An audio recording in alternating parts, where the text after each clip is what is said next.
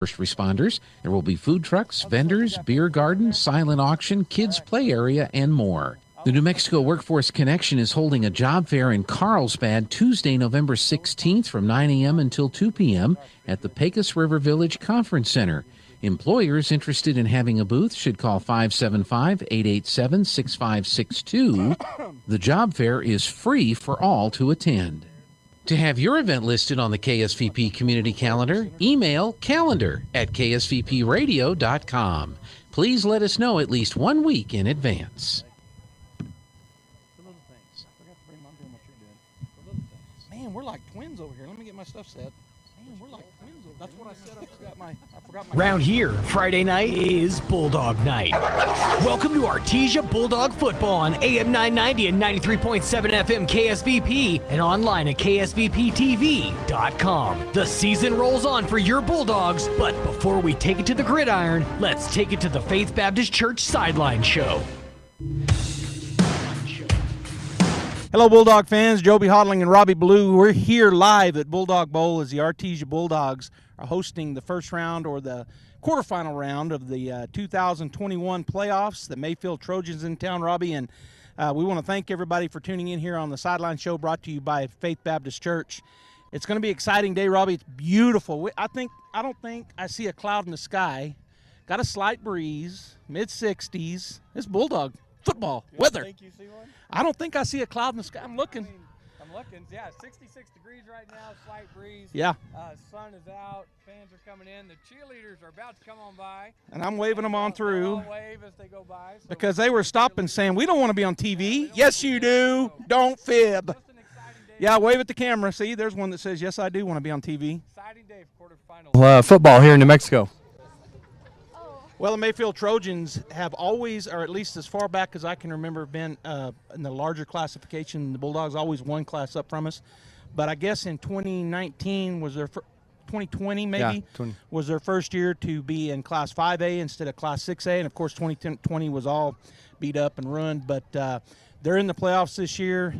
They won last week to get here to Bulldog Bowl to take on the Artesia Bulldogs. And this is a very storied program over in Mayfield, coached by part of a legendary coaching family, and I'm looking forward to a great game today. Yeah, it should be a great game as two powerhouses coming in today. There's not a lot of history, as you alluded to, between these two teams. We did play them between 1967 and 1974. The Bulldogs rattled off 4 first wins against them, 55-21 in 1967, and then they went on and won 55-14, 28-12, and 41 to 15, and then Mayfield won the next 3, beginning in 1971. They beat us 37-0, and then they won 17-0, and then 28-6. And the last matchup between these two teams, 1974, the Bulldogs won 26-6. So again, not a lot of history with them. Mayfield, as you mentioned, had played a classification above us, whatever that was throughout the years. Right. They played in a classification above us, but it's a storied program. They got 8 state championships to their whatever you want to call it, to their history, to their credit. Thank you for that. To their credit, they rattled off 3 in a row in 2005, 6, and 7. Won state those 3 years, and their last state championship came in 2010. So they come in, to me, looking a lot like Goddard. They like to run the ball. They'll run multiple formations, which we'll cover in our third segment today, Joby. They'll run the wishbone. They'll run the double slot. They'll run the tackle over, and then they'll spread you out. And with the intent to run the ball by their tendencies. But when they do pass, they are very efficient at passing because of their running game. Mayfield's going to line up. They're going to try to be really physical. They're going to try to be more physical than the Artesia Bulldogs today. And it's going to be interesting to see who wins that battle. Well, that's the case with Mayfield. They've always been in that upper class, and we used to see them in the passing game 7-on-7 up in Ruidoso every summer, and I always thought, man, they got athletes. Every year I would think that, knowing we weren't going to see them in pads, but every year I'd watch them and think, man, they got athletes. And that's one of the things I know we're going to talk about today, what our coaches are anticipating them doing defensively, and I'm excited to see what that entails and how it unfolds with our Bulldogs. But one of the things I was going to talk about on the Mayfield Trojans is back in 2010, my oldest son and my middle son were both on the 2010 team. Josh was a senior. And Mayfield had a very similar season to Artesia in that they go into the playoffs as the second seed or the district runner-up in their district. Las Cruces High School, I believe, won district that year, and they went in kind of like Artesia, had several losses, but they battled through the playoffs just like Artesia. Very similar teams that year. They end up winning the state title, and, of course, Artesia did. So that's one thing I remember. I really kept up with Mayfield that year just because of the fact that they were real similar to us and how they were playing. Really good team, Yeah. but that year was loaded both in 5A and in 4A with a lot of really good teams, and Mayfield just battled through and won the state title. Of course, you mentioned, and that was their last state championship. But now they got a chance to try to win one in 5A. They got to go through the Bulldogs today to get that opportunity. Yeah, Mayfield's been coached by Michael Bradley, which is the Bradley coach and family tree. Yeah. He's one of those Bradleys. So excellent coach. You can see him behind us, and they're green and yellow and they're white. They've got 23 seniors stepping on the field today, and then they also come in as the 5th seed in the playoffs today. They lost this year to Centennial, El Dorado, and Las Cruces, and they also lost to Roswell. But they were able to defeat in the regular season and district Manzano, Organ Mountain, Goddard, Chaparral, Santa T, Deming, and Los Alamos. So had some good competition this year. They play a good schedule for the most part. And players to watch, I think number 9, Cesar Granados, just an excellent athlete for them. Kind of runs everything through him. And then number 7, Javen Gonzalez, is also a player that we're going to need to watch today for the Trojans. For the Bulldogs, 25 seniors stepping on the field today, coming in ranked 4th seeded 4th in the playoffs. Most of y'all know the history of our games this year, so let me just say this. I think our receiving corps needs to have a big day today with Randall Hamilton and Peyton Greathouse, who's back after just some rest. And so our receiving corps needs to have a great game today to open it up. Jake Barrera needs to have one, but also Pondo on defense. I just put him down. He's fun to watch. He's aggressive. He kind of sets a tone physically along with Seth Johnson for our defense. So it'll be interesting to see how they play also. Yeah, as you pointed out, Mayfield's going to come in and want to run the ball. And when I talked to the coaching staff this week, one of the things that they said is that they will run the ball 70-30, but they really could be more than that, especially if they have a lead or if they need to take some time off the clock. They'll try to run that ball, and they'll run a lot of power leads, not necessarily the triple option out of that wishbone or other things, but they'll run a lot of power leads. So very similar. You pointed this out. Very similar to what we see in Goddard. The other thing that I'll say is their defense. I believe they're going to try to challenge our run, and so I believe, based on what coaches have told me and what they've done all season, is that they're going to try to run a lot of man coverage, which, generally speaking, that bodes well for the Artesia Bulldogs. So if they try to stack the box and they're in man coverage, and we should be able to do what you said, let those receivers run their routes and make some big plays. Let's get this in here real quick. The Artesia volleyball team playing Goddard right now, and that, if you want to listen and watch this and listen to that, 106.5 FM, you can go and listen to the Artesia volleyball game. As well as KSVPTV.com on the Goddard channel. So make sure you tune in there. Our girls taking on the Goddard Rockets for, I think, a 6th time this year, 5th or 6th time. And so they beat them yesterday to get to the point where they're at today. Goddard has come back through the other bracket. And so the semifinal game, Artesia Goddard. All right, Bulldog fans, we're going to wrap it up. We're going to come back in just a moment. We're going to have Mr. Randall Hamilton as our guest. So stay tuned right here on KSVPTV.com and KSVP Radio. We'll be right back. My name is Larry Dean. I'm the discipleship pastor here at Faith Baptist Church, and I'd like to invite you to something we call faith groups. Now, there are a ton of resources out there to help people better understand the Bible, but I believe the very best way to grasp the truths of Scripture is to get together with other adults on a regular basis to study the Bible. And that's what we do every Wednesday night here at Faith Baptist Church. So if you're not in a weekly Bible study, come join us this Wednesday at 6:15 for faith groups. Thanks, God bless, and go Bulldogs!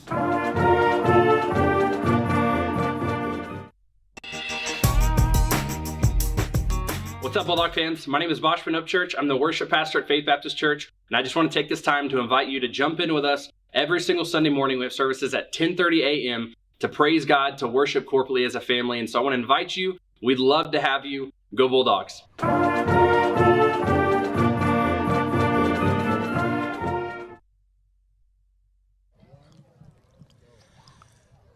All right, Bulldog fans, we're back here.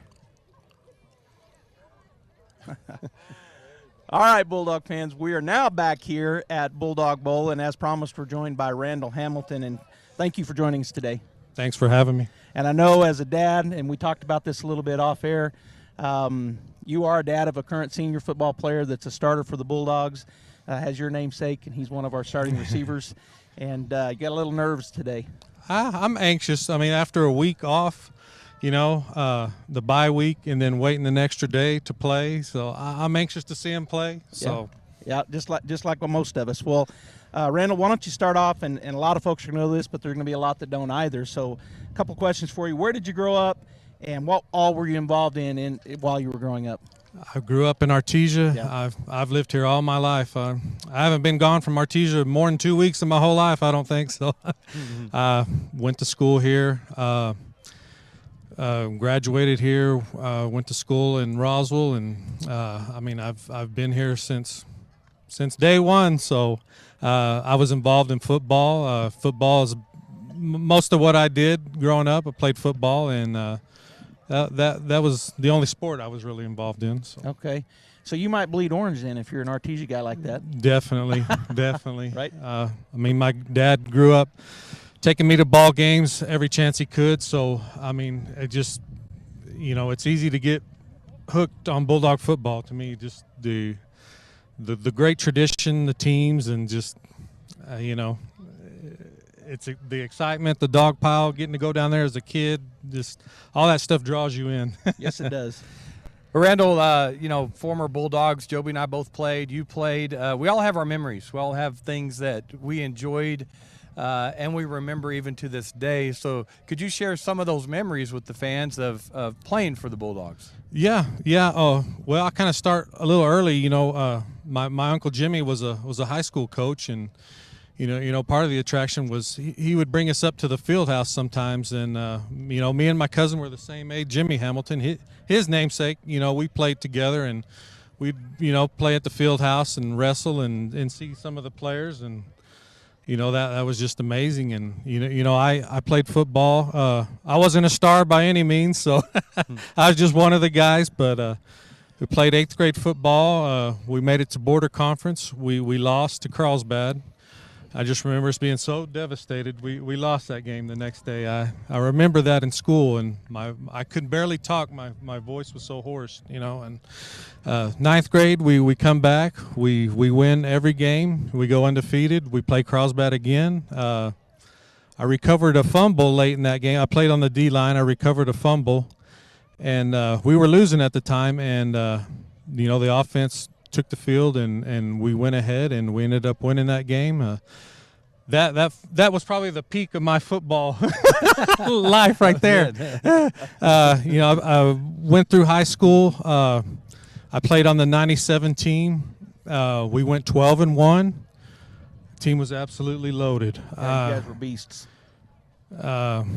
We lost to Roswell High 15-7. Then we go on. We rolled most of the year. So we got to play. Everybody pretty much got to play. I played. A lot of people played. So it was fun. We make it to state against Silver City. And,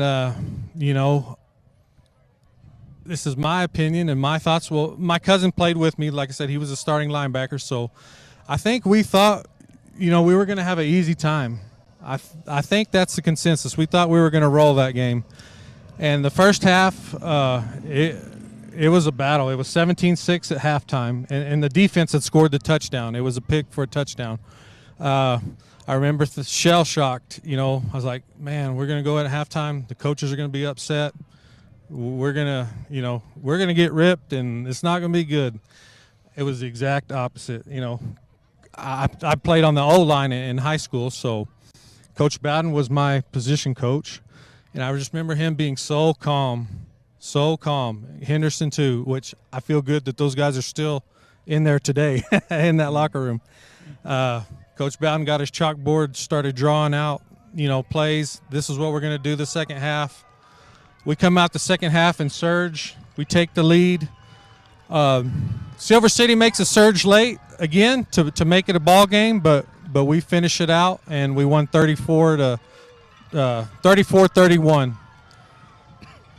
And that was the state game? That was the state game. Right, that's what I was thinking. Yes.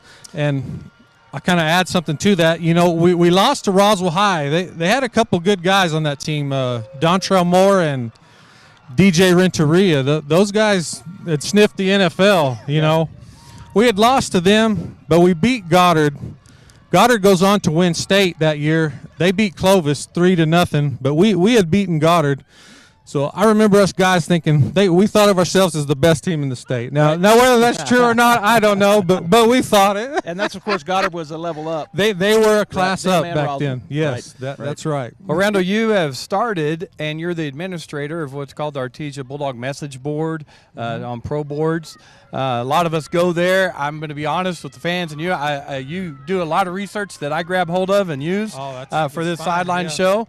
So I appreciate that as always. But can you just tell us how long has that been going and how to get started? Yeah, I started that in 2006. ArtesiaBulldogFootball.com, and you know, my brother was a senior that year. Of course, Landry Jones was on the team, and you know, I did highlights and posted those, and that team was absolutely monstrous too.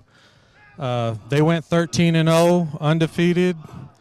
Landry was on the team. You know, my brother was a left tackle. I'll tell you one funny thing. You know, Landry was a huge prospect, obviously, and my brother was the left tackle. So I told him, I was like, you better protect him, because if he gets hurt, because you miss a block, we're going to have to sell the house and leave town. Yeah, he's the blind side. Yeah. I was half kidding but half serious. Yeah. But they performed well, and you know, I didn't plan on anticipating going further than that, but people liked it, and I kept doing it, and you know, I've been doing highlights ever since. One of the cool things was Landry was a senior in 2007, so you know, on my message board, we were one of the first to declare where he was going. It was Oklahoma. You know, Twitter wasn't as big back then, and you know, kids now have their own Twitter, but you know, we were cited as a source that Landry declared to go to Oklahoma, and that was pretty neat. So I got a lot of fans on there from different places. A lot of people from out of state that want to keep up with the Bulldogs and see what we're doing are on there. So yeah, check it out if you haven't. Well, and let me just say this: Randall does an excellent job each week of putting highlights on there of each game. Man, it's high quality what you do, and it's always very positive, and you keep the board positive, which I appreciate. I try to. I don't post a lot. I don't hardly post at all, but you keep it positive, and I appreciate that. Yes, we're all Bulldog fans. We're passionate fan base, obviously. You know, who does what we do? Not many, but yes, we all want to see the Bulldogs do well and succeed, and try to keep everything positive. And yeah, if you just like to get on there and read that, you know, or you like to post and chime in, you know, it's all good. Yeah. Well, I'm the same way. I don't post hardly ever, but I do appreciate your site, and I like to read it. Thank you. And sometimes I get a kick out of it because of the passionate fans, and they'll start arguing and things like that. And so sometimes I go there just for comic relief. Same here. But I really do enjoy that. And I found you back again when my sons were playing. I didn't even know that it existed, and then I found it. So it's been a cool site for me to look at as well. Thank you. Well, Randall, why don't you introduce your family? We already talked about Randall, your son that's going to be playing today, but introduce your family and let the fans know who you got. My wife's Elizabeth Hamilton. You know, she's out there right now selling football programs for the Booster Club. My son's Randall Hamilton. He's the third, so he's a wide receiver on the Bulldog team, so he's a senior this year. And my daughter, Sarah Hamilton, and she's a sixth grader in Zia. And what's your wife do? She stays at home. Okay. She stays at home. Nice. She's a housewife. And takes care of business, keeps us clean and fed. And what's your? I know the message board and all that. What's your real job? Okay. I do IT work, so that's part of my allure to doing highlights and stuff. It's kind of a hobby too. I like to tinker with technology, and you know, I like to do video editing. But I work as an IT guy for Lucid Energy here in town. Okay. Well, Randall, one thing before we sign off here and go to our next segment, I just want to – you talked about your uncle, Coach Jimmy Hamilton, and I want to shout out to Coach Hamilton. He was one of my coaches. In fact, he was the offensive line coach when I played, and I loved Coach Hamilton, still do to this day. He's a preacher now, and that makes that to me is even better. But we want to thank you for joining us here on the Sideline Show. And Bulldog fans, we've got another segment coming up. Robbie and I are going to talk about the keys to the game. in this all-important game for the Artesia Bulldogs as they strive to get number 31 out on the water tower and up on the press box. So stay tuned right here. We'll be back after this message on the Artesia Bulldog Football Sideline Show, brought to you by Faith Baptist Church. Hey Artesia, I'm Jen, this is Andy, and we work with kids here at Faith Baptist Church, and we want to tell you a little bit about that. Yeah, on Sunday mornings at 10:30, we have a service for our pre-K kinder and then also for 1st through 5th grade. And then on Wednesday nights at 6:15, we have our faith groups, which are Bible study groups for 2-year-olds all the way up to 5th grade. We even have something for you, the parents. Absolutely, and if you cannot come on Wednesday night, but you want your kids to come, you can text the word BUS to 68878, and there will be a link that we send you that you can fill out and get your kids signed up for our bus ministry so they can come without you. Thanks for watching, and go Bulldogs!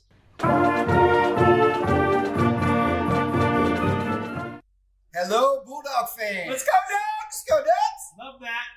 Hey, I'm Josh Howard. I'm the junior high student pastor here at Faith Baptist Church Student Ministries. And I'm Mike Dupp. I'm the high school student pastor, and we want to invite you and your friends, 6th through 12th grade, right here every Wednesday night at Faith Baptist Church up on the porch at 6:15 p.m. Bring a friend, and let's go Bulldogs! Go Dogs!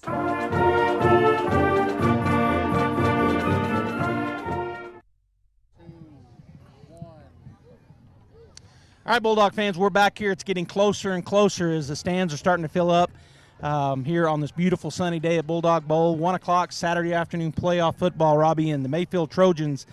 They're going to be a good team for the Bulldogs. We already said Bulldogs were 4th seed, Mayfield the 5 seed. They defeated the 12 seed last week to get to this ball game, and they're going to want to move on just as bad as the Bulldogs do, so the Bulldogs are going to have to play tough. Let's talk about the keys, the way we see it to the game. All right, so coming in tonight and watching a lot of Mayfield and talking to some of the coaches, our defense, their defense needs to bend, not break.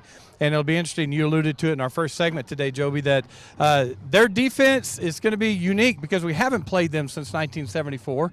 So we really don't know what they'll do. We can watch them play other spread teams. We can watch them play other teams that do kind of similar what Artesia does, but we really don't know. What we have seen is that they will play a lot of man-to-man coverage with one safety over the top. They'll leave some uncovered receivers. They'll run a 4-2 in the box a lot with 4 linemen, 2 linebackers, and their linebackers will step hard for the run, even on a spread team.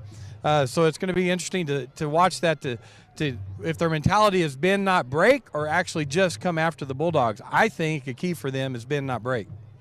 Well, I would agree with that, and I do anticipate, after talking to the coaching staff and also watching them again just in 7-on-7, but knowing over the years what they do and what Coach Bradley likes to do, I truly think that they're going to be in a man-to-man or a man-free if they do keep a safety over the top, which means that they're going to do everything they can to force us to throw instead of have that running game. We're a 50-50 team usually, and if they can stop our run and force us to throw and be successful, which is very difficult to do at the high school level, to be on an island, and if they put 4 guys on our 4 receivers, I like our odds. Yeah, absolutely. I think another key goes hand in hand with that. If they do that, go man-to-man, man-free, and we're beating them on it, then they'll start to drop 2 safeties back. And when I've seen them in that, those safeties have been 8 to 9 yards. Yeah. And so they're not real deep. We call it the Goddard defense, or dropping those safeties 20 yards deep in that bend, not break. So if they want to get pressure on us, they really need to have those deeper safeties. So that'll be interesting to watch. But I think a key for them is to pressure our offense. And I think that's what they're going to try to do. They're going to be in that man coverage. They're going to try to stop our run and bring blitzes. And I expect them to see multiple blitz type packages. They're going to be probably in an even front with 4 down linemen. But like you said, they'll walk linebackers up. They'll come off the corner with an outside linebacker. So I believe they're going to try to get to our quarterback and stop our run. Yeah, absolutely. And then one more key for Mayfield Trojans, I think is key, is they need to be more physical than we are because of their style of play. They'll line up in the wishbone, double tight with the split in, out. They'll line up in double tight with 2 slots. They just pack it in. They'll gap block, or they'll run counter plays. They'll pull, guard and a tackle. I saw them pull a tight end to do a trap block or counter block. And so they just like to run inside there and just try to push you down the field. So for them to be successful today, Joby, I think they need to be more physical than the Artesia Bulldogs. Yeah, and I like we said, I don't anticipate any kind of a triple option threat, but they're going to really run those counters and those lead plays, which means our defense is going to have to get up in there and be solid against a very physical Mayfield team. Yeah, and for the Artesia Bulldogs today, I think a key for them is stop the run game. We just talked about Mayfield. That's what they want to do. They will throw. Don't get us wrong, folks. They'll use the run to set up the throw. But we have to shut down that run game and get them into passing mode because it's not their strength.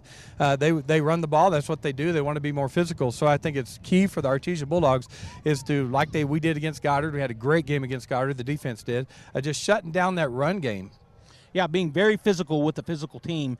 Mayfield and Goddard are very similar. They matched up pretty well. Goddard ended up losing to Mayfield. Mm-hmm. It was interesting to me that Roswell, more of a team, they're not quite like us, but they spread it out more. They got the win over Mayfield. So it's all about matchups. With our defense being as physical as they've been this year, I'm anticipating that part of the game to be very, very hard-nosed. Absolutely, and it needs to be. We got to come out, hit them in the mouth, and set the tone for the game and not let them do that in that physicality. I also think it's key for the Bulldogs to get some turnovers today. Turnovers are huge momentum swings in a game, and we've seen that in the last few games as the defense has come up with some huge turnovers. And so for the Bulldog defense today to get established with the physicality, but also force some turnovers and get the ball back and give our offense a few more chances. One of the things that I've noticed this year, and Bulldog fans, you may have too, our defense really doing a good job swarming to the ball. And when that second, third guy gets there, they have really been stripping at the ball. So when they feel like they've got that tackle going to go down, I see a lot of that stripping action. And against the running team, that's where you're going to create those turnovers, is strip the ball out of their hands. And so if the Bulldogs can do that, if they can get a couple of turnovers defensively, and if we can force them to throw and we get some interceptions, because, again, it isn't their strength. They can throw, but it's not their strength. And so if we can force them into those positions, third and long, second and long, where they're going to try to get a chunk of yardage, and then our DBs, who have been playing great all year, plus our defensive line getting pressure on the quarterback, if we can get those turnovers, as you pointed out, that will bode very well for the Artesia Bulldogs. And then just come in, and we've talked about already, but a third key for the Bulldogs today is I think the team that is the most physical, who hits harder, who tackles better, who limits the yards after run, or once they get the ball, or yards after catch, the more physical team today is going to win this game. Well, and that's going to be a good matchup because the Artesia Bulldogs are not the biggest team on the field usually, but they're going to match up well with Mayfield. Mayfield's got some size, but size isn't everything. It is part of it, though. And so for the Bulldogs to come up against that size that Mayfield's going to bring, they're going to have to be, as you pointed out, physical, that word we keep using, that meaning that they're just going to have to come at them hard, hit them low, and wrap them up. And then offensively, our offensive line, who's been doing an outstanding job all season long for our running game and our passing game, what they need to do physically is just dominate that front line. And by doing that, when we run the ball, turn those defenders away and get a gap there for our running back Barrera to hit through. And then on the passing game, just keep the guys in front of them and let Taylor have time to throw that ball, especially since we're going to see probably some blitz packages and some man-to-man. Yeah, they're going to mix it up because you can't key on the Bulldogs because depending on what you do is what we'll do offensively. Right. And so they're gonna try to mix it up to confuse our offense, confuse Taylor, confuse our slots, the communication they have between each other. So just keys for the game here. I think that whoever hits the most of these keys, each team will win. All right, we just got an update. If you didn't hear it, I'm going to tell you now. It came over the PA. The Artesia Lady Bulldogs playing in the semifinal game at the Rio Rancho Convention Center, and they're taking on, once again, the Goddard Rockets. And right now, after the first set, Artesia leads 1-0.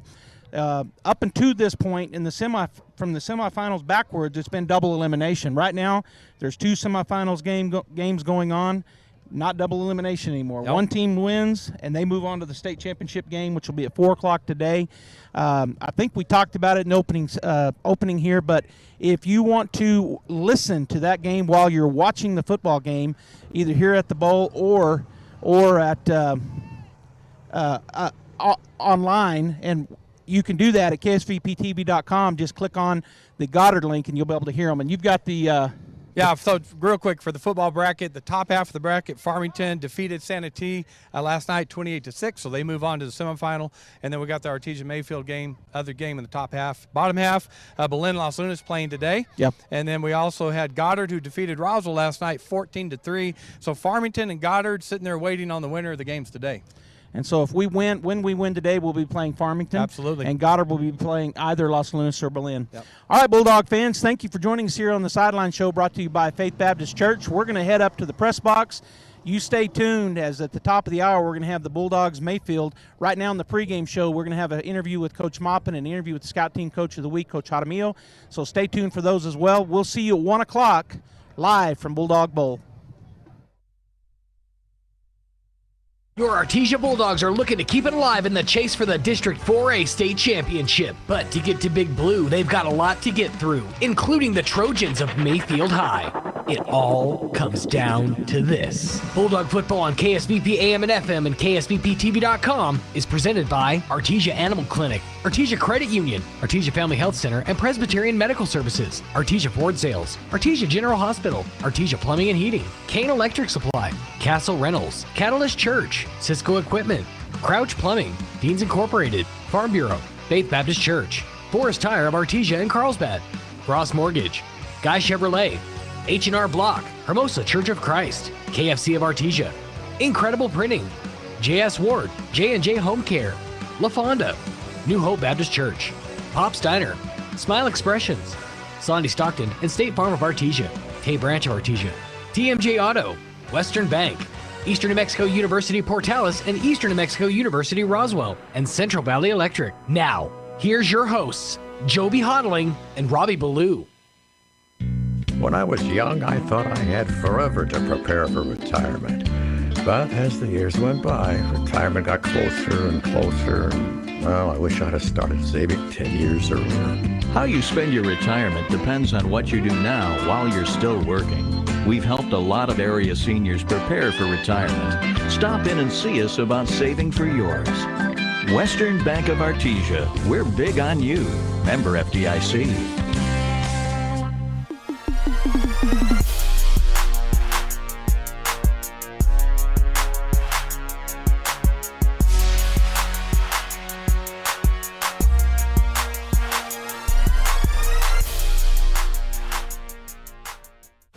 My name is Peyton Deans. I'll be a junior this year. I'm number 12. I play wide receiver, slot, quarterback, and running back.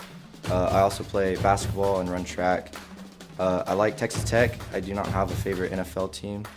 And what I love most about being a Bulldog is that it's a family outside of your own, and you have a bigger family. My name is Luis Pando. I'm a senior this year, number 13. I'm a defensive back. My parents are Edward and Estrella Pando. I have an older brother that's 21, Edward Pando as well, and I got a 19-year-old older brother, Jordan Pando, and a 12-year-old Christian Pando. I play football and baseball, and that's pretty much all I do, those two sports. My favorite college is Texas Tech University. My favorite NFL team is the Philadelphia Eagles. The thing I like most about being a Bulldog is just the tradition, the supportive community, the love for football and sports, and it's great. It's a good feeling. I'm David Reza. I'm a senior.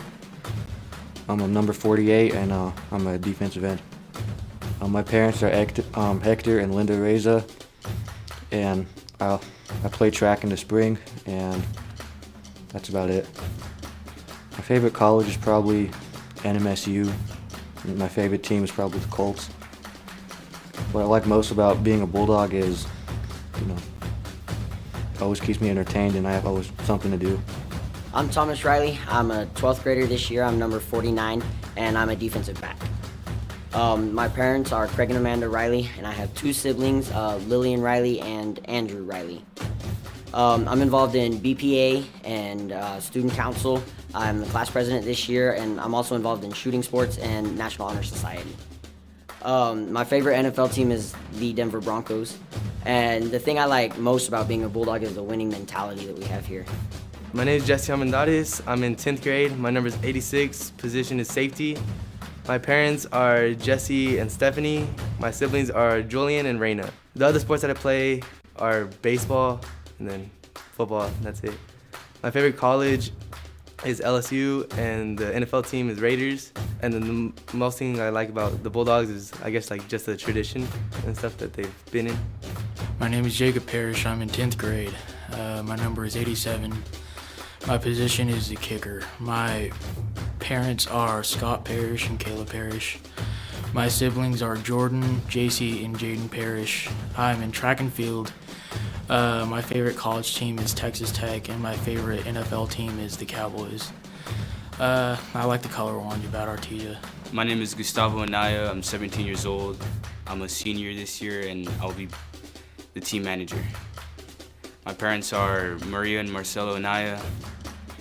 I participate in track and football. My favorite college is Texas A&M. My favorite NFL team is the Dallas Cowboys. And my favorite thing about being a Bulldog is the tradition and the community involvement.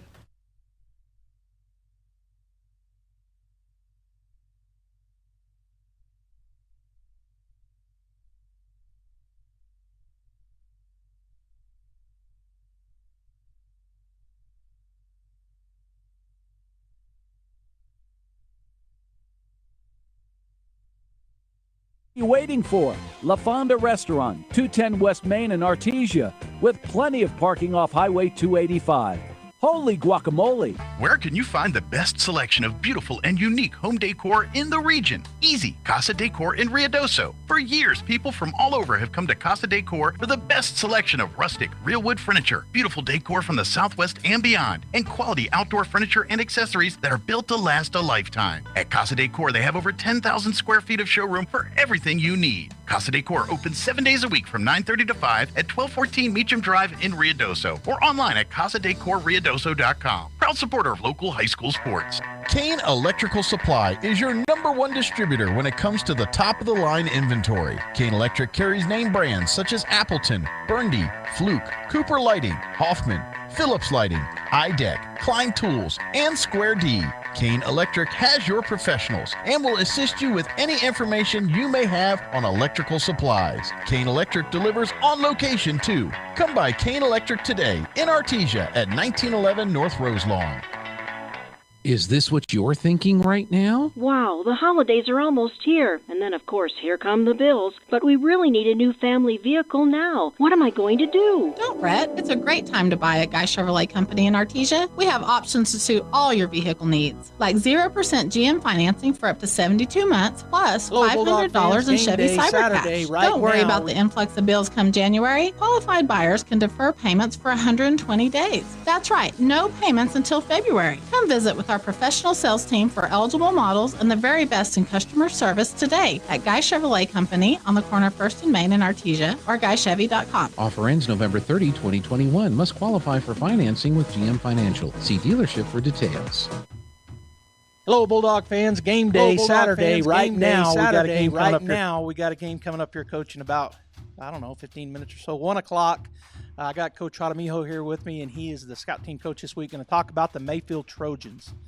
That team has been a kind of a powerhouse in this class above us for a long time, and now they're in our class, and they get to come to Bulldog Bowl and play the Bulldogs today. Let's start off. Why don't you talk to the fans a little bit about their defense, what the fans might expect to see in terms of their base defense, and then a little bit about their athlete size, speed, etc. Yes, sir. Defensively, they usually run out of an odd front. But this year, I know Coach Moppin and them and seeing what seems to be more of a little even front out of them. Okay. I think that's just kind of an adjustment that Coach Bradley has made, over the evolution of the game, seeing more spread teams. I think that's just something he's going to.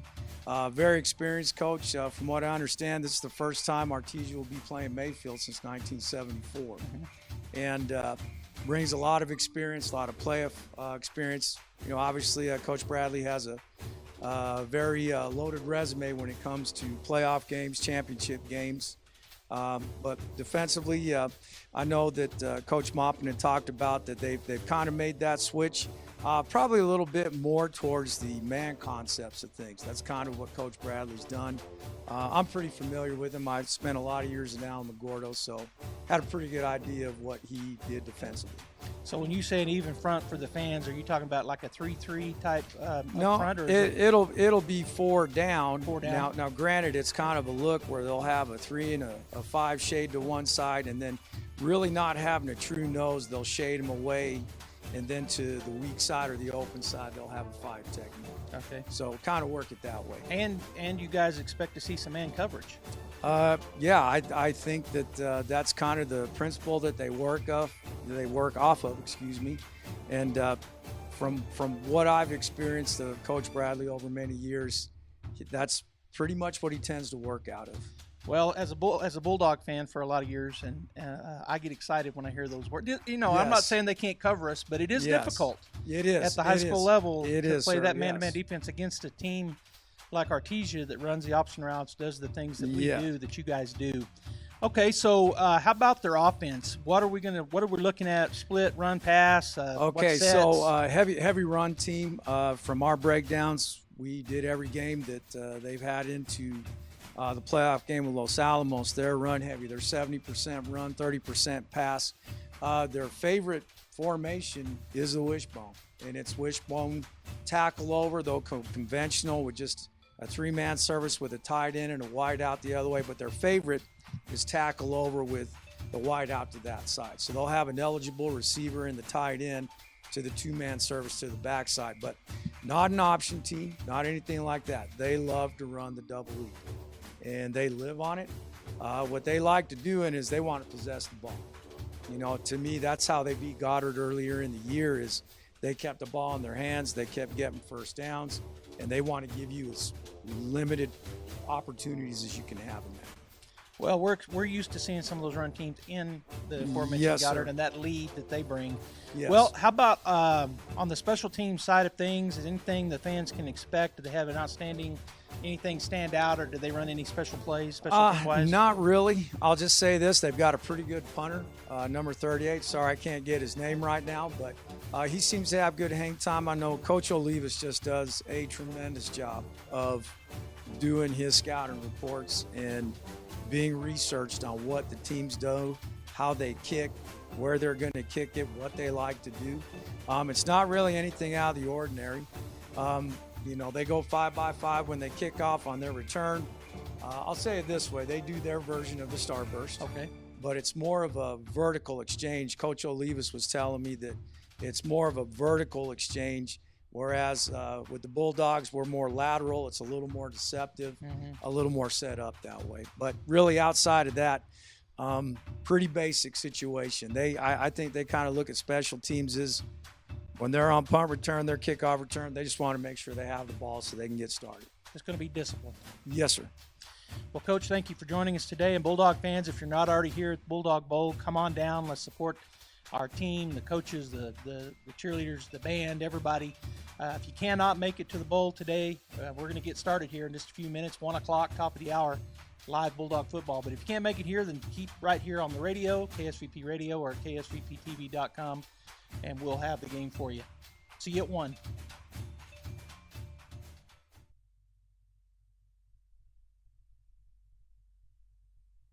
One who hears my teaching and does not obey, it is foolish, like a person who builds a house on the sand. Where's your house built? See, if it's built on the sand, then it has a tendency to shift through the changes of life, through the difficulties of life. But how about if you built your house on the rock, on something solid, on something that doesn't move? There's only one thing in life that is solid enough to build on, and that's Jesus Christ. See, Jesus is the rock. Jesus is the foundation. Jesus is the cornerstone. He's the one that wants you to build on him. And so I challenge you to look at your life. Is your life shifting, changing at every whim? Or is it built on that solid foundation of Jesus Christ? Maybe you're asking yourself, well, who is Jesus? Maybe you need to know him. Maybe he needs to be a part of your life. And if he isn't, we invite you to come visit us at the Hermosa Church of Christ, just north of Walmart. Ever feel like your insurance company doesn't know you?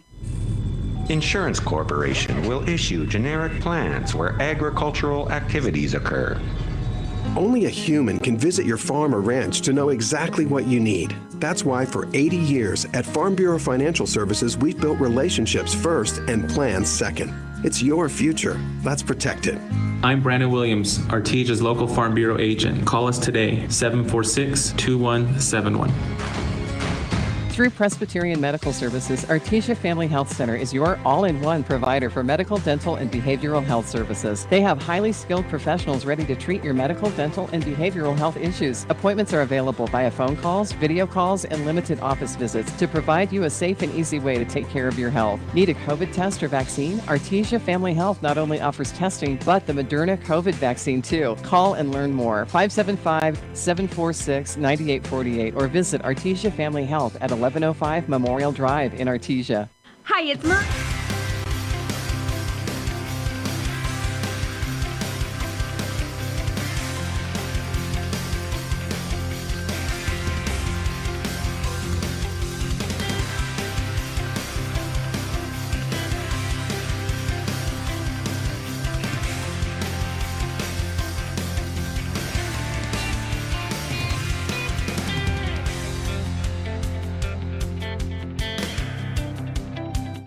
Hi, it's Maria and Prisa with the Tate Branch Auto Group. Inventory may be low around the country, but here at Tate Branch Auto Group, we've got the resources needed to get you in the vehicle you want. Maria, really? How is that? With all 4 of our dealerships in Artesia, Carlsbad, Hobbs, and Roswell, we have a great selection of vehicles on hand. And now you can view them all in one place. Just go to www.tatebranch.com and you will have direct access to all our websites. That's right, you're just a click away from all of our amazing inventory. tatebranch.com. Hey there, Bulldog fans. It is the time of the year that we love to see, Coach. It's the time of the year that's called the playoffs, and you guys got a first-round bye. Before we get into what we've got coming this week against the Mayfield Trojans, let's talk a little bit about the last game of the season. Alamogordo Tigers came to town, the final game, district game for you guys, and just kind of give a brief recap of that. Yeah, I mean, I thought we played well in all 3 facets of the game. They're a running team. I thought our defense played really well, continued kind of the trend of how they've been playing against run teams. And then I thought we came out and had some fire on offense and moved the ball. We were able to throw and run the ball and get some of our twos in, and our twos drove down the field and got a touchdown as well, and that's always good to see. I'm excited about playing well in all 3 facets going into these next few weeks. Well, generally speaking, that's where every coach in America wants to be going into the playoffs, right where they're kicking and hitting all the cylinders. So that leads us in. You had a week off. You got that bye week, getting in the top 4 seeds. And so you had some time there with your team to hopefully get some rest for some of the guys that needed it and maybe get a little healed up if there were anything that was going on there.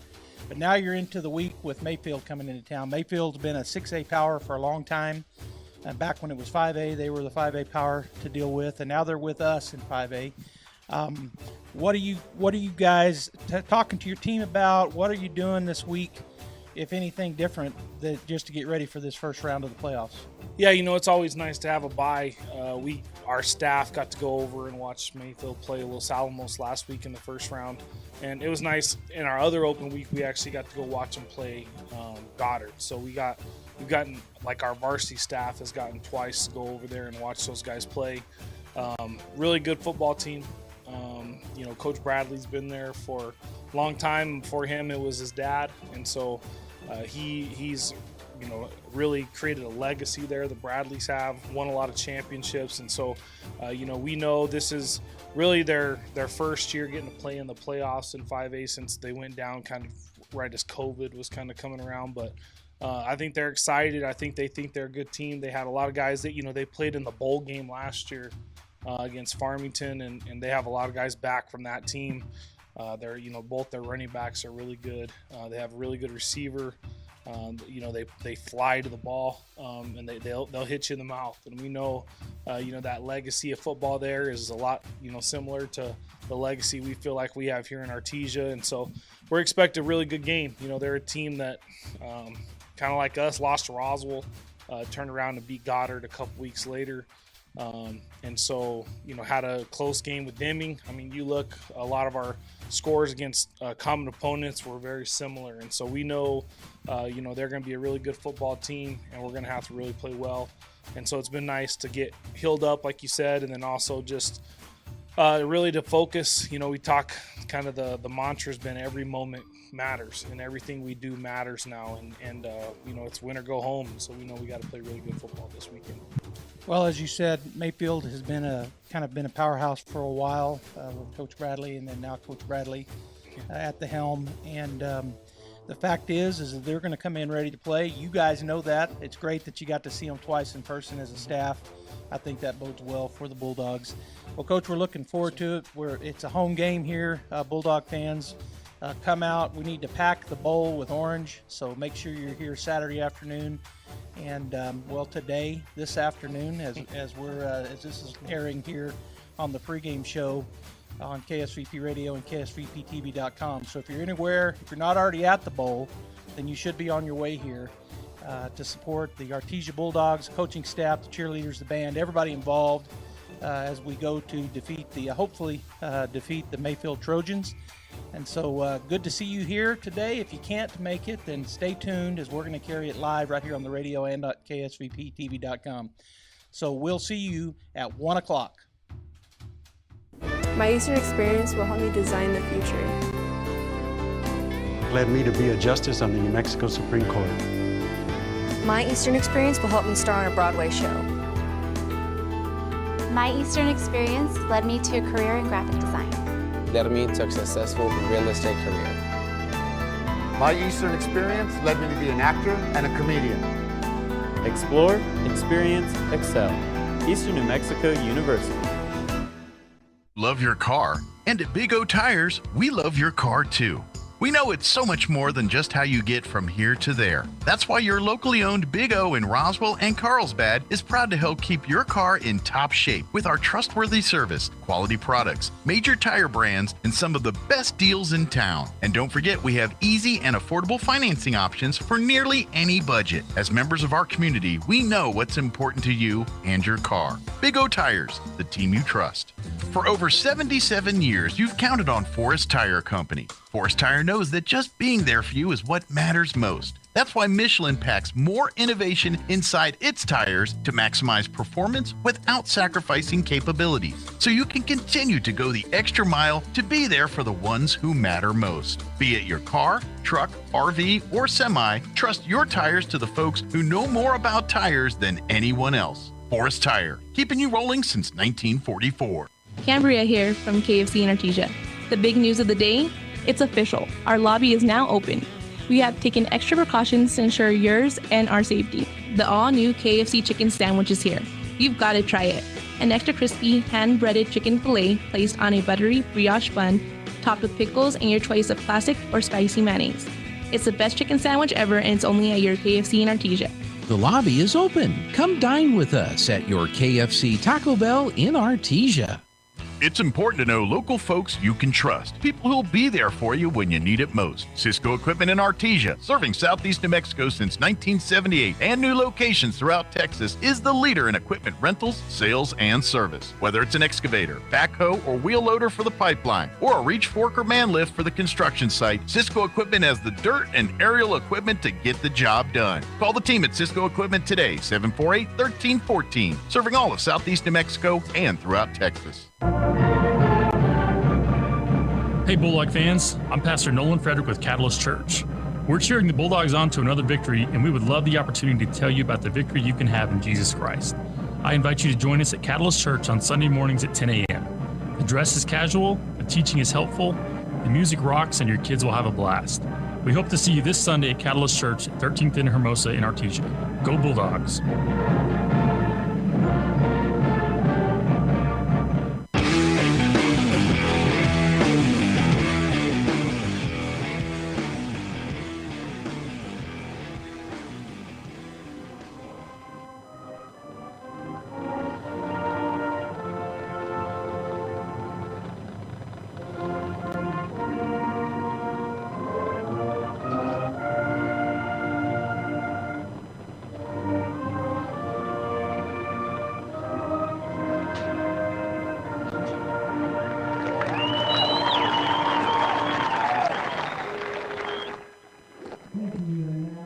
All right, Bulldog fans, we are live at Bulldog Bowl. You heard the tail end of the national anthem performed by the Artesia Bulldog band. And Robbie, we've got a great crowd continuing to form here at Bulldog Bowl as the Artesia Bulldogs are hosting the Mayfield Trojans right here in the friendly confines of Bulldog Bowl. You got to love fall in southeast New Mexico. It's 66 degrees, slight breeze. You can see for miles, not a cloud in the sky. And most people are in T-shirts or just a collared shirt in the stands on this beautiful day that we have for football. Well, before we get started up here, I want to go down to Jeff. He's down on the track, and maybe we can get a camera down on him. But, Jeff, as the fans come down to form the victory line, we got the band playing the alma mater. Talk to us about Bulldog football. Well, guys, you know as well as I do, this time of year is special for a Bulldog football player. And just being down here on the field, looking up at the crowd and seeing this line form, hearing the alma mater play, I kind of got chills. The hair on the back of my neck standing up a little bit. Got some pretty good memories, as well as I'm sure you guys do too, of playing playoff football in the bowl. So it's going to be an exciting game. I know Mayfield's going to be physical and tough, but I'm looking forward to see how well the Bulldogs do today. All right, Jeff, I agree with you. I get chills like that every season and no different this season. Robbie, we talked about the Mayfield Trojans. Jeff just mentioned that word that we've used ad nauseum, which is physical. Mayfield is going to be physical. They're going to want to run the ball, pound it. They're going to want to try to get to us defensively, try to stop our run and get to our quarterback. What are we thinking about that? Well, we're going to see multiple formations, run formations from the Mayfield Trojans today. They'll run double tight end with the split out with wishbone look. They'll also run unbalanced. They'll move a tackle over to one side, and then they will run double tight end with two slots right behind them. And then they will spread out every now and then to see how you adjust to that. So basically we're going to see a lot of run formations, and what they do is they line up and they run those lead plays out of the wishbone. They'll run the counter play out of the wishbone, and they'll run the sweeps out of the double slots. Tendency-wise, what they tend to do, they'll run a few out of the others, but they're just going to line up, say, hey, we're going to out-physical you on the line of scrimmage, push you back, and gain 3, 4, 5, 6 yards of play, move it down the field, and every now and then throw a pass to try to keep you honest or get a big score. Well, talking about that, their quarterback, Cesar Granados, he was one of the ones that you mentioned in the sideline show, and he can throw the ball. He can spin the ball, so they may come in here. It's certainly possible that we may see them come out throwing the ball because we're so anticipating them to run the ball. Defensively, for the Mayfield Trojans and any team that plays the Bulldogs, they kind of have to say, well, let's pick our poison. The Bulldogs can run the ball very effectively, as shown all season long, but we can also throw the ball. Most teams think of us, most people around the state, when I talk to people, they say, oh, you guys are a throwing team. What they forget or what they don't realize till they play us is we run the ball too. And so as teams come in here or wherever we play them, they got to pick their poison. And what I mean by that, do we try to stop the run and get to the quarterback, or do we drop 8 in coverage and just rush 3? We're anticipating Mayfield coming after us. We do, because of what they've done against teams that run a similar offense, at least a spread offense, from the line of scrimmage. We run the ball from the spread, but looking at what they've done against those teams, they're going to go man free, have one safety, I think, to start the game, or what we're going to be looking at to start the game. 6 in the box, which bodes well either way for the Bulldogs. Jake Barrera, our run game had over 600 yards rushing in 2 games this year, just in 2 games, a 400-plus yard game, 200-plus yard game, when they were going to sit back in 8 and only keep 4 or 5 guys in the box. We'll hand it off to Jake all day. And if you want to stack that box and blitz us and come after us, Jake will stay in the block and we'll throw the ball. Yeah, and with them expected to go man-to-man coverage, I'm really looking forward to that with our receivers running great, crisp routes. They run option routes, which makes it so hard for a team to cover them because they just don't know what they're going to run. We line up in that, what we call the double-A formation, where we got a slot and a wide out on either side, or the standard A formation is what I like to say. When they come out there in man-to-man, they've got to be able to just cover the Bulldogs because they can't look at our set and they go, okay, I know they're going to run the out on this, or I know they're going to run a flag route, or they just don't know. Our coaches do such a fantastic job of coaching our quarterbacks and our receivers and our back out of the backfield to be able to read each other what they're going to do. So the quarterback looks at the defense, the receivers look at the defense, and then they read it and they run the right play almost every time. Yeah, and let's just go to where the game's going to be, to an extent, won or lost, and that's the offensive line and defensive line. as we're talking about the offense, this time of the year, the receivers and the slots and the quarterback are in sync. They are looking at the same thing, but they have to have the time to run the play. And so the offensive line also has to be communicating well on what they're seeing. The back that's in the backfield or the slot that comes in for max protect, they got to know exactly who everybody's blocking to give time to run those routes. So we're going to see in the trenches today an offensive line for the Bulldogs that I think is going to do very well. We've seen them just grow throughout the year and get better and better, and I'm excited to watch them today also. All right, the Mayfield Trojans are down in the end zone. They've just come down the ramp. The Bulldogs in the end zone behind a great banner by the cheerleaders. Look at that. I love that slogan, 31 and 21. And so that's what the Bulldogs are after, 31 state titles here in 2021. So both teams getting ready to come onto the field. Big crowd here for the Bulldogs, a good gathering for the Mayfield Trojans. And we're about ready to get this kickoff here. The Bulldogs, the Mayfield Trojans win the toss. And here come the Bulldogs as they run down into the dog pile at the 50-yard line with the crowd around them. Mayfield Trojans have not taken the field yet. Anyway, in the toss, Mayfield wins the toss, but they defer to the second half. So the Bulldogs will receive, and they'll defend the north goal. We're going to be going from the north to the south into that slight breeze we talked about. I'm looking around the clouds, and looking around the sky, and it's clear blue skies here in Artesia, New Mexico. Robbie kind of poked at me. I said, I can't see a cloud anywhere. I'm looking to see, and he goes, you can't? Because there's no cloud. There's not a cloud in the sky. And I'll just say this, when you went down to Jeff all ago, I just mentioned everybody's in T-shirts or collared shirts. I mean, it's a warm 66-degree day, and our sideline reporter's down there in a hoodie. Jeff, it looks like it's freezing. Yeah, Jeff's he likes to wear those hoodies, and it's not that it's freezing, but it is, you know what? It is a little chilly with that breeze. Now, the players aren't going to feel that at all. Yeah. And you're right, though. A lot of our fans are in T-shirts as Mayfield does come onto the field here. But there's others in hoodies and light jackets, and so pick on Jeff. I agree with that. He waved at me, so I did. Yeah, I see that. All right, so the Bulldogs, as the fans give their high fives to our players and exit the field, the Trojans all come down, and they're taking a knee on various spots down the field, and we're about ready for some 2021 playoffs here. The first game in the playoffs for the Artesia Bulldogs, second game for the Trojans as they were the 5 seed, so they defeated the 12 seed last week. And the Bulldogs got the bye as the 4 seed and the district runner-up in District 4 5A. And so our first game of the 2021 playoffs. So it'll be interesting to see as the kickoff return team is taking the field for the Bulldogs. We know we run the Starburst. We'll see if they kick it deep or not. We don't always anticipate it, usually. But Mayfield also runs a Starburst, so it'll be interesting when we kick off to them to see what we do. Yeah, Coach Artemio told me theirs is a little different than ours. They run more vertical, a handoff, whereas ours is more horizontal, coming there in a Starburst type situation. And you're exactly right. I think, and I'll be proven wrong or right here in just a minute, that they're going to kick to us. I think Mayfield feels like they match up and they feel like they're disciplined, so we'll see. Coach Olivas, the special teams coach, was in the middle of that huddle, and he's out there talking to those young men. He does such a great job with our special teams. And so the kickoff return unit is on the field. If you're watching on the radio, let me describe the situation here. We already said clear blue skies, bright sun, got a slight breeze out of the south. Bulldogs wearing their solid orange with the black on the shoulders. They've got the black numbers outlined in white. Mayfield in their white unis with the green numbers outlined in gold. Bulldogs, of course, the iconic orange helmet. And the Mayfield Trojans with their yellow and green helmet with their Mayfield symbol on it. And Robbie, number 14, is going to kick, and we're ready to go. We are. We got Seiss, Barrera, and Watson back deep for the Bulldogs, and Nia Estrada to run that quarterback position in the Starburst.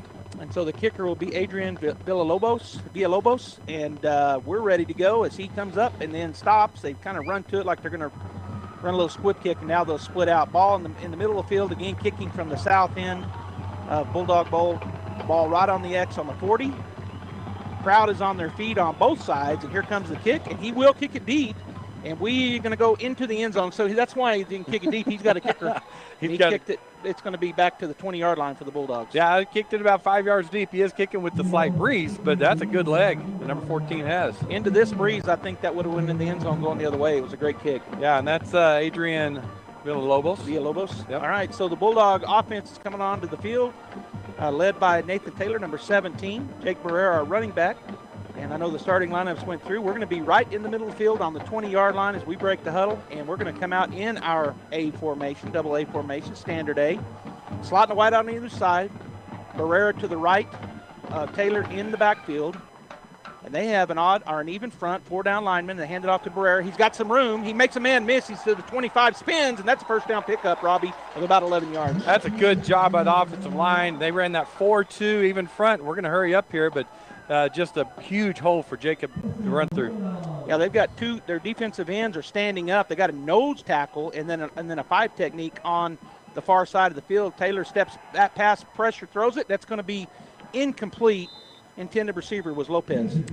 Yeah, they had good protection by the line. Had press coverage by number 1 there, Kevin Arona for the Trojans. Good coverage by him. Just incomplete. So it'll be 2nd down and 10 at our 31-yard line. As, again, a formation, 2 slots, 2 wideouts. Barrera to the right of Taylor. Ball on the near hash. Showing blitz. They do bring 5, and we're going to have a false start on the Bulldogs, apparently. Nope, they're going to call it offsides. He blew it dead, I guess because he got into the backfield so quickly. I don't know. Normally on offsides, they don't blow the whistle. Yeah, that is interesting because I know why you said that now. I mean, I wasn't thinking that, but usually when a defender gets in the neutral zone, they don't stop it. And that's why I said it was a false start, but then he said offside. So 2nd and 5 now. The Bulldogs at their own 36. Snap is back, going to turn. Fake the handoff, throw the quick screen, and they play it pretty good, Robbie. We lose a yard, maybe 2. Let's see where they spot us. Actually, they're going to spot us right at the line of scrimmage. So a good job there by the defender. And who was that coming up, number 1? No, it was number 6, trying to run that wide receiver screen to Lopez. But number 6, Calvin Cox, did a good job of getting off the block and coming and making the tackle. So it's 3rd down and 5. We do get the line of scrimmage there. We're going to go A formation once again. Barrera to the right of Taylor. Ball on our own 36-yard line. As Taylor looks for the snap, looks like they're going to bring them. We're offsides again. Good job by the Bulldogs as they just sat still. Those offensive linemen never moved. 3 guys for Mayfield into the neutral zone. 1st down, Artesia. Yeah, it's a good job of mixing up the signals by Taylor. I don't think it's going to be a 1st down. Yeah, it's 1st down. It is. It's okay. 1st down. But good job in mixing it up because they were bringing a blitz again, and that's twice on the blitz they've come offsides. Yeah, and that may be a strategy by the coaching staff of Artesia. Hey, when you see them coming up, let's go on 2. All right, A formation to the left is Barrera. Snap is back, fake the handoff to Barrera. Going to throw it to a man wide open. That's Watkins, and he's got a big 1st down pickup of about 19. Yeah, just an in route by Watson over there from the left side. Again, great protection. 4 guys rushing, the line doing a good job. They're going to line it back up and go quickly. Good route there by Watson and a great throw by Taylor. A formation ball in the near hash. 1st and 10 at the 41-yard line of Mayfield. Snap is back. Going to hand it off to Barrera. Looking for a small gap. He finds one, and he bursts forward. Looks like the ball came out. Did they blow the whistle? So I guess they did because they're going to mark it up where he ended up going down. So it'll be 2nd down. Something we picked up on the film is their linebackers will take their first 2 steps forward really fast. So that'll be interesting to watch as the game goes on, how we adjust to that. So it'll be 2nd down and 7 after the pickup of 3 at the 38-yard line of Mayfield. Barrera to the left of Taylor in the shotgun, A formation. Snap is back, going to fake the handoff. Got a man coming wide open. He's going to have to get away from him. Taylor does get away from the first man. He's just going to run with it, and he's going to pick up about 7 yards before he's knocked out of bounds. Well, that's a good job. They brought a blitz up from Taylor's left side. He came unblocked. Taylor saw him and was able to step across from him and then outrun the lineman that was chasing him to pick up those yards. So pick up a 7. It'll be 3rd down and 3. So I guess it wasn't a pickup 7. I think we picked up 3. So a pickup of about 4. 3rd down and 3. Ball on the far hash now. Staying in our A formation. Barrera to the right of Taylor in the shotgun. See if they can get him to jump. They do not. Hand it off to Barrera. He follows his man up into the gap. He's got it to the 35. He makes another man miss to the 20, to the 15, to the 10. He breaks a tackle, but he just steps out of bounds. Well, that's a good job by Barrera. When he went up in that hole, he ran in the back of one of our linemen, but he was able to get off of him and go. Stiff-armed one guy, sidestepped another one, and just barely stepped out of bounds. I thought he was going in. I tell you what, Jacob Velasquez is the lineman that he kind of ran into, but Velasquez picked up his pace and just led him on down the field. Great job by the offensive line. 1st and 10 at the 11-yard line of Mayfield. Got trips to the short side of the field. Lopez over here on the wide side, way outside. He's got a man on a – he's going to throw to Lopez, and it's going to be – oh, he doesn't throw it. Instead, he what? Gets tackled? No, he threw it. It got deflected. Oh, it got deflected. They knocked it down. So it'll be 2nd down and 10. So I looked over there at Lopez when he pumped his arm, and I didn't realize it got thrown down. It may be good that it did because one was in good defensive position. Was he? Yes. He might have picked it. I mean, he was in good. He had played that just perfectly. Lopez tried to go inside. He didn't let him, and then he was there. He would have been the receiver. Lopez would have had to turn into a defensive back. Greathouse goes back. We're going to have trips on the short side again. Lopez over here on an island. Snap is back. Going to look this way once again. He's going to throw the fade route. That looks great. Oh, that's pass interference. Yeah. And he's decided right there, Robbie. He said, we're going to either give up a touchdown or I'm going to give up 15, or really it'll be half the distance. You coach that with your defensive backs, right? It's like live to play another down. So if you're beat and you know you're beat, go ahead and do the pass interference. This will be half the distance, but, let the defense come back and play. So it'll be half the distance. It'll be automatic first down. I don't know what they're talking about. He could have caught that, but he was shoved. So I don't think they're going to wave this off. So pass interference defense, it'll be an automatic first down, half the distance. So it'll be 1st and goal at the 6-yard line. Well, I take it back. I thought it was automatic first down on those. They're going to leave it 2nd down. All right, trips again to the short side. Barrera in the backfield to the right. We're going to run the speed option. Taylor is going to pitch it. Barrera is going to go in untouched. Bulldogs drive down the field 80 yards. And the score with 9:38 to go in the first quarter. Artesia 6, Mayfield 0. Okay, that's a great job by the line, but also by Taylor, because the guy was trying to slow play it. So Taylor just held on to it, made him commit to him, and made a great pitch out to Barrera, who went in pretty much untouched in the end zone. All right, we're in the swinging gate. The team looking over at the sideline to get the play. And now we'll see if they run a 2-point conversion or if they swing out of it. Man in motion. And they'll swing out of it and line up for the standard PAT. 9 minutes and 38 seconds to go, and the Bulldogs are the first on the board here on their opening drive, 6-0. Nia Estrada to do the holding. Jake Parrish to do the kicking. Hold is down, kick is up. Kick is good. 7-0 Bulldogs. We're going to take a break. When we come back, it'll be Bulldog kickoff team on the field. Chaos Cafe is the place to kick your taste buds in the face. With some of the best food around, including a big breakfast that can scratch that itch. Whether you're fiending for French toast or begging for biscuits, they've got you covered. Plus, great lunch specials, signature burgers, and some of the most satisfying portions in the galaxy. Chaos Cafe backs the Bulldogs and the student athletes that work hard and play harder. Open Monday through Saturday from 5:30 till 2 at 501 South 1st in Artesia. Put a little chaos in your day with Chaos Cafe. And go Bulldogs.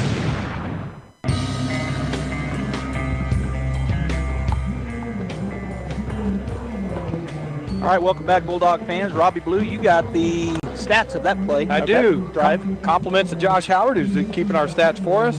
That Bulldog drive was a total of 10 plays, covered 80 yards, capped off by a 5-yard run by Barrera, and that drive took 2 minutes and 22 seconds. All right, so Jake Parrish lines it up in the middle of the field, number 87, sophomore Bulldog kicker.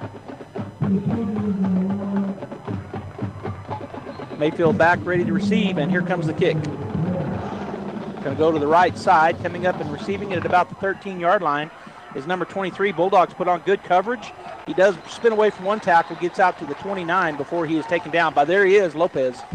Special teams player of the year right there, Jacob Lopez, at least on the kickoff team.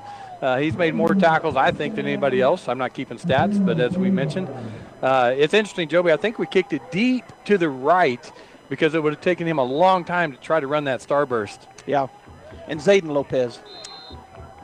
You said Jacob. Oh, sorry. No, that's all right. Lopez. Yeah. Zayden Lopez. All right, so it'll be 1st and 10 at their own 29-yard line. And look what they come out in. Exactly what we said they wouldn't. So they do have a double tight. They got a slot on either side.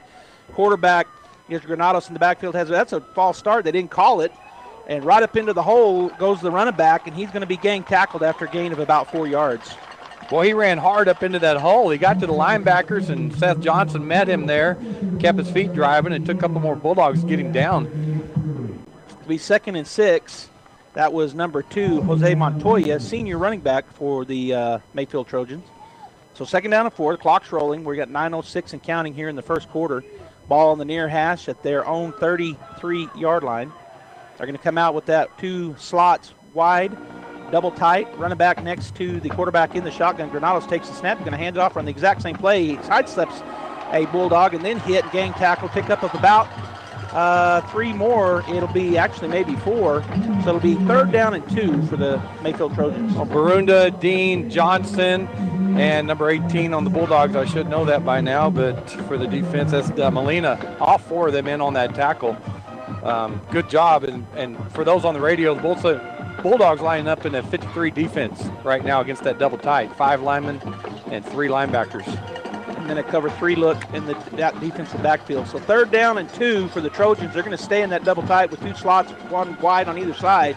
Quarterback Granados takes it, hands it off, exact same play, and he will pick up the first down. He's hit hard, but it's after a pickup of 3, and that was Johnson coming up on the hit. No, it was Molina coming up from safety. He's just making that read and coming up real quick. All right, so it'll be a pickup of about 3, so it's a 1 yard more than they needed for a first down. 1st and 10 at their own 40-yard line. They've run the same play, although that time they pulled the backside guard and tackle, which was a little different than we've seen before. But in terms of formation, they stayed in it with the running back next to Granados in the shotgun. And now it looks like he's going to go under center and have a full house backfield, that old wishbone style. They got a tight end on the far side, which is the wide side, plus a slot back way out wide. Going to turn, run it straight to the fullback, right in the middle. Looked like what we used to call 432, Robbie. Yep.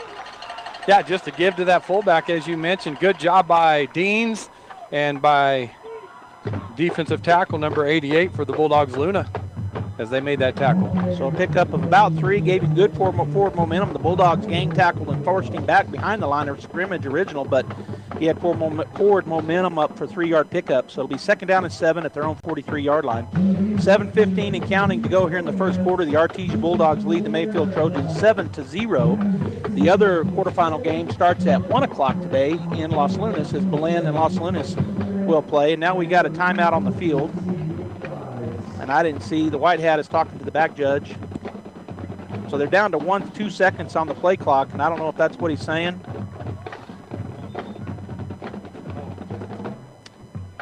So they're still talking about it. Looked like he said reset the clock, which they did. So back to 25 seconds. The white hat's walking up talking, and now he's going to reset. They already did that, Mr. White Hat. We got an update on the volleyball? We do. Goddard just won the 3rd set, so they lead Artesia 2-1 in the semifinal game in Albuquerque. All right, so got some confusion on the Mayfield side of things as number 38 goes off, and now he comes back on in the tight end position. Man goes into motion, number 14. They're back in that shotgun with the running back, number 2, to the right. Bulldogs, Seth Johnson is in there, but he's behind the running back. Number 2 still on his feet before he's driven out of bounds over there. Pickup of about 10 yards for Mayfield. Yeah, just run that motion, get that extra blocker on the right side over there. Riley Jarrett, anyway, he was trying to fight off the block, but looked like he might have got held, but at defensive end, and Pondo made the tackle out of bounds out there for the Bulldogs. All right, so that puts Mayfield into Bulldog territory. It'll be 1st and 10 at the Bulldog 46. Ball on the far hash. The clock stopped because he was tackled out of bounds. So 6:45 to go here in the first quarter. And Mayfield will break the huddle. They're going to go in what looks like an A formation for the Bulldogs, exactly like what we look like, except for they got their slot up on the wide side of the field, the wide receiver back. Now they bring number 6 in motion. They're going to run the quarterback keeper around this side, try to get outside. Bulldogs cut him inside, but he's able to get a gap there and pick up about 6 yards. Yeah, that's just student body left to an extent. Let's just call it that. Get a lot of blockers out in front of the quarterback who kept the ball. And Seth Johnson coming all the way across from his middle linebacker position to make the tackle. So pick up a 6. It'll be 2nd down and 4 at the Bulldog 40-yard line. And we're getting close to 6 minutes. 6 minutes and 20 seconds and counting here as Mayfield huddles up. They have run the ball every play and picked up positive yards every play. And probably will continue that. They're back in that A formation look. And to the left of Granados in the backfield, I can't see his number, but they got to run it back to the left. The opposite side, number 2, is the slot is up on the line. The wide receiver is back. They bring 16 in motion. And he goes forward. They got to call that, and they didn't. Great job by number 40. Who is that for the Bulldogs? Is that Jarrett? As he met the quarterback at the gap, and it tackles him for about a yard gain. So I always called that the scoop read. You put it in the tailback's belly, the ball, the quarterback does, and then he reads that defensive end. If he comes at him, he gives it to the running back, and if he takes the running back, then the quarterback keeps it. Well, that time Jarrett, quarterback kept it, and he hit him right in the mouth. Yeah, he got about a half yard. Well, they give him a full yard, so it'll be 3rd down and 1, 2, 3. The Trojans have it at the Bulldog 39-yard line. Ball on the near hash. They're in that A formation look. Running back is number 3, I believe, maybe number 2. Now they bring 6 in motion. Granados takes it. He's going to look to throw. We got a Bulldog coming down on him. That's going to be intercepted. Oh, go get it. Oh, I was calling it too early. I thought we were going to intercept it. Well, he threw it over there, just kind of threw it up. Looking for the receiver, Armendariz for the Bulldogs. Jesse Armendariz was the closest guy to it. And I'm like you, when he threw it, Armendariz had a bead on it, and there was no one around him. And then it was over his head, a little bit out of bounds. So it looked like he was going to make it, but just overthrew him. Overthrew our defender. So it's 4th down and 3. Will Mayfield go for it? Probably. As I see number 9 coming back onto the field. So a 4th down play here. Bulldogs don't want to jump off sides and give them to them cheap. And that may be what they try to do with 5:09 to go here in the first quarter. They're going to go into that A formation look. The slot on the near side is up on the line. The wide receiver is back. Running back to the right of Granados in the shotgun. Just don't jump off sides. Snap is back. He's looking to throw it. Bulldogs put some pressure on. He throws it out to the left side. That's going to be incomplete. Bulldogs, great defense. Turnover on down. So that was a great throw by the quarterback, and it hit him right on the fingertips, but Pondo had great position for the Bulldogs, and as soon as the ball arrived, he was on that receiver. I think he really kept him from catching that ball. Yeah, I think he was on his hip and did not touch him until the ball was coming down. And right when the ball got in his hands, you're right, I think he broke it up. It was hard for us to tell because it was going away from us. But as he tackles him down, I saw the ball pop out. So the Bulldogs turn it over. The offense back on the field at their own 39-yard line, A formation. Barrera to the left. He takes a direct snap, and he's going to pick up about 5 yards, just straight up the left side. Yeah, with that 4-man front that Mayfield's going to run, we got 5 offensive linemen. They got 4 defensive linemen, so he should be able to get to the linebackers before he gets touched. 5-yard pickup. So it's going to be 2nd down and 5 at the 45-yard line of the Bulldogs. A formation ball in the near hash. Barrera to the right of Taylor in the shotgun. They play those safeties up tight. They're dropping the corners back. Going to turn, throw that quick pass, uncovered to Greathouse, and he's going to get the first down +1. Yeah, good read by Taylor and Greathouse as he was open, uncovered. So just a quick throw to him. He did bobble it, which hindered him from getting more yards, but a good job of concentrating on his part to catch it. Yeah, to bring it back in. And as the old quarterbacks in huddling say, 1 catch per throw, please. But Greathouse did catch that. Snap is back, handed off to running right behind number 64. Was that 74? Is Jake Barrera. Good lead there. And let's see, who was that? Is 64 or 74 for the offensive line? I think that was Nahum Loya who led the way. Pickup of 5. It'll be 2nd down and 5. All right, ball near the near hash. Kind of split the difference between the middle of the field and the near hash. A formation. Barrera to the left of Taylor. He's going to fake the handoff. He's going to throw the out route. That's a little low. Tried to scoop it up was Watson. He slapped his hands. He's upset with himself. That was a tough catch. He almost made it. Yeah, you expect to catch them all, but he did a good job. Wide open on the out route over there. Taylor just underthrew him. Would have been a tough. He's running away from it. It's low. Tries to stop and get his hands down and bring it in. It's a tough catch. And a tough throw, in fairness to Taylor. That's across the field. Not all the way from this hash, but close to this hash, and it's a throw across the field. And maybe just didn't get his feet exactly how he wanted them. But it'll be 3rd down and 5 at the Mayfield 45-yard line. A formation. Barrera to the right of Taylor. Snap is back, going to hand it off. Barrera again follows number 64, and he's going to get the first down. Well, this sideline judge doesn't have him, and now the other side doesn't either. Boy, looked like to me he got slung over the 40 by the defense. Yeah, I agree with you. It looked like they did help him get that first down. But now we're going to have a short 4th and 1 from their 41. But with our running game, we should be able to pick this up. Yeah, and we might get them jumping off sides too. All right, so it'll be 4th and a short 1. A formation. Barrera to the right of Taylor in the shotgun. They stay in that offensive look and hand it off to Barrera. He bounces it outside. He doesn't get it. Boy, questionable there, and Jake hadn't made very many of those, but that time he tried to bounce it out and maybe shouldn't have, and he's tripped up for a loss. Turnover on downs. Well, Gary Madrid, number 74, defensive tackle, got in the backfield, right where Jake was trying to go. And so he had to bounce it outside because he just got deep penetration on the defensive line. So with 3:15 go in the first quarter, the Bulldogs turn it over on downs. So a couple of defensive stands by both clubs. And it'll be 1st and 10 for the Mayfield Trojans at their own 43-yard line.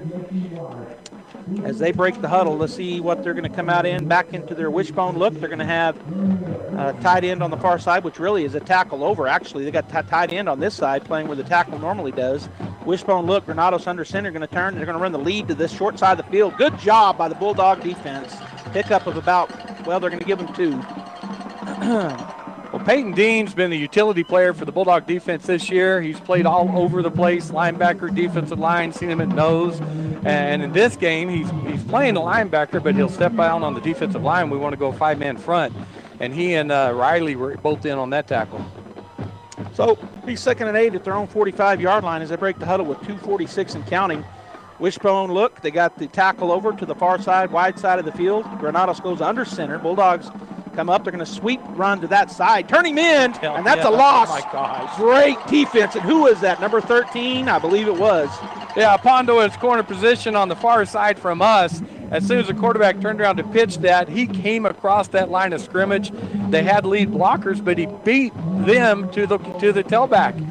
Just a hard hit by Pondo, spun him around, and then the rest of the defense came and finished him off. I tell you what, he hit him on that outside shoulder. He turned him in just like he was supposed to, but he almost stripped the ball out as he spun the running back around. It was almost a fumble. Good job by the running back to hold on to that ball. All right, so it'll be 3rd down and 11 after the loss of 3. 1:59 and counting to go here in the first quarter. Mayfield in their huddle. Down to 13 on the play clock as they still haven't broken the huddle, so this is good. They're down to 10 and counting as Mayfield quarterback's going to come out in the shotgun. They're going to go trips to the far side. 3, 2, 1, and coach for Mayfield calls a timeout. First timeout taken. And so let's go down on the field right quick to Jeff as I was going to ask you, Jeff, on that play where Jake tried to jump it outside. I couldn't tell. And Robbie was right. They had a defensive lineman get into the backfield. I thought maybe he could have went inside of him, but you had a good view of it down there.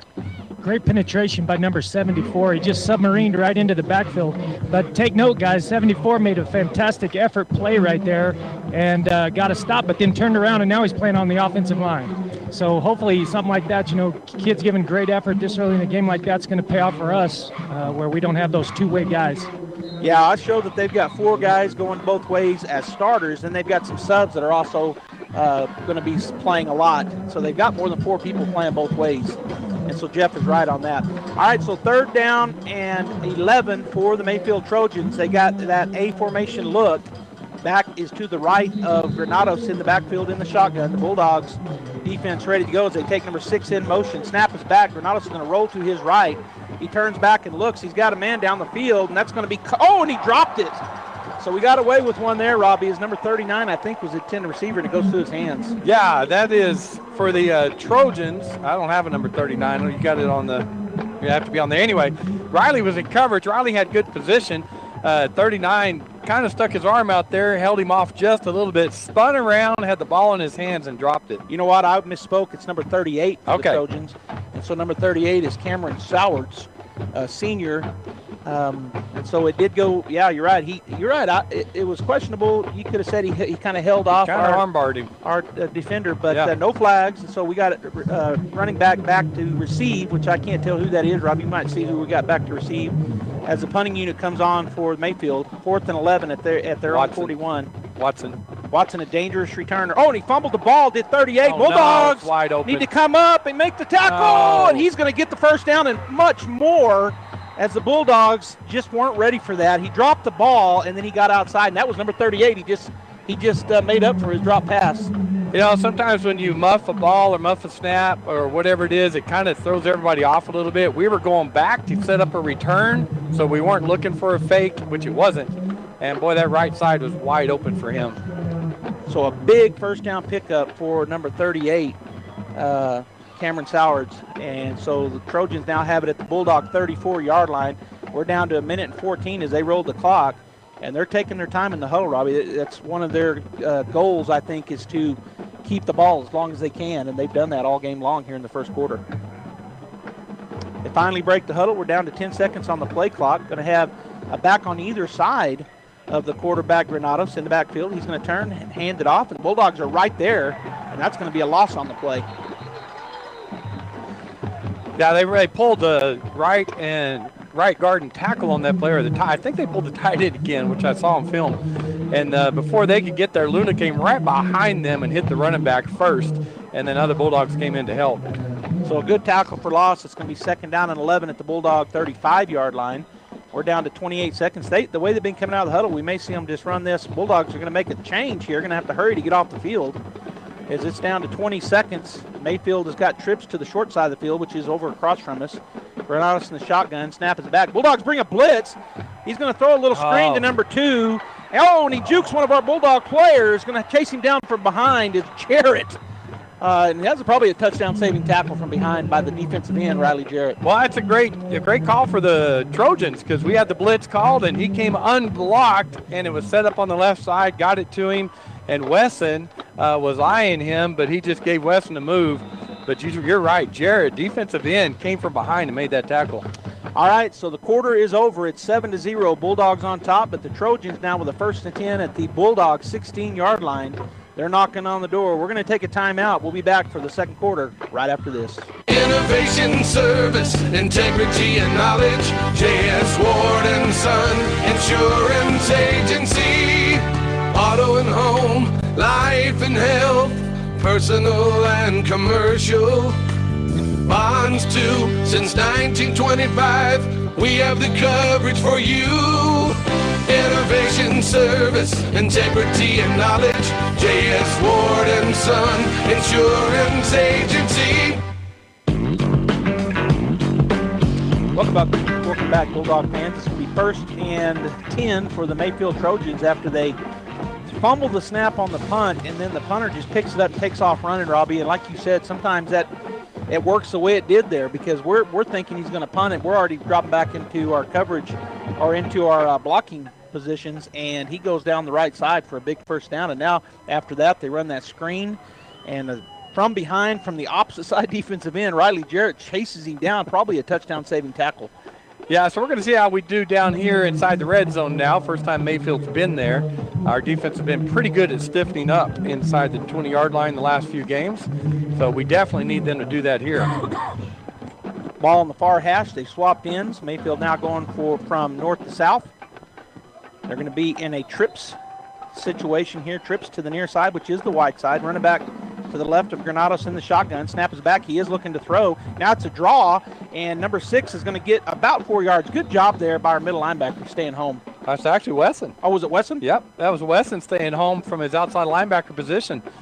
Because if he wasn't there, that was a touchdown. So he definitely was watching that for that play right there because I saw him. I thought it was Johnston, but it was Wesson. But in any case, only a pickup of 3. So it'll be 2nd down and 7 at the Bulldog 13-yard line. Second quarter action just getting underway here at Bulldog Bowl. The Artesia Bulldogs leading the Mayfield Trojans 7-0. They're going to go trips to the short side. Ball on the far hash. Granados looks over the defense. Running back to his left. They bring him man in motion.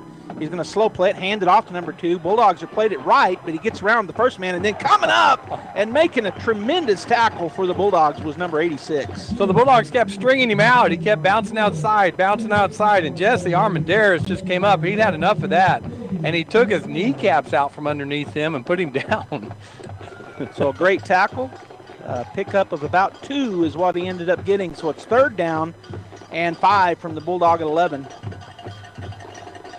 10:50, 10:49 and counting here in the second quarter as they're going to go back to that A formation look that the Bulldogs have. Running back is number 6 to the right.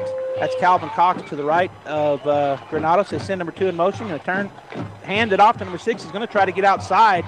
He runs into his own block, and I think we're going to have a hold in the backfield. We'll see what it is. But a flag definitely comes in. He does pick up the first down if the penalty doesn't go against him. Yeah, Pondo was getting blocked out there, and he was able to come off that block enough to put a hit on him, but not enough to drag get him to the ground. He had some help. So they're going to move the flag about a yard forward, and they're going to mark it off from there. I believe it's holding on the offense, which is what it is. So it'll be 10 yards from the 12-yard line. So a big 3rd down defensive stand here for the Bulldogs, as that's going to march Mayfield out of the red zone back to the Bulldog 22, but it's 3rd and 17 now for the Bulldogs. Yeah. For the Mayfield Trojans. What we're seeing is they came out in that double tight first series, trying to go up the middle with leads and counters, and that did not work. So now we're seeing them trying to get outside the tackles, and they're being having some success at it. Trips to the wide side, which is the near side. Number 2 in the backfield is Montoya to the right of Granados. Snap is back. He's looking to take a straight drop. Oh, no. Now he's flushed. He still throws it, and it's into the end zone, blocked and knocked down. Great defense by number 41. Finley Rask on for the Bulldogs. They had a receiver. He was open, number 38. and the quarterback found him, put it up to him, and Rascon just broke right in front of him and knocked that pass down. Yeah, Rascon, he might have baited him a little bit. He looked wide open, but he wasn't. No. He was there quickly, and as you said, knocks it down. So Mayfield going to set up. We need to watch the fake here. They're going to set up for a 39-yard field goal. The ball is going to be put down on the 29-yard line, so this can be a 39-yard attempt into a slight breeze. And that's Lara going to kick for the Mayfield Trojans. So the Bulldogs need to watch a fake here, make sure they cover anybody coming out of that backfield or those on the ends. Snap is down, hold is good. The kick is going to be no good. So the Bulldog defense hold, Robbie. It's going to be 1st and 10 for the Artesia Bulldogs at their own 22, leading 7-0. Let's go down to Jeff, talk to him about that pass play Finley Rascon knocked down. Great play by Rascon. I think Joby's right. He kind of set him up. He backpedaled and waited, and then when the ball was in the air, he broke.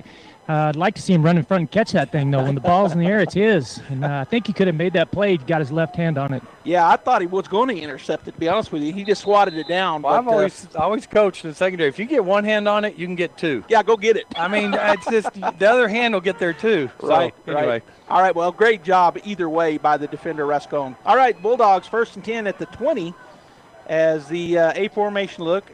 Barrera to the right of Taylor. He's going to fake the handoff. Taylor's got a man. He's going to get it to him. It's going to be, lofts it up there, almost making a one-handed spectacular catch was Greathouse. That's that man-to-man coverage. Greathouse got behind his defender.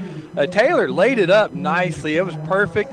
But as Greathouse coming across the field, it was a little bit behind him, so Greathouse had to try to turn around and catch it. Got that one hand up, unable to make a spectacular catch, but he was open. Well, what that showed us right there is we can do that all game long. First time we've gone vertical in this ball game, even against man coverage, and they're in it again. Although they've got that linebacker kind of squirting out on the right side, but he's showing a blitz. Taylor's going to throw it uncovered. Greathouse makes a great catch. Tries to break free, and he'll get about a 4-yard pickup up to the 25. Yeah, that's a great job by the defender over there, and I didn't get his number, but if he breaks that, well, he's gone down the sideline. So just a great tackle by him on Greathouse because that's dangerous for them. All right, so it'll be 3rd down and 5. He ends up getting forward momentum to the 25-yard line. 3rd down and 5, 9:30 and counting here in the first quarter ball on the far hash, A formation, which we have stayed in pretty much all game long. We've had one trips or a couple of trips, but back in the backfield is Barrera to the right of Taylor. They're showing blitz, and there's a timeout. So we got a timeout taken by Coach Moppin. So we're going to go ahead and take 1-2, and the clock's still running. So they finally stopped it. All right, so 7-0, Bulldogs lead. We'll be back. H&R Block of Artesia is proud to be a member of the community and a sponsor of Artesia Bulldog Sports. At H&R Block, tax time is all the time. They offer year-round assistance for personal or business needs. From simple tax questions to bookkeeping, payroll services, and more. You can trust the team at H&R Block to be there when you need the most. Stop by 502 West Texas Suite A in Artesia or call 746-3456 to schedule an appointment. H&R Block, proud to support Bulldog Sports. Se habla español. All right, coming out of this timeout taken by Coach Moppin, the head coach of the Bulldogs. It'll be 3rd down and 5 at our own 25-yard line as the Bulldogs break the huddle off the sideline. Sorry, we got fans worldwide watching this game, and some of those are Wayne and Becca Lapeer in Houston, and we appreciate everyone who's watching or listening. All right, so 3rd down and 5 on the 25, our own 25. Barrera to the left of Taylor in the shotgun. Snap is back, fakes the handoff, steps up. He's got an out route. It's going to be caught. And then knocked out of his hands. Watson, that was a good play by number 28 for the Trojans, Robbie, as he caught up. He was wide open on the out route. He catches up and gets a hand in there. Yeah, as Watson just on that out route. Looked like he would have had the first down. He was right at the yard marker. But Valenzuela for the Trojans, as you said, as Watson caught it, he came and slapped that ball out of there. So on 4th and 5 at our own 25, it'll be Peyton Deans back into punt as they're trying to get a man off the field. They do get him off in time. Snap is back. The punt is away on the right side. Good punt. Comes over to the left side. I thought it was going to go right side. Then it takes a big Bulldog bounce, and it'll get down inside to about the 40-yard line of the Mayfield Trojans. So it'll be 1st and 10 at their own 40-yard line. As we've had, since that opening drive, we've had somewhat of a defensive battle here. We've seen a couple of big plays for the Trojans, but the Bulldogs defense able to hold up, and we've seen the Trojans hold up on our offense. And so defensive battle going into the second quarter here as the Bulldogs lead 7-0 with 8:53 to go in the half. Update on the volleyball. The Artesia Lady Bulldogs won the fourth set, so we're tied up 2-2. They're going into the final fifth set, going to 15. They're in state championship action semifinal game. Winner goes to the state championship, Gold Lady Bulldogs. All right, so we got a back on either side of the quarterback, Granados, in the shotgun. Now he puts a man up in the X position on the left side, ball in the near hash. Snap is back, direct snap to number 2. He steps inside of his blockers and then breaks it outside. He's to the 45 to the 40, 35 to the 30 to the 20, and then he's going to be turned back inside and finally brought down at the Bulldog 10-yard line. Well, as I said, they weren't having much luck running up the middle, so they're going off tackle. And that time they got that left side of the offensive or right side of the defense sealed off, and he just got to the sideline. He's got some good speed. Well, the quarterback led the way. That was a student body left out of the shotgun. That was a direct snap to the running back on the right side of the shotgun, and the left side running back and the quarterback led the way. And big pickup. First and goal at the 10-yard line. Wishbone look. Granados under center. Tackle over to the right side. They're going to go to the left side. Hand it off to number 6. He's going to pick up about 5 yards and actually gets down inside the 5 for a pickup of 6. It'll be second and goal. Yeah, I just lined up that wishbone, and that's just a lead play to the left where those two extra backs in the backfield are leading through and trying to pick up linebackers. Good pickup for the Trojans. So the Bulldogs needing to stiffen up right here. Second and goal, 8:05 and counting in the first half. 7-0, our Bulldogs lead, and we just got that update. The Artesia Lady Bulldogs and the Goddard Lady Rockets battling out to see who goes to the state championship game.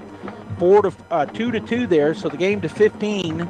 You do have to win by 2 here in set number 5. All right, so second and goal for the Trojans. Again, wishbone look. Granados will go under center.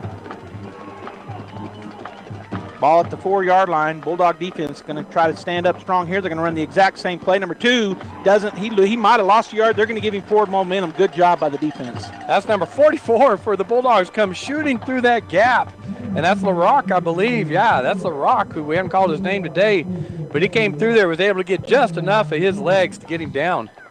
So it'll be third and goal now from the 4-yard line.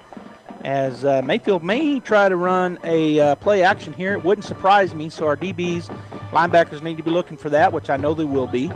But they could also just power run it. That's what they're known for, and they've got that wishbone look as Granados will go under center. He does talk to number 42, the tight end on the far side. Let's see what they do. Snap is back. He is going to fake it, and they're going to run the pass, and it's going to be a touchdown, Robbie. You know, it was predictable to see that coming. It looked like we might have it covered, but number 38's got some speed, and on that outright, he gets out in front of our defenders. Yeah, that's Soward's over there, and as you said, we could see it coming, and we had 2 defenders that were right there with him, but when he made his break, he separated from them. Yeah. Quarterback made a good throw, and touchdown for the Trojans. So it'll be 7-6 with 6:50 to go. They're going to line up to do the PAT, and they're missing some players. They're waving from the sideline, hey, we need another guy. Finally, somebody's coming in, and they've got time. It's down to the play clock down to 20, but they got plenty of time. The kicker is left footer, number 21 for the PAT. Snap is back, hold is down, kick is up, and it looked good, and it is good. So with 6 minutes, 50 seconds to go here in the first half, it is 7-7, all tied up. Bulldogs kickoff return team coming up. We'll be back after this timeout. Did you know urologists aren't just for men? Artesia General Hospital's experienced urologist, Dr. Roberto Leveyan, can treat common women's conditions like urinary tract infections, men's conditions like testicular pain, and conditions that affect both men and women, such as frequent urination or kidney stones. Urological problems can be difficult to talk about, but it's even more difficult to live with them. Artesia General Hospital offers a wide range of advanced treatments with your comfort in mind. Learn more and request your appointments online at artesiageneral.com/urology. All right, welcome back to action here at Bulldog Bowl. That scoring drive by the Mayfield Trojans, 4 plays, 60 yards, capped off by a 4-yard touchdown pass from, he wrote the number Granados. Yeah, Granados to Sowers for a touchdown. All right, so kicking team on for Mayfield. They kicked it deep into the end zone the first time they kicked it to kick off in the ball game. See if they go deep again. The kicker has the leg to do so. They run up on the ball, and now they'll back up into their kicking formation. There is a breeze coming out of the south, but it looked like to me his leg was good enough to get it into that breeze. Of course, they may come with the sideline, with a onside here and try to keep that momentum going their way after that big run. Nope, they're going to kick it deep. It is going to go into the end zone, even into the breeze, which I thought he could do that. That's 10 yards deep in the end zone. So it'll be Bulldog ball at their own 20-yard line. Let's see if where they want it. And the middle of the field is where they started last time it went in the end zone. And it looks like that's where they're going to put it again. Such a great weapon to have a great kicker like that. You just take your kickoff return out of the picture. Yeah, and it starts on the 20, where if you pooch kick it to us, we start on the 35 or 40 usually. If you kick it deep, we got a chance for the starburst. So that's an added weapon for the Trojans. Absolutely. All right, ball in the middle of the field. We're going to come out in our A formation. Barrera to the right of Taylor in the shotgun. As both he and Barrera take a look over the defense. They got press man coverage. Snap is back. He is looking to throw the ball. He's going to go it deep down the left side, and the coverage is great, and it's going to be picked off. So number one with the reception.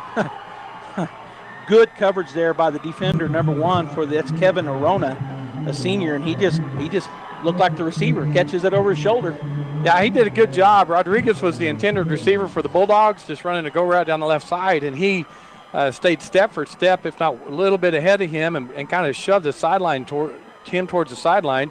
And Taylor did a good job of putting it on the outside, right at the sideline. But Arona, it's a great athletic play by him. Well, he just turned into the receiver. He used the sideline as the 12th man, and our receiver was out of bounds when he caught that ball, and so he turned into the receiver. So a turnover, the first turnover of the ball game in a turnover like that, both teams have turned it over on downs, but that interception gives the Trojans first and 10 at their own 36-yard line. Going under center, going to run to the right side. Cutting it back is number 6, and it took a minute for the Bulldogs to get there. He's going to pick up about 6 yards, maybe 7. Yeah, that's that little counter out of that wishbone. Everything goes to the left, offensive left, and then he kind of cuts back to the right, looking for whether it's cut back or he saw the lane. It was there. And Deans and like Finley Rascon on the tackle for the Bulldogs. So pick up a 6. It'll be second down and 4 for the Mayfield Trojans. Ball at their own 42-yard line after that pickup of 6. As they stay in their huddle, taking a lot of time, Robbie. They've had the ball. Well, it'd be interesting to see what the final stats are in the first half, but they've had the ball the majority of the time. They take a long time in the huddle, and finally they break the huddle with under 15 seconds on the play clock. Granados going under center. Got that wishbone look in the backfield once again as he takes a look over the defense. Snap is back, going to run the sweep to the right side. Number 2 breaks through, still on his feet, and the Bulldogs are going to be able to get him because he kind of stumbled, or it looked like he might be going all the way. Yeah, that's just a good job of blocking by the Mayfield Trojans as they blocked that left side, and then he was able to run out of 2 arm tackles before Finley Rascon from a safety position made that tackle. So a big pickup, and that puts them down on the Bulldog side of things at the Bulldog 41-yard line. Ball will be in the middle of the field. We're down to 5 minutes and 26 seconds. Right here, Mayfield, they want to score and they get the ball in the second half because that's what they get the ball to start off things in the second half. Bulldogs need a big stand right here and get the ball back for their offense so we can get a score before the half.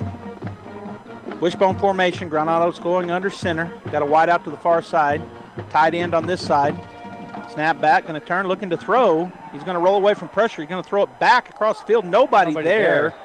And so does the penalty come in? I don't know. And they're wanting a penalty. They're going to go talk about it. The receiver was 15 yards away. And so the officials on the backside and that line judge talk about it. I don't see a flag laying on the field, though, Robbie. No, they're going to talk about it. And then head referee would throw the flag if they decide to call it intentional grounding. And they're going to. So the flag does come out. It's going to be intentional grounding. He turned and he saw he was under pressure. He just threw it. Yeah. Who was getting in there? Who was bearing down on him? I don't know, because I was looking over there like probably you. I was looking for a receiver. So yeah, I did the same thing. I think it might have been number 66 for the Bulldogs, but I'm not 100% on that. And that's Donaghy, I believe. Either way, we had a Bulldog bearing down on him. So that's a backup of 10 yards, and it's not a loss of down? No. So it'll be that's a backup of 15, I'm sorry. First and 20. Yeah, second. I thought it was a loss of down, too. Yeah, it should be.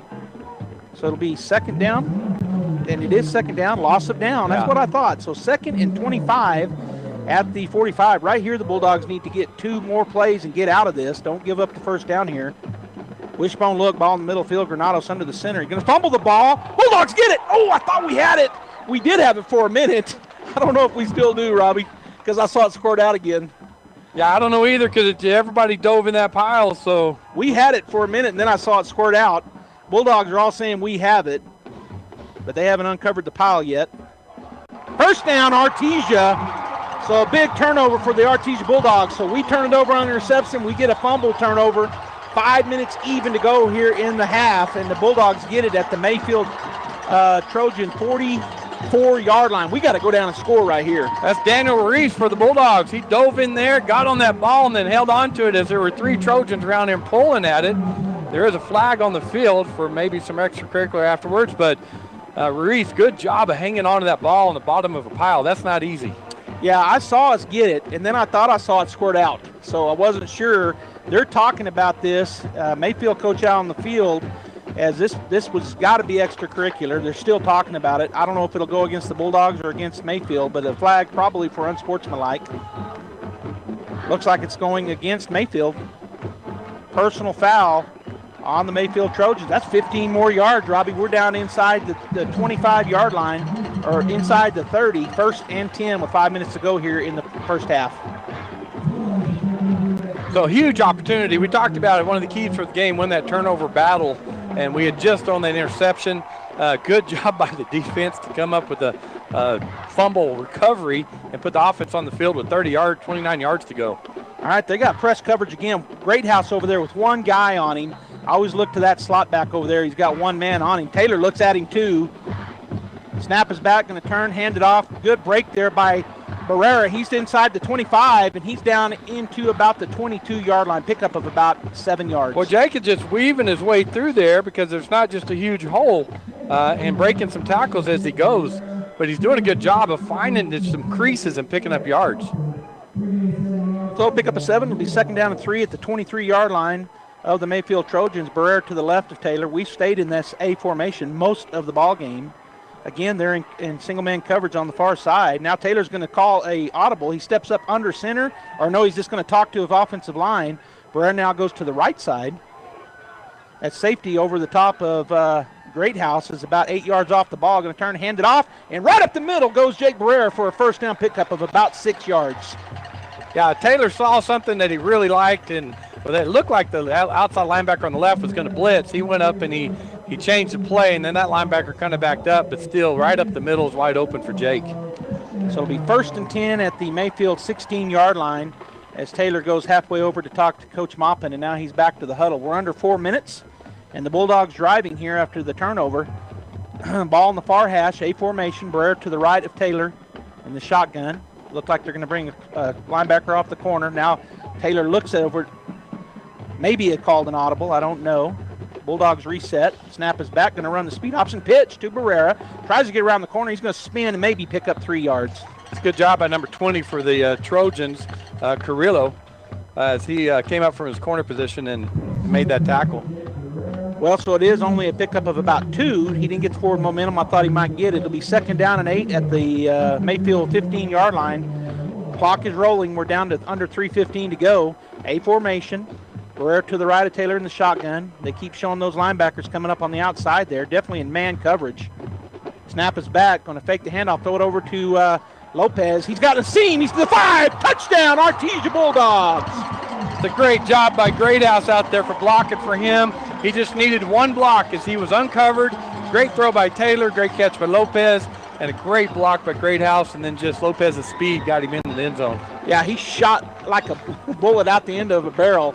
He shot straight forward, and he was into the end zone. So the Artesia Bulldogs take the lead back 13-7 with 3:02 to go here in the first half. In that swinging gate look, they're going to bring Estrada in motion. They throw it to Lopez. Will he get in? He does. Oh, he doesn't. They say he was down. He was laying halfway across the goal line, Robbie, but he's saying his knee touched before he got the ball across. Darn. All right, let's go down to Jeff right quick. He just saw that up close and personal. Was that what happened? His knee got down, Jeff? Yeah, Zayden just slipped, guys. He had it, and his foot just slipped out from under him when he went to drive, and he put his knee down about on the 1 yard line, and he lunged into the end zone. But a good call by the referee right there. All right, so a great drive there. It was a nice screen out to the wide side, Robbie, that Zayden Lopez just tried to get in on the two-point conversion that he caught. And like you said great like 3 times, and I couldn't agree more. It was a great block, kick out by our slot back on that side. Great house, good blocking by the offensive lineman. As that was a screen, that's a wide receiver screen. And our offensive tackle and our guard and even our center, they all kind of bow out and go up there and seal to the inside. And so it worked out perfectly on that touchdown. We didn't get the two-point conversion, so we lead 13-7 with 3:02 to go. We need another big stop defensively and get another touchdown by the offense. Yeah, that was a huge momentum change right there as the Bulldogs, Mayfield looked like they were driving to try to score, get the ball back after half, as you mentioned, and we get the turnover and go down and score. That was a 4-play drive, covered 29 yards, capped off by a 15-yard pass to Taylor to Lopez. For the touchdown. Took 1 minute and 43 seconds for the Bulldogs to score. All right, Paris with the kick. He's going to go to the right side. Number 28 is going to fade back. He almost fumbles the ball, goes backwards. Bulldogs, great coverage, and we're going to wrap him up and send him backwards at about the 27-yard line. Lopez and LaRock for the Bulldogs. First two there, able to wrap him up, and then Lopez got him to the ground for the Bulldogs. All right, so 1st and 10 for the Trojans with 2 minutes and 55 seconds to go here in the first half. It'll be at their own 28-yard line as the Bulldog defense has played tough all game long. They've given up a couple of big plays, but other than that, real tough playing here for the Bulldogs defense. Ball between the far hash and the 14-13 us in game number 5? Game number 5. We score one more point. Lady Bulldogs going to state championship game. All right, the quarterback Granados in the shotgun. He's got a back to either side of him. Brings a man into motion, so they're going to come heavy to this side as they got to tackle over. Going to fake. No, they hand it off, and he's going to try to get inside. Good job there. Who was that? That was number 13 once again coming off the block and making the tackle. Yeah, so again, they're trying to go off tackle with their speed, and Pondo's had enough of it from his corner position. So as soon as he saw it, he just started caving inside. The guy was trying to block him. He just went through the block and made the tackle. Yeah, so a pick up of 3. Great job there by Pondo. 2nd down and 7 at their own 31-yard line. 2:27 and counting to go here in the first half. As they're going to come out heavy to the left side. They got a little trips package to the wide side of the field. Granados in the backfield going to turn and hand it off that way. Bulldogs play it perfectly. Another pickup of 3. But the Bulldogs doing well against that lead for the most part. On every great team, you need somebody to step up and lead the way. Again, Pondo from his corner position on the other side this time. Saw the same play coming at him again, and he did the exact same thing. Just went through a block and made the tackle. We're under 2 minutes to go. The Bulldogs win. Lady Dogs have won, Joby. They're going to the state championship game. Way to go, Artesia. State championship at Rio Rancho. That game will be on KSVPTV.com, audio only this afternoon. Bulldog fans, it was just announced. Yeah. You hear the crowd going crazy. So our Artesia Lady Bulldogs in the state championship game up in Rio Rancho right now. All right, big 3rd down here for the Bulldogs. 3rd down and 5 for the Mayfield Trojans. Bulldog defense ready to go. They take number 16 in motion. Granados will get the snap. He's going to hand it off up the middle.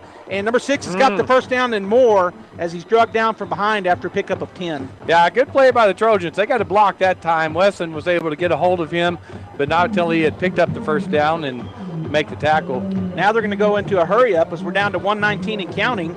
Mayfield's been taking a long time in the huddle. Now they're going to go empty backfield. No, they'll go trips to the near side, and they bring it back to the left of Granados and shotgun. Straight drop. Bulldogs bring some pressure, and he's going to throw it up. Bulldogs can go get that. Oh, it's thrown out of bounds.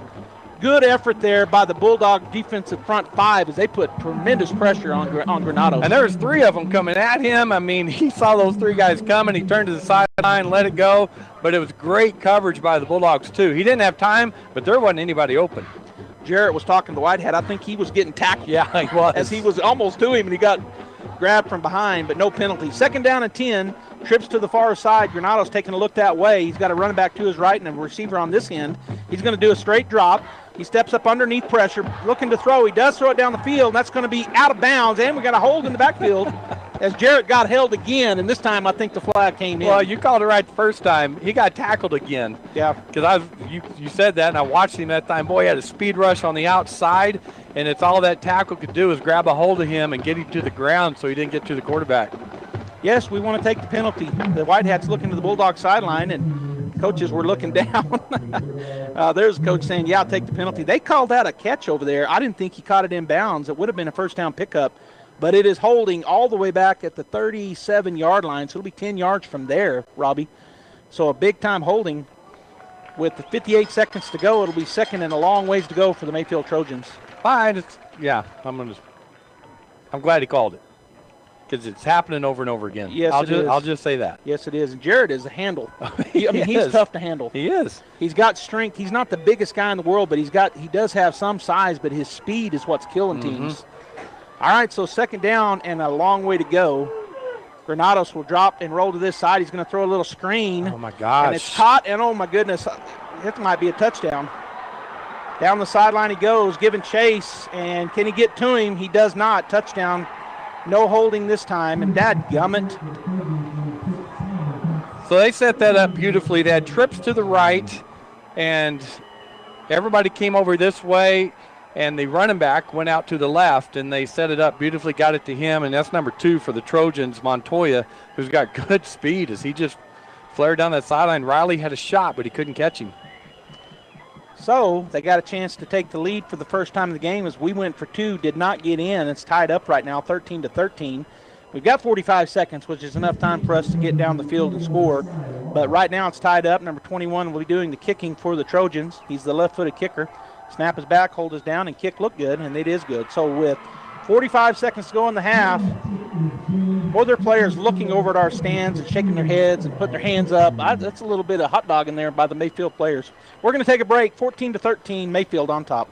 Your pet is an important member of your family. That's why at Artesia Animal Clinic, we strive to provide complete care for your pet. Our services include dental, lab, preventative medicine, surgery, and ultrasound, along with herd health for our livestock friends. We also know how busy you are, so we'll do our best to accommodate your schedule. Meet our doctors and staff by visiting artesiaanimalclinic.com or just drop by our clinic at 110 West Mahone, across from the Artesia Ford Service Center. Artesia Animal Clinic, serving the needs of your pets and livestock 24/7, 365 days a year.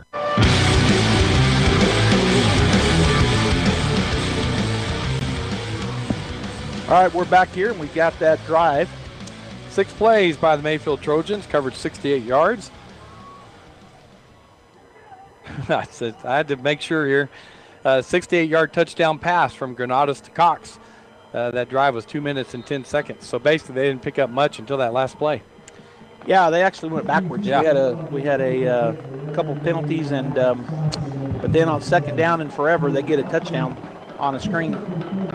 So 14-13 is the lead. Mayfield with the lead. They'll kick off with 45 seconds to go here. He'll kick it. Oh, it's going to be a little squib. We're going to have a chance here if we can come up and field it, which we do.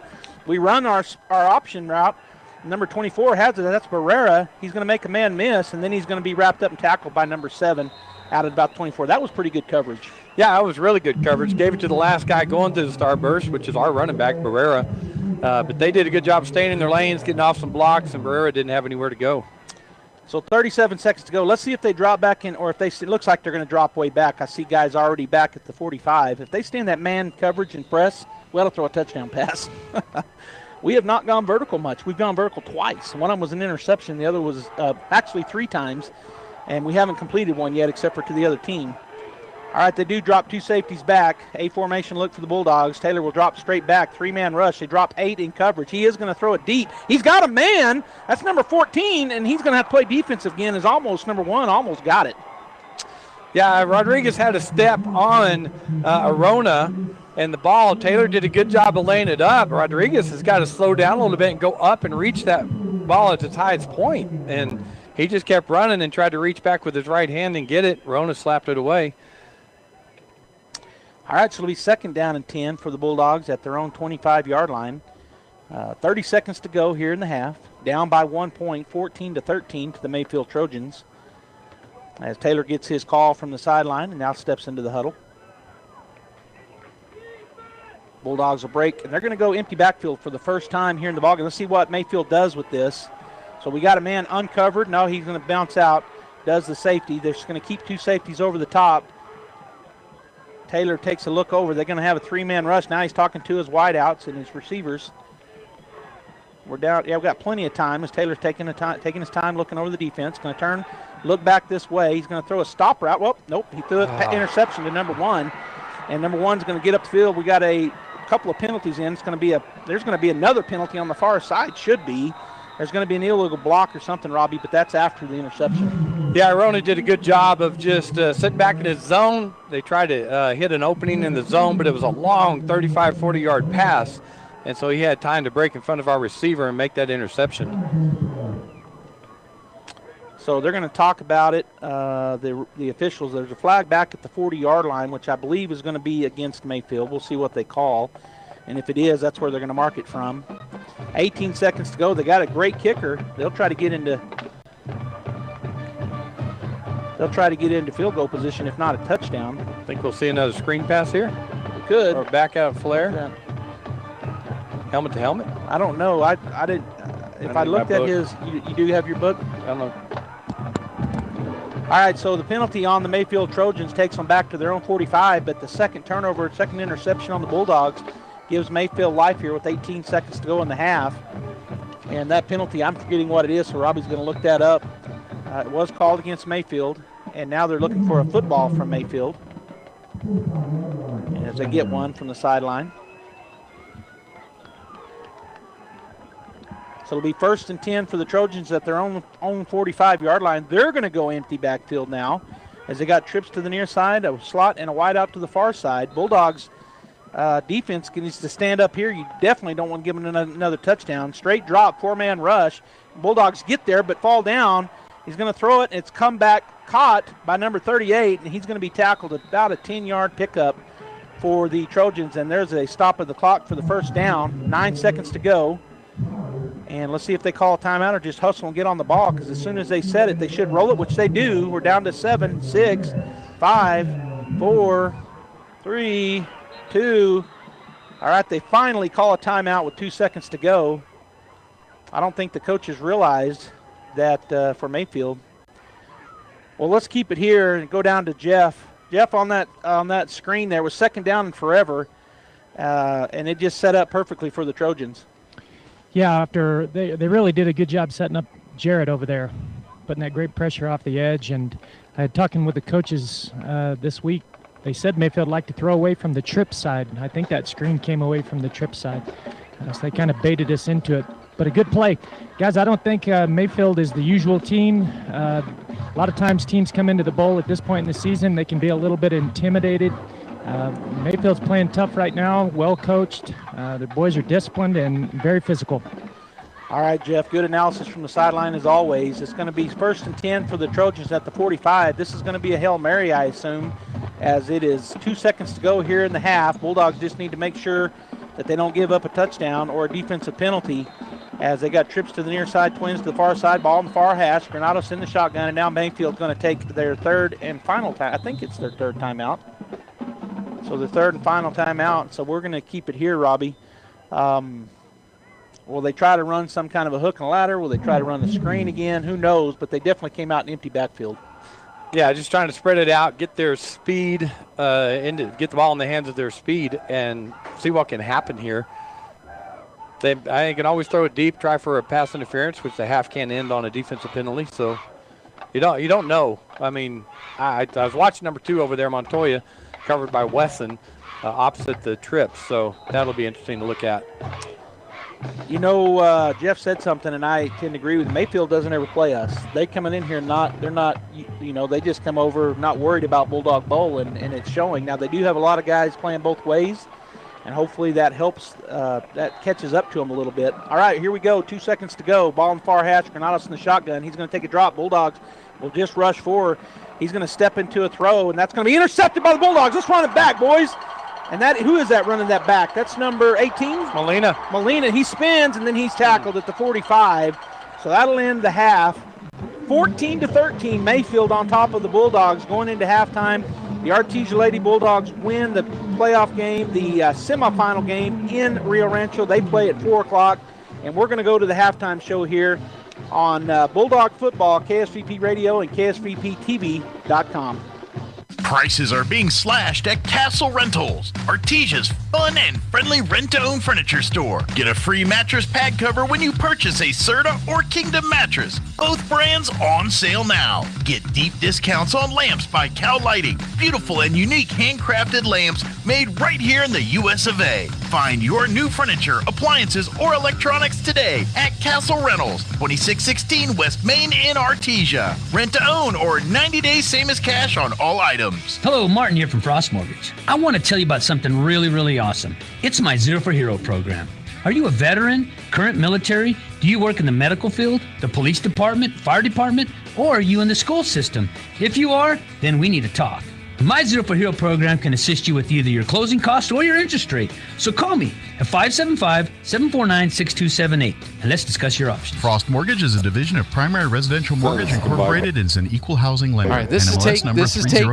Dean's Inc. of Artesia provides a superior choice for all your electrification, communication, and supply needs with a vision to be the premier industrial electrical service provider in New Mexico and West Texas, providing unparalleled quality in supplies and service with highly skilled and conscious personnel. We pledge to our customers to exhibit the utmost in integrity and reputation while providing superior quality in all we do. Dean's Inc., located at 409 Commerce Road or online at deansinc.com. If you're missing a tooth or several teeth, a dental implant may be the ultimate solution. Implants look and feel so much like real teeth that you probably forget you have an implant. Maupin and Brown Dentistry is one of New Mexico's most experienced implant providers, with literally thousands of implant patients who are absolutely delighted with the results. Call Maupin and Brown today for an evaluation. You'll be surprised how affordable implants can be. Maupin and Brown, your choice for experienced, state-of-the-art dentistry.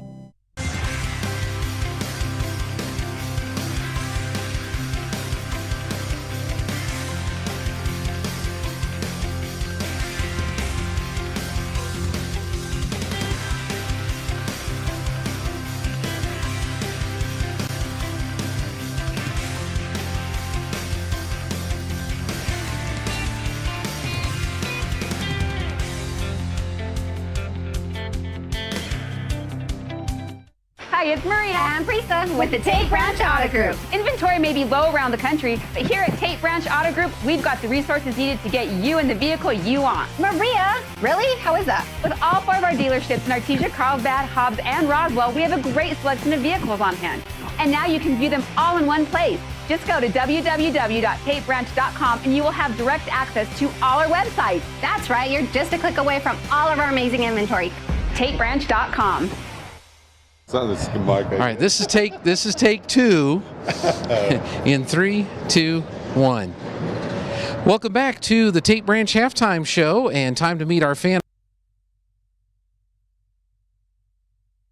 week. Of course, it is playoff Saturday at the Bulldog Bowl as Artesia is hosting the Mayfield Trojans, and it's time to meet another one of our great fans of the week, and we have Mike Granato with us. Mike, thanks so much for doing this. Well, thank you for having me here. Thanks you so much. We're glad to do this. Now, you and I were talking before we started the interview. You're a native born and raised Artesian. Yes sir. I was born here and bred here, and been pretty much a Bulldog fan for the most part all my life, and not being as a player, but now as an adult and as a mentor to these boys, the quarterback club, and it's been fun. It's been a joy. That's great. So, did you go to Artesia High School? Did you play any sports or athletics? Sure, I got to play football. In fact, I got to play with Coach Henderson Cooper. He was a year ahead of us or ahead of me, and then I played as well. I played baseball.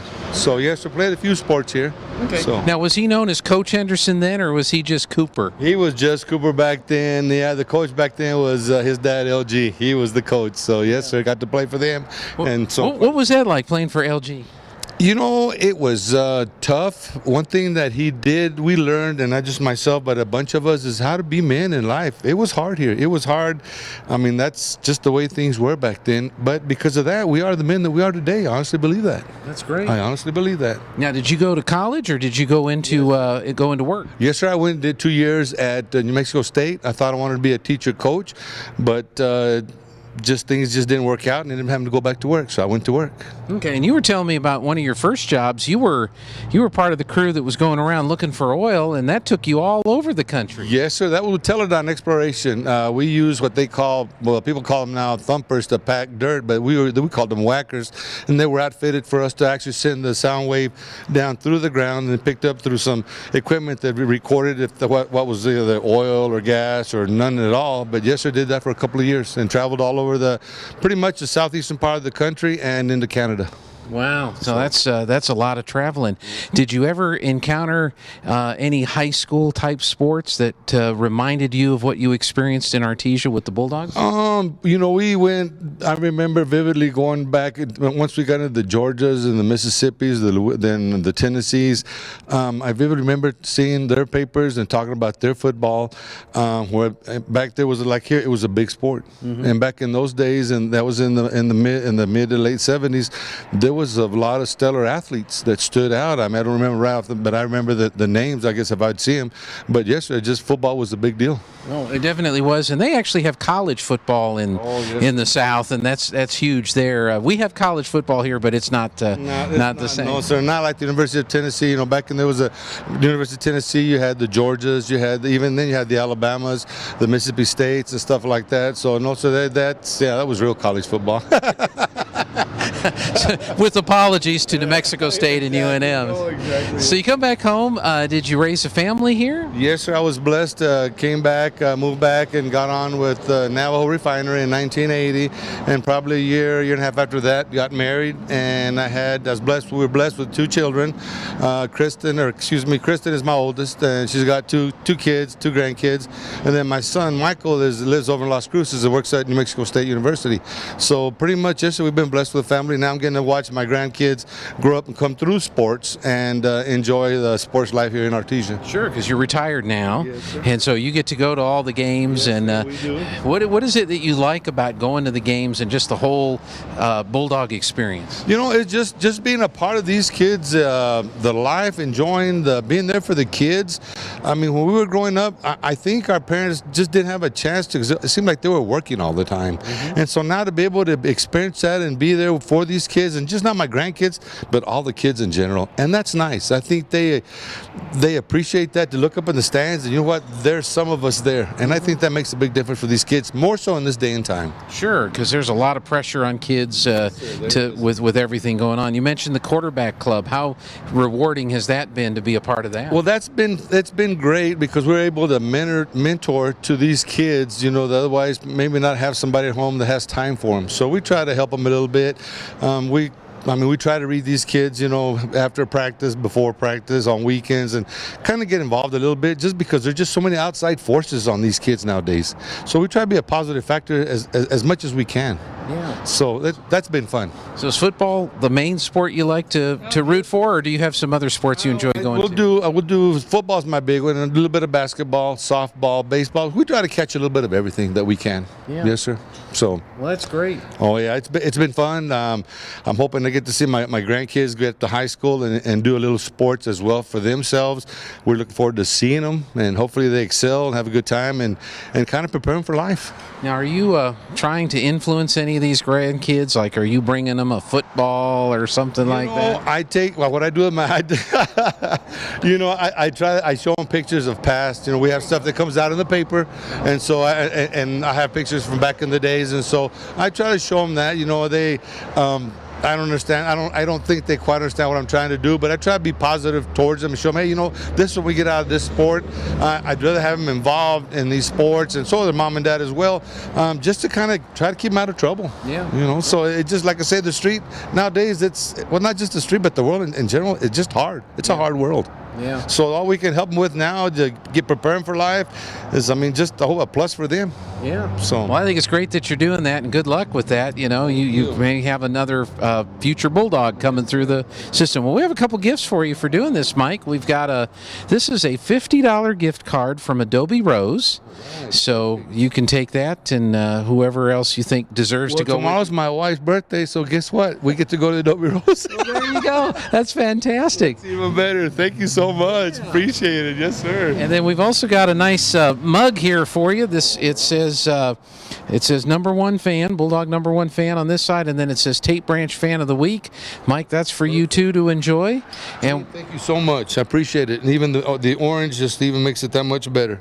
There you All go. right, sir. Hey, we appreciate you being there for the kids and rooting for the Artesia Bulldog program. Thanks for being our Fan of the Week. Yes, sir. Thank you very much, sir. Appreciate it. Thanks again. Our Fan of the Week. Stay tuned. The second half, Mayfield and Artesia coming up next. Don't go away. Continues to grow. Now is the time to apply for New Mexico's #1 ranked nursing program at ENMU Roswell. A new class of first-year students will be accepted for this coming January 2022 semester. Receive state-of-the-art training with experienced faculty who will prepare you for a rewarding career in nursing. Application deadline is November 5th. For more information, call 575-624-7401. Artesia Plumbing and Heating is your authorized Carrier air conditioning dealer, home-owned and operated for over 41 years. Artesia Plumbing and Heating installs residential, commercial, and industrial air conditioners. Artesia Plumbing and Heating handles your plumbing, heating, and air conditioning needs, including the conversion of evaporative coolers to refrigerated air systems. Cut cooling costs with high-efficiency Carrier unit. Artesia Plumbing and Heating is a proud supporter of the Artesia Bulldogs and Lady Dogs and wishes them the very best in this sports season. Artesia Plumbing and Heating, 746-3712. As the seasons change, it can be a great time to refresh your oral health too. Here's a few fall tooth care tips from Smile Expressions in Artesia. Fall is a great time to switch out your toothbrush. Toothbrushes should be replaced every 3 to 4 months. With fall coming comes fall baking, which means lots of sugar-laden treats. In addition to the goodies, try reaching for fruits and vegetables that are rich in fiber. And as the end of your insurance year approaches, now could be the perfect time to take advantage of any unused dental benefits. Please call and schedule your appointment today at Smile Expressions in Artesia. Have you noticed the days are getting shorter? This is Jim Gill from Roswell Seed Company. I know it's kind of hard to tell, but we're on the downhill side of the year, so every day is a couple of minutes shorter than the one before, even though your plants need plenty of food and water to keep them healthy. Like those globe willows that are turning yellow. A good dose of the right fertilizer will make them bright green again. No matter what the problems you're having, we probably have a cure at Roswell Seed Company, but come see us soon, because winter's coming, you know. When that problem arises, one call to Crouch Plumbing and Heating is all it takes. Crouch's plumbers and technicians are highly trained. No problem is too big or too small for Crouch. Whether you need a water heater replaced, a gas line run, a leaky faucet repaired, or your heater or AC serviced, Crouch can do it all. Your problem is their problem, so it's no longer a problem. Call on Crouch for timely response, quality workmanship at a fair price. Servicing Carlsbad and Artesia. This is Renee. Happy to be here. She's not some influencer. She's more of a groundbreaker, turning her 4-acre lot into a little slice of heaven behind the wheel of a John Deere 1 Series tractor. Renee runs with us because the most important job is the next one. That's all I got. Nothing runs like a Deere. Hear Renee's story at Deere.com. Stop by Pecos Valley Equipment in Artesia and Roswell, or visit us online at pecosvalleyequipment.com.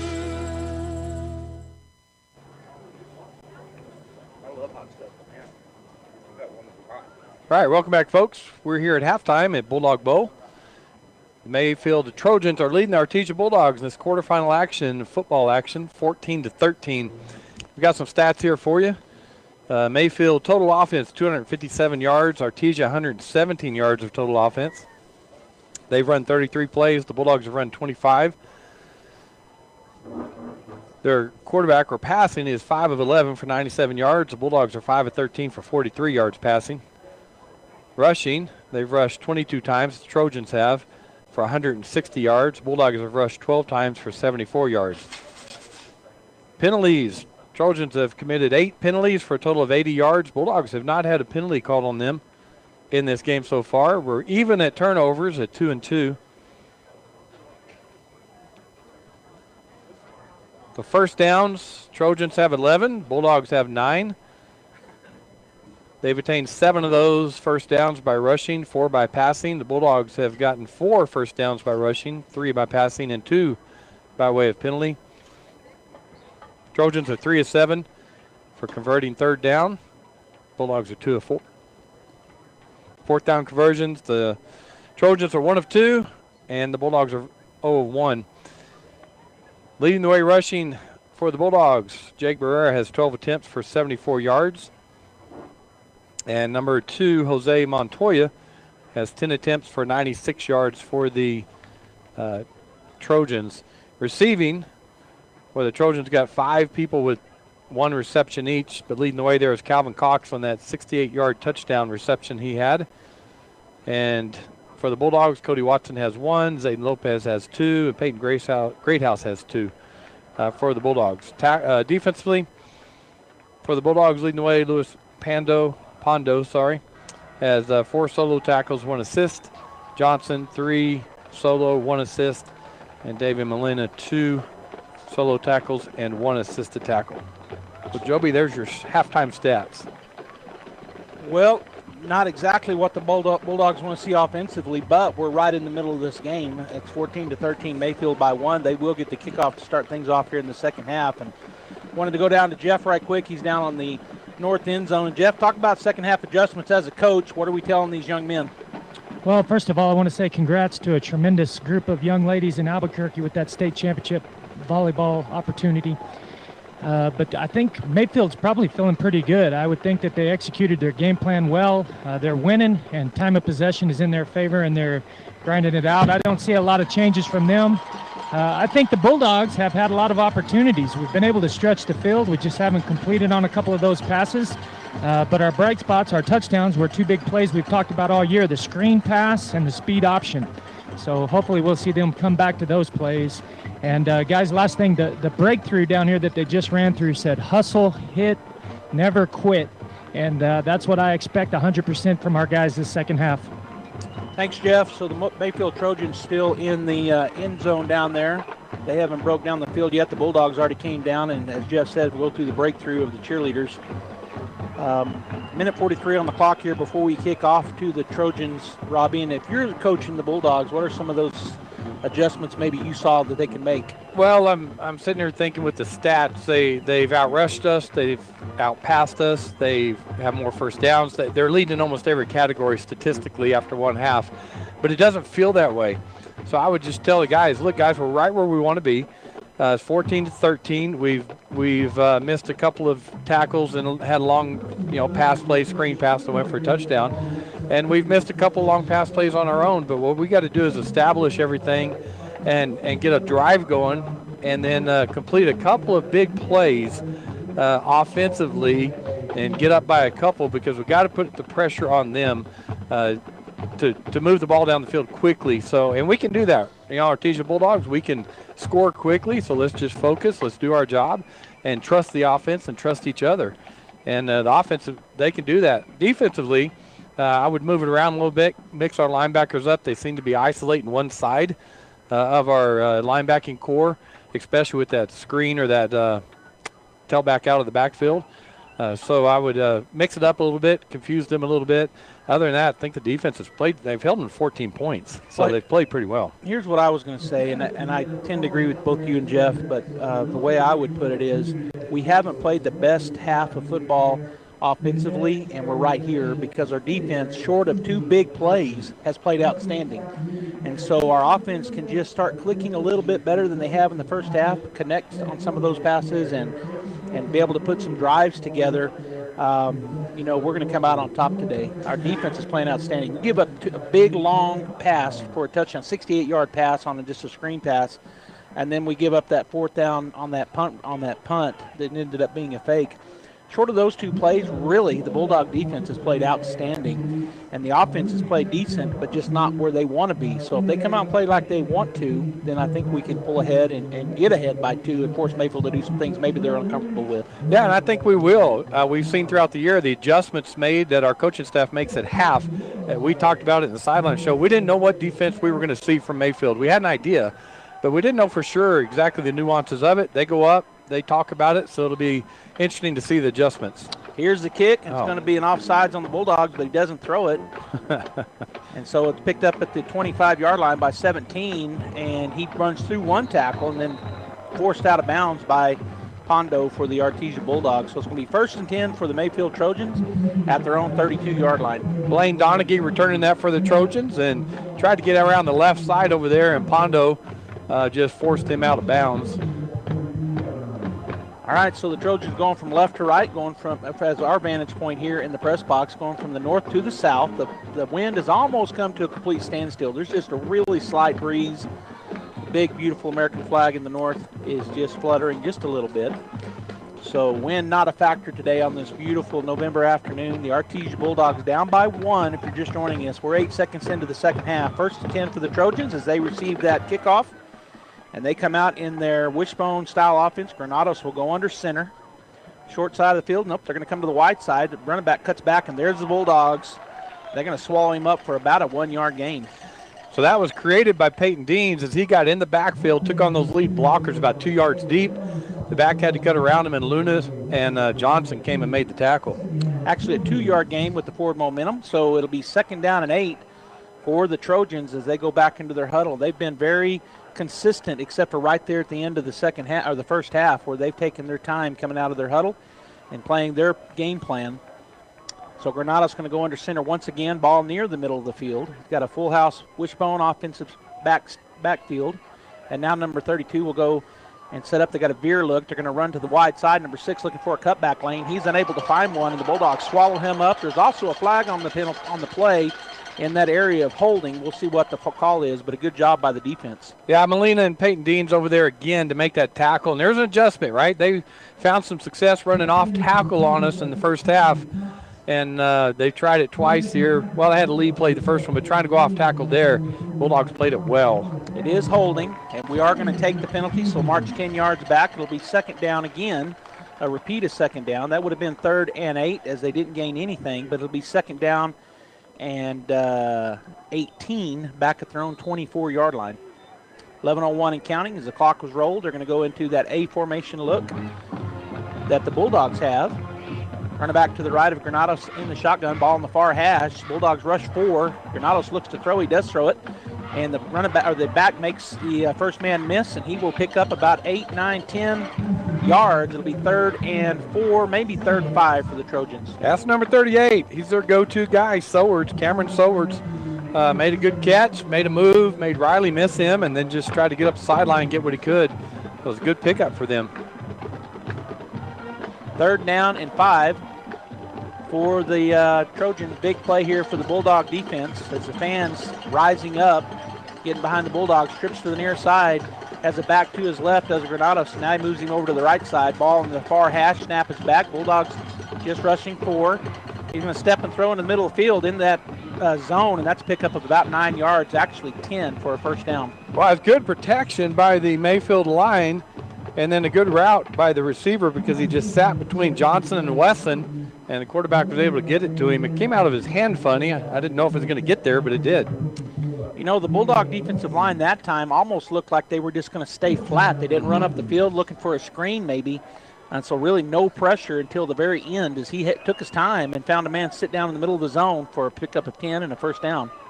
Trips to the near side once again, running back to the left of Granados. He's going to back to throw again, and we got I would think a false start, and it is false start on Mayfield. I called that earlier, and it was an offsides on Mayfield. But this time it is false start, so that'll back him up 5 yards. So, when the Trojans had to throw there, they did. They were 2nd and long, and then completed a good completion to make it 3rd and 5 or so, shorter, and then another pass play to pick up the 1st down. Yeah, they got 10 on the second pass play, but after 1st and 10, they move, so false start, and it'll be 1st down and 15 at their own 43-yard line. Clock was rolled, so we're down to 9:50 and counting. Trips to the near side, which is the wide side of the field. Granados with the back to his left. He looks this way. Shotgun, he's going to look to throw. Bulldogs bring some pressure. He steps into it, throws it down the left side of the field, and that's going to be incomplete right at the last minute. Bulldog defender gets a hand up. That's a great job, and that's number 38 asking for the pass interference, but Armendariz for the Bulldogs, he was running step for step. He looked up, then he looked back at the receiver, and as you said, what you teach him there, if you can't get your head around, watch his hands. When his hands went up, Armendariz's hands went up, and he knocked the ball away. So incompletion will be 2nd and 15 9:39 to go in the third quarter. 14-13, the Trojans lead the Bulldogs by 1. Trips to the near side. They've thrown the ball 4 consecutive times. Granados with a run back to his left. Backfield, he's going to look to throw again. Steps up underneath pressure. He throws it over the middle, and that's going to be incomplete. Good defensive coverage there, although I say that. The ball was thrown bad. If it hadn't been, it would have been a touchdown. It would have been, because I think it was Molina. He looked like he'd undercut him. The receiver got behind him, but he was going to undercut him, make an interception. But if he had just laid that up a little bit on target, you're right, he was 5 yards behind him. Well, so that's why originally I said good coverage, because I think he undercut it on purpose, was going to try to step in front of that ball. But all he had to do, the quarterback, was loft it over, and it would have been a long touchdown pass. Yeah. But it falls incomplete. 3rd down and 15. Again, trips to the near side, which is the wide side. One receiver to the far side is Soward. Granados quarterback has it back to his left. He's going to turn and throw it that way. It's caught over there. They're going to run this. Oh, it's a fumble. Bulldogs, get on that ball. Do they know it goes out of bounds? Mm-hmm. It'll be Mayfield ball, but they're going to lose 4 yards on that backward pitch. They tried the old hook and ladder. Yeah, just the receiver catching it on a stop route, but the number 38 coming up behind him, so he catches it, tries to pitch it to him going up the sideline, and it was a bad pitch, so they fumbled it. Johnson almost was able to get on that ball, but it went out of bounds. So 4th down and about 19 for the Trojans. Their punting unit is on the field.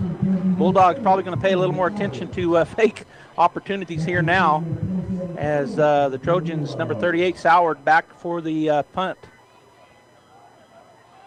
Snap is back, a little low. He gets it, and he will punt it this time. Bulldogs have a chance here for a return if they decide to catch it and go, which he doesn't. Watson lets it go by him. Probably shouldn't have done that, Robbie. It's going to roll inside the 1 yard line. Oh, he's stepping in the end zone. He had his foot in the end zone when he touched the ball. And they didn't call it. Right on the 1 foot line, and there was a ref right there on top of it. I know. He stepped. His foot was completely in the end zone.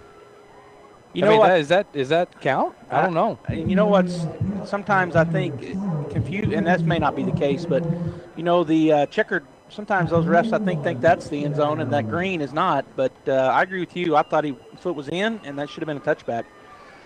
I really thought Watson should have caught it on the bounce. He had a lot of room in front of him. There was nobody there yet. They kicked their coverage.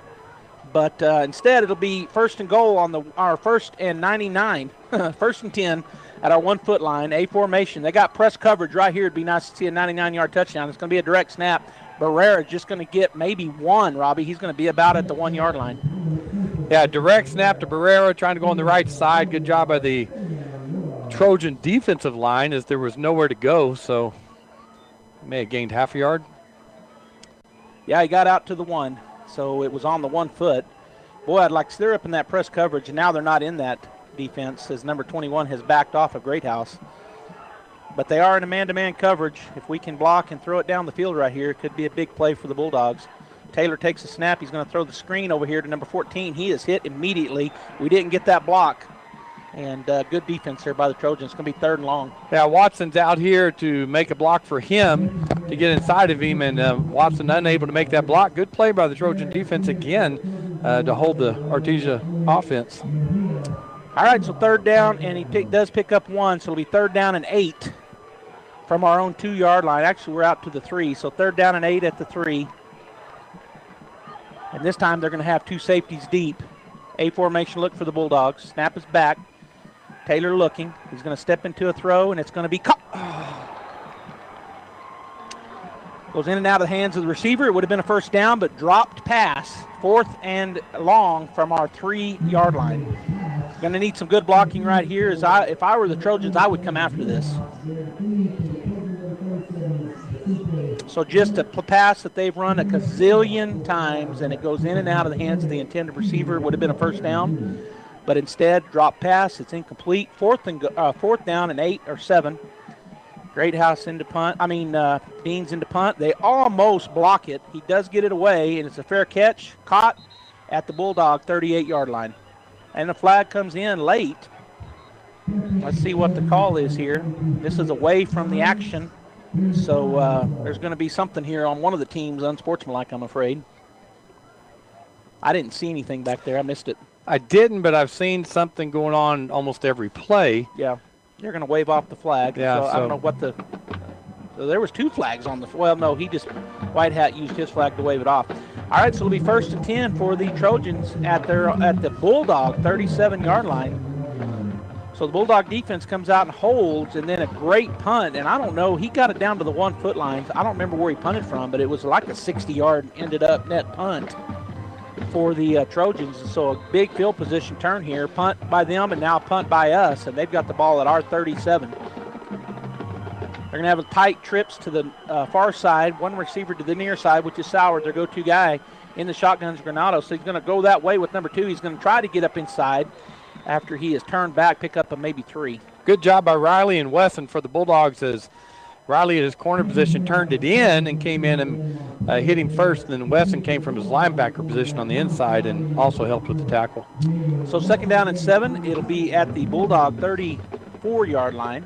7:30 and counting here in the third quarter. Trojans continue to lead by 1, 14-13, as the Bulldogs went for 2 in the first half and were able to get it. Trips to the near side, which is the wide side of the field. Granados in the shotgun. He's going to take a snap and drop back. Bulldogs bring an extra man. It was the pass is thrown up for grabs. It's going to be intercepted. Oh, my gosh. One-handed catch. First down, Bulldogs. Armendariz, what a great and unbelievable catch.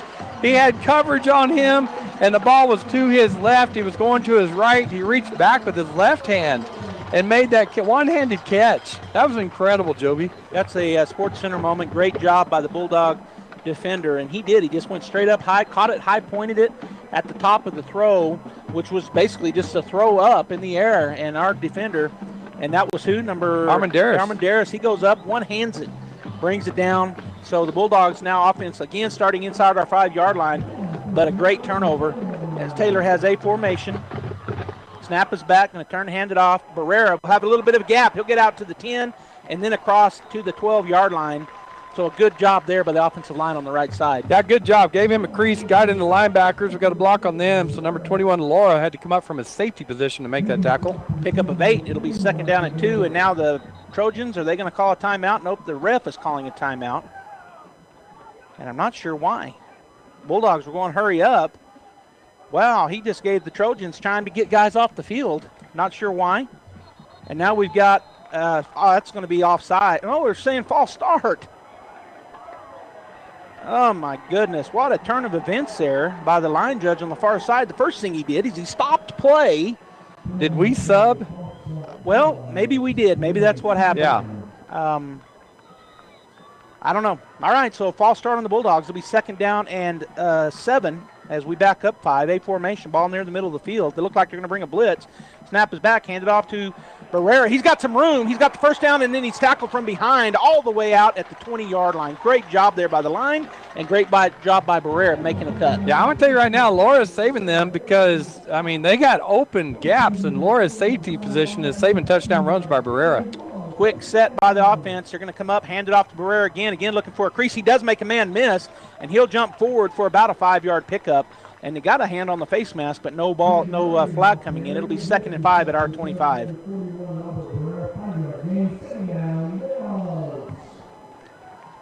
So the Bulldogs this time will go into the huddle. Ball in the near hash. Boy, I'd like to see them running some empty backfield and press these single coverages. Maybe we'll see that a little bit here in the second half. A formation. Barrera to the right of Taylor in the shotgun. Ball in the near hash this time. They do have a safety over the top on both sides.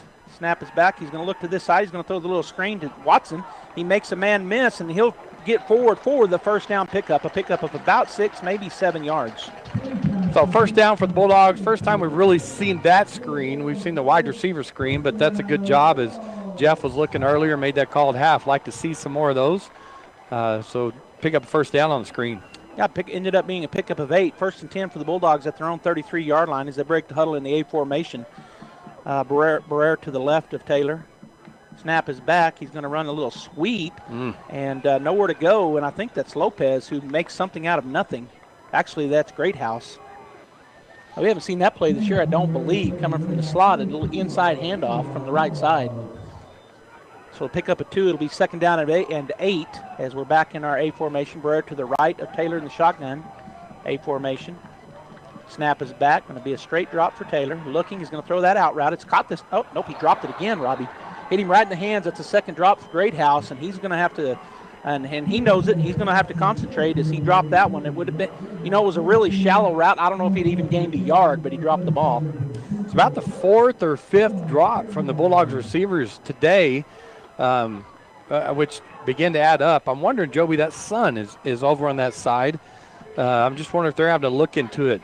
Could be. That could be the issue. All right, so 3rd down and 8 at the Bulldog 35-yard line. Ball remains on the near hash. We're going to go trips to this near side. Number 20 has number 20. That's Lopez for us over there with number 20 on him defensively. Snap is back. Taylor's going to look that way. He is going to throw it deep to Lopez. It's going to be over his shoulder. He catches it. He's going to break a tackle. That's going to be a touchdown. Artesia Bulldogs, man-to-man coverage, and we break it. And then he breaks the tackle. Great job by Taylor. Great job by Lopez. Wow, and that just makes the quarterback look good. Great throw by Taylor. Laid it up for him right into that sun that we mentioned and just laid it over the shoulder. Great over-the-shoulder catch. And you need your receivers to help you out there, right? Make that catch, and then he broke the tackle, as you mentioned. That was a 65-yard touchdown pass. Yeah, he broke the tackle about the 20. He goes 20 yards with nobody around him. Yeah. Great job. And the Bulldogs are going to allow them to go for 2 the old-fashioned way, regular play. We're going to have that big, heavy backfield. Dean's in the quarterback position with 2 linebackers up in front of him. Snap is back, going to go to the left side. Can he get in?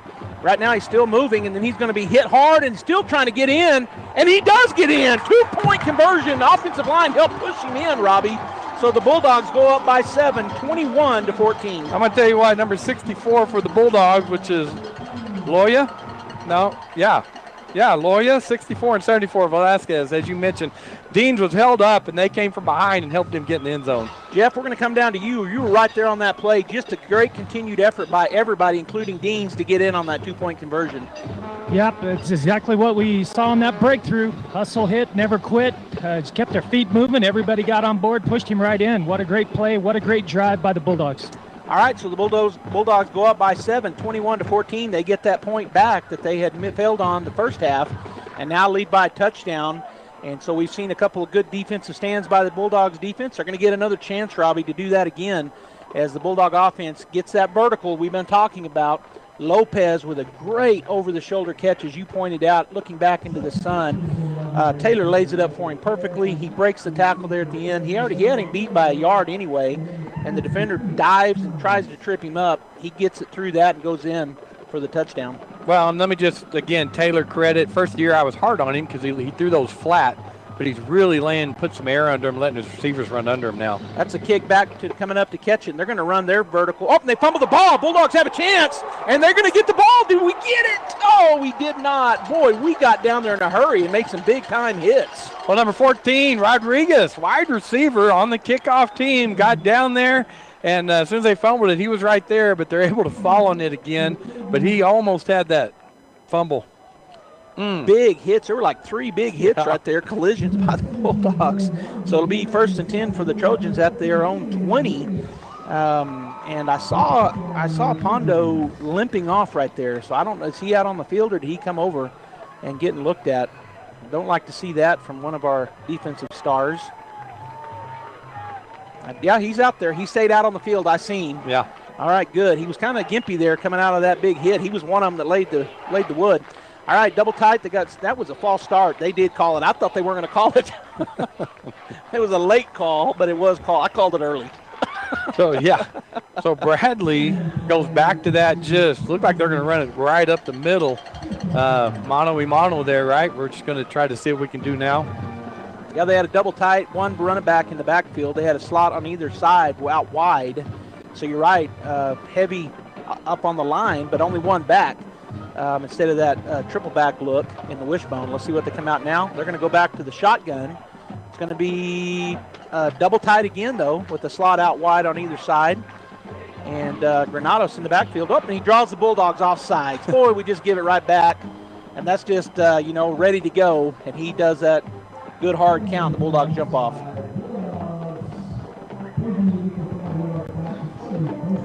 So 4:35 to go here in the third quarter.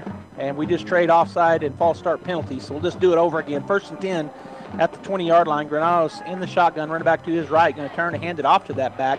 And he goes up into the line and drives forward for a pickup of about 5, maybe 6 yards. Boy, there's a lot of chippiness going on the field right now. This is it, right? Winner goes on, loser goes home. Season's over. Senior year is over in football. So both teams fighting hard right now on the field. It was a pickup of 6. It'll be 2nd down and 4 from their own 26-yard line. As going to go double tight again, slots out wide. Granados with the back to his right. He's in the shotgun. Snap is back, going to turn, hand it off again. The Bulldogs there. His knee went down. They called it on us, but they didn't see it. The line judges that time didn't see it, so he gets another yard. If they marked him down where his knee down, he didn't gain any. There's a flag on the play. There is a flag, and I think I know what it is, but I've been trying to be patient because I'm bad about calling them early. Robbie has reminded me several times. I haven't said a word. You haven't. Fairness for Robbie. That wasn't very fair. Well, they're talking about this one. Yeah, they are, and it may be on the Bulldogs. And Mayfield says it is. Personal foul. Face mask. Well, a hand to the chin, so hand to the face. He didn't call it face mask, but he said this. He put his hand up into the chin. So that was on a defensive lineman probably. And that's a pickup of what, 15 yards? Yep. So 1st and 10 for the Trojans out at their own 32-yard line. Ball near the far hash. Clock's back to rolling. 3:55 and counting here in the 3rd quarter. They're going to come out in that double tight once again. Running back to the left of Granados in the shotgun. Bulldogs defense ready to go. Snap is back. Going to hand it off to that running back. He tries to jump over a Bulldog and unsuccessful. Pick up a maybe 1. Good job by Michael Barunda. He got off his block and was able to grab a hold of one leg and hang on. So it'll be 2nd down and 9 as the Bulldogs have been rotating off defensive linemen all game long, which gives fresh legs almost every play. And so a pair of defensive linemen come in, a pair go out. It'll be 2nd and 9 at their own 37-yard line for the Mayfield Trojans. 3:14 and counting here in the 3rd quarter, 21-14 Bulldogs. Double tight, slot on either side. The quarterback, Granados, walks up. Now he'll go back into the shotgun, running back to his left. Snap is back, going to hand it off. Trying to get on the outside. Oh. He's chased by a Bulldog, but unable to get to him is number 6, and he's going to pick up about 5, maybe 6 yards. Boy, we had him, but just the speed got around our outside linebacker, who's one of our sophomores, I believe, number 58. I thought it was Wesson that was chasing him. Oh, it may have been. Yeah, so it's Wesson that had him, and he just able to get around him. He chased him for a little bit, but they outran him. But it was a great effort by him. Just quarterback made a better move. Yeah, the running back number 2. Sorry. Jose Montoya. Yeah, sorry. So it's a 1st down pickup. I was mistaken. He got about 9 yards. So it'll be 1st and 10 at the 47 of the Mayfield Trojans. And they're running a lot of clock here, down to 17 on the play clock as they finally break the huddle.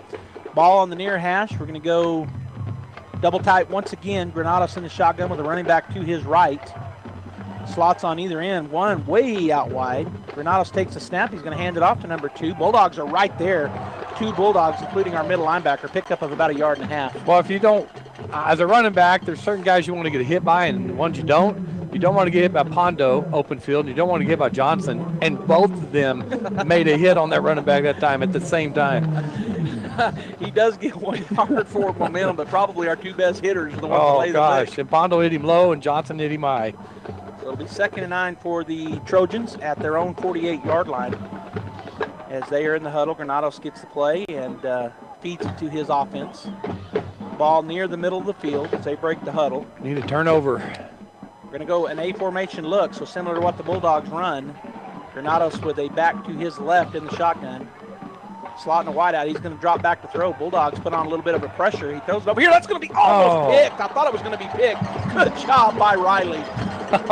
Against Sowers over here, number 38 for the Trojans. Just a little stop route, comeback route, dig route, whatever you want to call it. And Riley, great defense, great footwork as he was going with them and stopped, came back and almost made that interception. Oh, that was good. It was really good coverage. 21-14, 1:20 to go here on the incompletion. The clock stops. 3rd down and 9. And did we have a penalty? Did I miss one? No. So they're talking to the white hat. They're one of the umpire is talking to the white hat, but not sure what about. But okay, so 3rd down and 9. Clock is now rolling. That A formation look. Granados in the shotgun. He's going to drop the throw once again. Bulldogs getting some pressure. Oh, he's got a man, but our Bulldog defender is right there. Oh, my gosh. How is that pass interference? He was just running along with him. I don't know. Riley's running right with Sowers down the right sideline. They're both, you're both supposed to be able to make a move on the ball.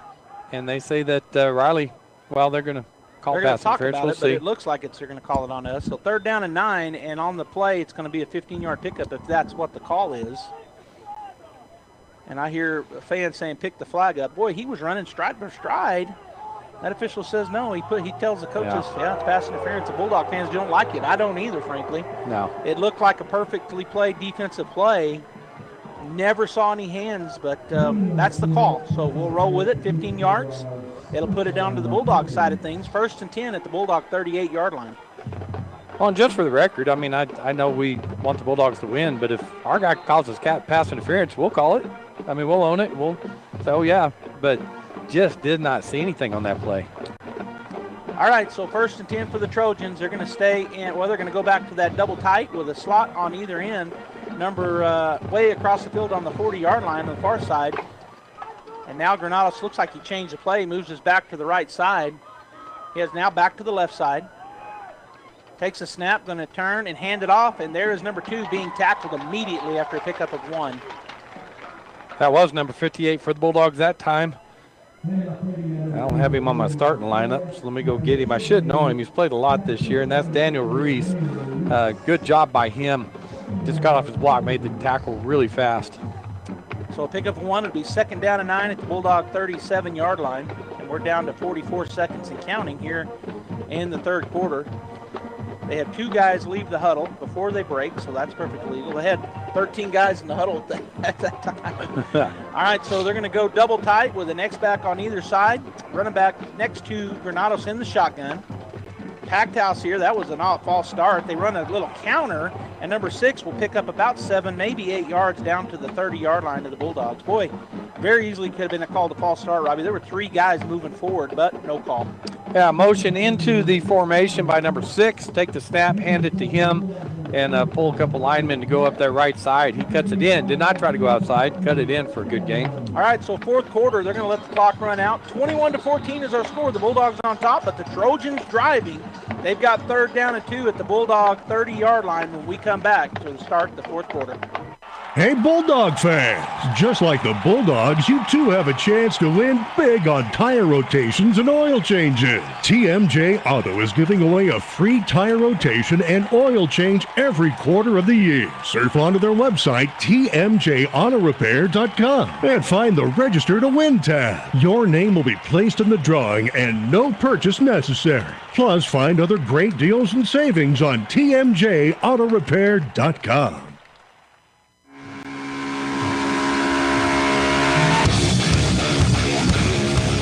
Back to Bulldog Bowl live here on KSVP AM 990, FM 93.7. And of course, we're live streaming KSVPTV.com. We're on Facebook, KSVP Facebook page. We're on our YouTube page and our YouTube channel as well. So we've got the Bulldogs covered every angle possible here, Robbie, and it's going to be 4th quarter action here. The Artesia Bulldogs defense has been playing tremendous. They got another chance as the Trojans are driving. They're into Bulldog territory on the 30-yard line. It's 3rd down and 2. I'm thinking 4-down territory for the Trojans. I believe it is. But the Bulldogs looking to get a big stop here. Yeah, we talked about it's not quite in the red zone at 30-yard line, but they need to really stiffen up here like they have in the past and make it really difficult for the Trojans. I'd watch those tight ends and slot backs in this formation, or the tight ends anyway. Bouncing out for a pass. Yeah. All right, loaded backfield, going to turn and hand it off right, and number 2 has it, and he's going to go for a touchdown. No penalties down, and Bulldog gets his helmet ripped off over there, and they didn't throw the penalty. Now there it is. I see it. That's going. I believe in that's going against the. But it'll be during the play. It'll come back. Number 45, Jared, had his head ripped off, literally, and so I think this touchdown is coming back. Well, I could be wrong. Looked like he was pointing at the Bulldogs. So they lined up in that wishbone formation, just a basic lead play. Our safety moved over to make a tackle, and he gave him one move, missed him, and he was untouched into the end zone. But on the backside, Jarrett gets tackled again, and the Trojan had a hold of his head and throws him to the ground and rips his helmet off. I didn't think they threw a flag, and then there was a penalty, and it looks like they're talking about it for a long time, Robbie. I'm not sure. Maybe they're just, I don't know, but it should be during the play, which means the touchdown would come back. Yeah, they're writing on their cards in there in that huddle that they were having with the head referee. Here's the call. Unsportsmanlike on the Trojans. Yeah. Oh, they're going to leave the touchdown standing. That's hard for me to understand because it happened before the touchdown happened. So I'm not sure about that call. I'm sure we'll learn about it maybe later today. I can look it up. But his helmet, he was thrown to the ground before the touchdown occurred. To me, that shouldn't have been after the play. But nonetheless, touchdown Trojans. And the score now 21-20 as the Trojans will line up to kick their PAT. They were talking about it for a long time, about that very thing, I have to believe. So the touchdown does count. This will be added on at the kickoff, I guess. So we're going to have a good chance to run our starburst again because I don't think he can kick it that far. They run, well, surely they wouldn't run it onside. Here's the PAT. Hold us down. Kick is up.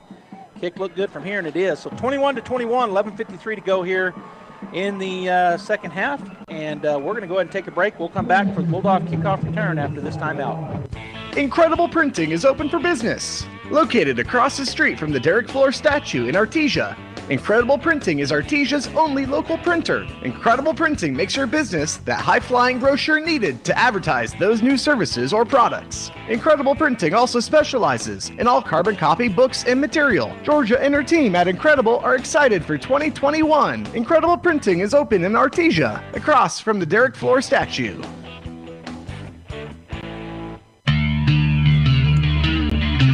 All right, Bulldog fans, we're going to drop it down to Jeff right quick. Jeff, what do you think happened there on that call? Well, whatever it was way behind the play and it was late. I think the coaches thought it was actually on us. They called Riley Jarrett right off the field when it happened. But then he went back on. I don't know. It was hard to say. I was watching the ball, but it was late, way behind the play. Well, what happened was Jarrett got ripped to the ground by his head, and they ripped his helmet off. And it was behind the play. But then they called it unsportsmanlike on Mayfield, but I thought, and I think it was on that, but I think they just saw it late. So that drops them back all the way to their 25 to kick here. The Bulldogs should, theoretically here, have a great opportunity to run the starburst, Robbie. He's a good kicker, but I don't know if he can kick it that far. They're going to run up to it, not onside it. So number 24, their kicker, as the Bulldogs drop back into their normal coverage. And boy, standing way up on the 40-yard line, to me too close, is our quarterback position, Nia Estrada. All right, here comes the kick. He will kind of squib it over to the right side. It'll be, oh, and it gets through the hands of the Bulldog and out of bounds. Boy, Watson, that was dangerous, but it gets out of bounds. So it'll be Bulldog football at their own 27-yard line. Yeah, yard line. Anytime that football hits the ground, you don't know where it's going. And Watson was coming up to take it off that first bounce, and I think it bounced right on him, went off his right arm, and then eventually went out of bounds. But it was scary because anytime that thing hits the ground, you don't know where it's going. All right, so the Bulldog offense back on the field. 1st and 10 at the 26-yard line.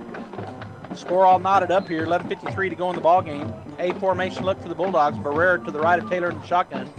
They're showing blitz. Let's see if they bring it. He's going to hand it off to Barrera, looking for a gap. He gets one. He makes a man miss. He's to the 35, out to the 40, swung down, out at about the 42-yard line. Actually going to mark him down at the 43. Great running there in that crease by Jake Barrera. And then they mark him back a yard. I can't figure that out. They marked him at the 43, and then they moved it back. Snap is back, handed off to Barrera again. He's got another crease. He's to the 30, to 50, down to the 41-yard line of the Mayfield Trojans. 2 back-to-back runs there by Jake Barrera. Great blocking by the offensive line. Yeah, great blocking as Burke made the tackle for the Trojans, but as you said, just back-to-back first downs. Just keep going. Up on the line again, going to turn, hand it off to Barrera once again. Don't get a hold there. And Barrera slips and falls down after pickup of a gain of about 2. Yeah, there was nothing inside that time. They handed it off, so he tried to bounce it out, and there wasn't much out there either. They can't. Bouncing it out was to the short side of the field. They had a lot of defenders over here. He ended up getting 2 yards. It'll be 2nd down and 8 at the 39-yard line of the Trojans. A formation, snap is back, going to fake it this time, going to throw that wide receiver screen. Lopez is going to stay on his feet. He's to the 25, to the 20, still going forward, all the way down to the 16-yard line. That's great blocking again by the offensive line as they move out there to block for Lopez. Receivers are blocking, and then just a great job by Lopez. You can tell how much he wants this just by that play right there. Yeah, he never stopped moving his feet. He broke 2 tackles and then just took a pile. Bulldogs right back on it. They fumbled the ball. Taylor still has it as it popped up in the air. Now we got a penalty coming in from the back. Judge way back there. I tell you what their linebackers are doing. As soon as they read or run, they're coming up and hitting our offensive linemen right in the kneecaps. I mean, I didn't notice the first half, but I've noticed about 4 times here in the last 2 drives. So this flag, I'm curious about it because where it came in from, all the way back from the back judge. And too many men on the field. That may have been what it was, as somebody up in the booth says that, and that's probably right. That would be the place it would come from, that back judge counting. And so Whitehat hadn't made the call yet, but now he does. Too many men on the field for the Trojans. That's going to march it forward, half the distance? So the umpire will march it inside the 10-yard line down to the 7. And so it'll be, first down automatically, right? Oh, we had a first down, so it's 1st down and 1 for the Bulldogs at the Trojan 7-yard line. A formation, Barrera to the left. Taylor's going to take it. He's going to hand it off. That play had no chance. Boy, Yeah, Greathouse from his slot position on the right came in motion again, going to hand it to him and go to the left. But what's happening is they're bringing those safeties up as extra outside guys outside our tackles, and they're just coming hard across that line of scrimmage. They had 2 guys unblocked that time that just met him in the backfield, and why are they marching this off? Not sure they are. They're not. The Whitehat, the ball went through his hands, and he stopped the clock because it took him a while to go get the ball. Yeah. All right, so a loss there of 3 yards. It'll be 2nd down and 3 now from the 10-yard line. Taylor takes the snap, going to fake the handoff, looking to throw it. He does throw the out route. It's caught this time, and we're inside the 2-yard line. That's a 1st down. It'll be 1st and goal. Greathouse on the reception. So just a great catch and throw, as you mentioned earlier. They've done that 1,000 times. Just timing the safeties. There's no safety right now, 0. So it'll be interesting to see what Coach Mappa wants to do here. Speed option is my guess, but we'll see. Ball on the near hash. We're on the 2-yard line. Snap is back. It's a direct snap. Barrera, he gets inside the 1, no signal, so it's going to be 2nd and goal inside the 1-yard line. Well, they are stacking that box, but they're keeping the outside too. That speed option, they got that safety up there as an extra guy. All right, so the Bulldogs are going to come in with their heavy package. Johnson will be one of the linebackers. The other is number 54 for the Bulldogs, and that is Wesson. And so number 12, Dean's in there in the heavy package with 2 linebackers up in front of him. We're at the 1-yard line, 2nd and goal. Hayden takes a look over there, stacking up in there. They know what's coming. Can we just man to man get them through? He's going to take the snap, and he's in easy. Great blocking. Nobody touched him. Oh, so you prepare to go off tackle. A lot of times that's what we've seen. Oh, there's a flag on the field after the touchdown, but we just went up the middle that time, and great blocking as Dean went in untouched. And unfortunately, Robbie, I think that might be on us. Our guys have got to stop that business. We'll see, but I think it's on the Bulldogs.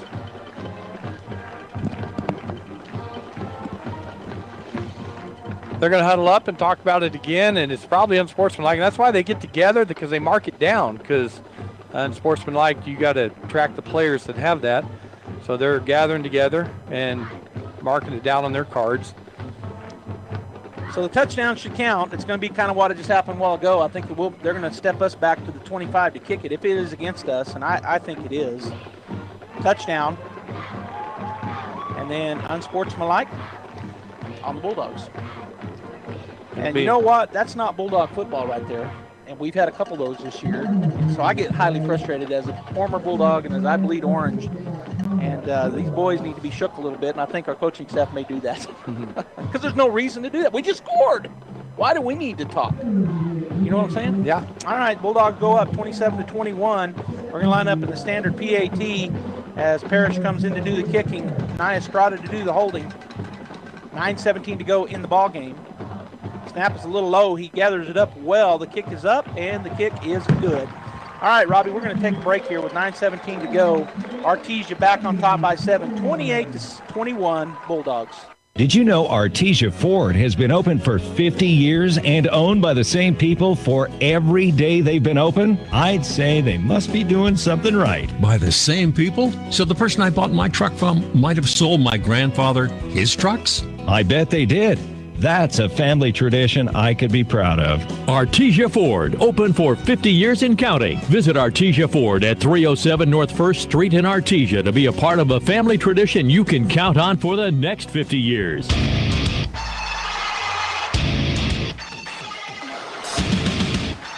All right, Bulldog fans, we are back here. The Bulldogs will have to kick off from the 25. So, Parrish has a pretty good leg. Normally he kind of kicks it to one side or the other. Let's see if he tries to kick it deep this time. As 9:17 to go, this could be great field position for the Mayfield Trojans. We'll see as Jake Parrish sets it up in the middle of the field at the Bulldog 25.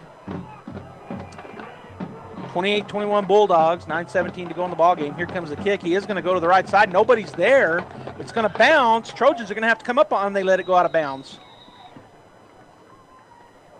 So the Bulldogs were hustling down, going to try to get to that, but they weren't able to as it bounces out of bounds. So will they just take it right there? If they do, that's not too bad. If they back us back 5, which if it were me, that's what I would do. So another quarterfinal action, Los Lunas 24, Belen 0 at halftime. Latest update we have. So they march off 5 yards from, and I didn't think you did that. I thought you got it where the ball went out of bounds. But and now they're going to blow the clock dead and talk about it.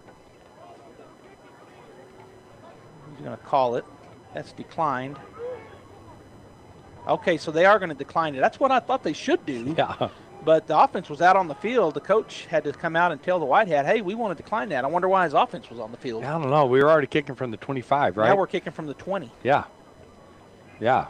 Yeah, and this line judge marked off 5 yards, which I didn't think was the case, but it doesn't matter. They're going to kick from the 20, or the Bulldogs going to make a free kick. So no time off the clock as that just hit the ground and bounced out of bounds. Nobody touched it in play. 9:17 to go here in the ball game. Los Lunas in commanding lead, so it'll be Los Lunas against Goddard if they hold out. Farmington has already won, so if the Bulldogs can hold on, it will be Farmington, I believe, here next Saturday. And now another whistle and stop of the play as they're going to do something here. The fans getting restless, I think, on both sides. I can hear our fans saying, "Hey, come on!" That's where the referees want headsets. Right, they can talk to each other, not have to run all the way across the field. Yeah, he's got to go 60 yards, talk to him, and then come back 60 yards. Whatever it was, he asked and got confirmed because nothing changed. So the Bulldogs to kick off from the 20-yard line. I said 87 because I was looking at Jake's number. All right, here comes a kick. He's going to kick it back, and it's going to be caught at the 34-yard line. They're going to run their starburst, handoff. Now number 17 keeps it. Bulldogs play it good, and they're going to swallow him up at the 37-yard line. So we're back to where we were, back to the 37. Good job by the defense. Yeah, LaRock made that happen. He came flying down the field, and he was trying to, number 17 for them. Donaghy was trying to get outside, and he cut that off. And then number 59 for the Bulldogs came in and made that tackle. Munoz. He just swallowed it. Took him straight to the ground for a great open field tackle. 1st and 10 for the Trojans at their own 38-yard line. Down by 7 with 9:13 to go are the Trojans. Ball near that middle of the field and the far hash, kind of splitting the difference. They come out in the wishbone set, double tight. Granados goes under center. Need to watch for that little pass. They're going to sweep it, and the ball comes out. Bulldogs get it. First down, Artesia. That was number 49, Riley, in there. Boy, they fumbled that pitch on that sweep, and it went up in the air, hit the ground, and Riley came diving in there, dove like Superman to get on that ball, as 3 other Bulldogs did too, and number 9 was trying to get it. That's their quarterback. Yeah. He dove in on it, Robbie, and the Bulldogs were there was like 4 Bulldogs. and it got him on his shoulder. It looked like he's up, his helmet's off, but he's going to get off the field under his own power. Hope Granados is okay. But, man, great job there by the defense. They were there, and so because that ball come out, the Bulldogs were right on top of it. So what an opportunity here for the Artesia Bulldogs to go up by 2 scores. You talked about that at half. It'd be nice to get us to go up by 2 scores, and we got that chance right now. 1st and 10 for the Bulldogs at the Mayfield 34-yard line. A formation, ball in the middle of the field. Barrera to the right of Taylor. Turn, handed off to Jake. He's going to go into the middle line. He breaks through. He's to the 25, to the 20, to the 15, to the 10, to the 5. Touchdown, Jake Barrera. That's, oh my gosh, but the safety's outside. There's no safety in the middle. Jake Barrera broke a tackle by a linebacker, and then the other guys tried to grab a hold of him, and he's just so strong and keeps those legs moving. And then the receivers were down blocking for him too. So, boy, that's just the heart of the Bulldog team right now. That was all heart. Great blocking at the point of the attack, and then heart, as you pointed out, by Jake Barrera. He spun, he broke a tackle, he spun through another tackle, and kept his feet churning. And as you pointed out, heart by Jake Barrera. All right, they swing out of swinging gate. Nia Estrada will hold. Parrish in to kick. 34-21. Kick is up, and the kick is good. 35-21. And let's go down to Jeff right there. He's on the right end. He saw that play. Jeff, what a great run by Jake Barrera. What a great run, but I'll tell you what, the MVP of the second half has got to go to Jacob Velasquez and Nam Loya, guys. Our O-line up front is dominating the right half of the field. We've been running behind those guys the whole second half, and I think our physicality and our fresh legs are paying off, and great effort by Jake. Yeah, great effort. I said that, and I agree with you, Jeff. What a great blocking at the point of attack, and so great point there. And you're right down there, and you see those offensive linemen doing their job. And then once he got that crease and he was into the secondary, he breaks tackles and makes spin moves and goes in. Just a tremendous effort all around by the offensive line and running back Jake Barrera. So that's that two touchdown cushion we wanted. So it's going to be interesting to see Mayfield come out and what they want to do now, because they can't methodically go down the field. Kick by Parrish is going to drive him back to the 10-yard line. It's number 23 going to the right side, and the Bulldogs do a tremendous job. Is that LaRock again? Yes. What a great job by that young man, Robert. I'm going to tell you, LaRock gets down there about 10 yards ahead of everybody else. I mean, the whole kickoff team's going, but he's 10 yards down there and just cuts that. Number 23 was the running back for the Mayfield Trojans, which was, I can't pronounce that, Felix, as he was trying to get around the right side. But LaRock, man, great tackle by him. Not only a great tackle, it's Felix Sainz, but not only a great tackle, but he was being held, and he pushes through the block and makes the tackle with the blocker on top of him. Great job. All right, so it's going to be 1st and 10 for the Mayfield Trojans at their own 17-yard line. Ball on the far hash, 8:54 to go in the ball game. They're going to go trips to the wide side, empty backfield, twins to the short side of the field, which is far away from us here in the press box. Granados takes a look over the defense. Now he brings number 6 in motion.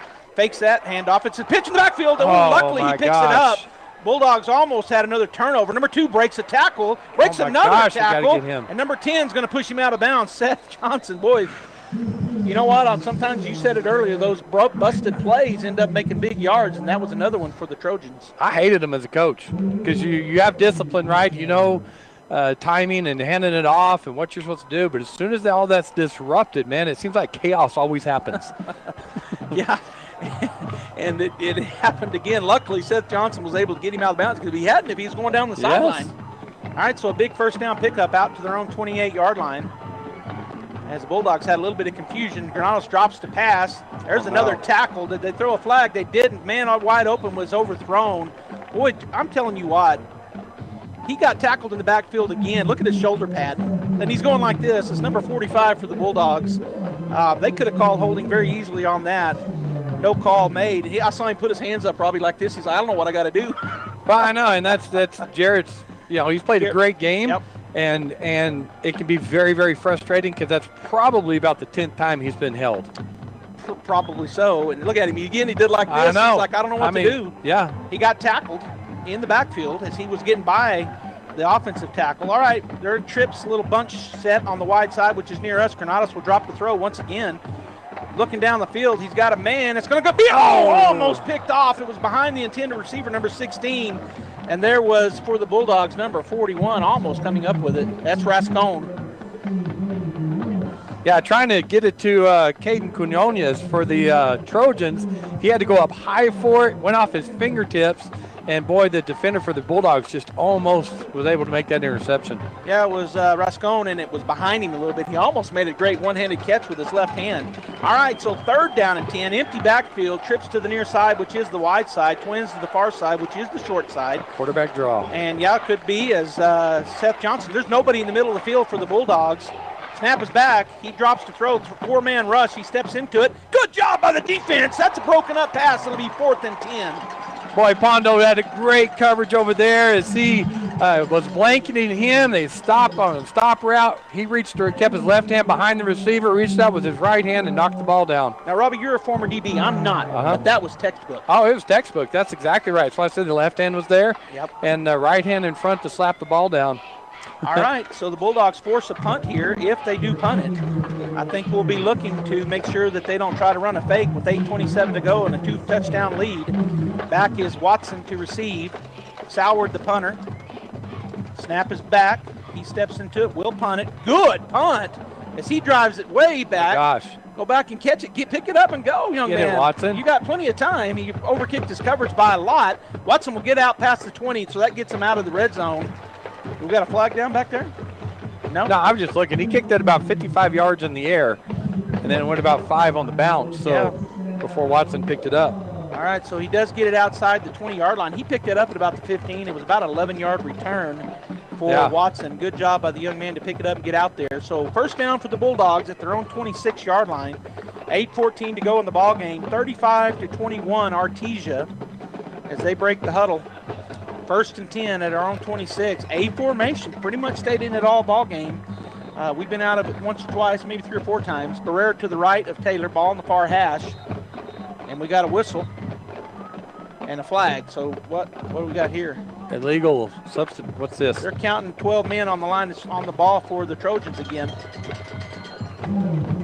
2, 4, yeah, they 6, got 12 8. on the There's field. 12 on the field, and Wow. 37 is going off. Which is funny because I was going, they got 5 down linemen this time, which they haven't had, and then they had 2 linebackers, and that's one way to stop us. How do you do that? Well, there was 12 guys. All right, so 1st and 5. Snap is back, going to run the speed option pitch to Barrera. He's got a lot of green grass. Good blocking downfield. He's going to cut around the block. He's to the 45 to the 50. Cuts inside of a block. He's to the 40, and he gets all the way down inside the 40-yard line. And now we're going to have a penalty on the sideline. I think that's on them, Robbie, this time. That's going to be a flag right on the sideline. We'll see who they call that. Oh, they're going to call it on us. Yeah, it looked like Loya came down late, 64. He's asking what, but it's just hustling on his part. Maybe not hearing the whistle, but, it was. But I love the call because they did have 5 down linemen that time, linebackers inside, so we go speed option on the outside. Great pickup, great call. So we get it all the way down to their 38, but now we're going to be marched back 15 on either the unsportsmanlike or the personal foul. They talk about it, and the Whitehead says personal foul on the Bulldogs. So that takes us back to our side of things, back to our own 47-yard line.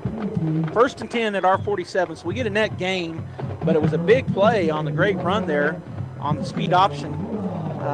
Just had a personal foul at the end of it, and that's something the Bulldogs can definitely clean up pretty easily going into the next week of playoffs if we can continue to keep this lead.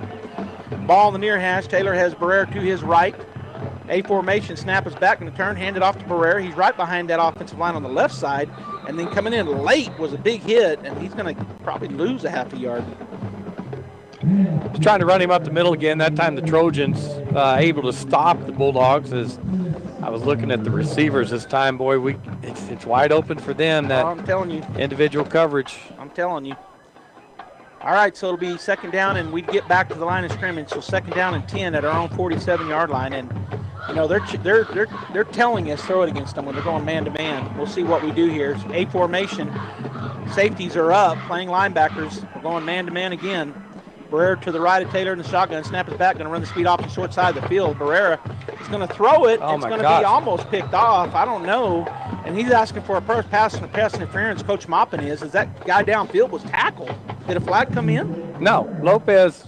So they speed option to Jake Barrera, pitch it to him, then he was going to throw to Lopez, and when he went to throw to Lopez, the defender had tackled Lopez down the field. So we've not seen that play. That's the first time they've run it this season. Coach Maupin not happy, and I don't blame him, as the intended receiver was tackled while the ball was in the air. So I'm not sure. Okay, it's 3rd down and 10 for the Artesia Bulldogs. A formation look. Yeah, they set it on the wrong spot. Now they move it back. So 3rd down and 10. Barrera will go to the left side of Taylor. We got man-to-man coverage across the board. Snap is back.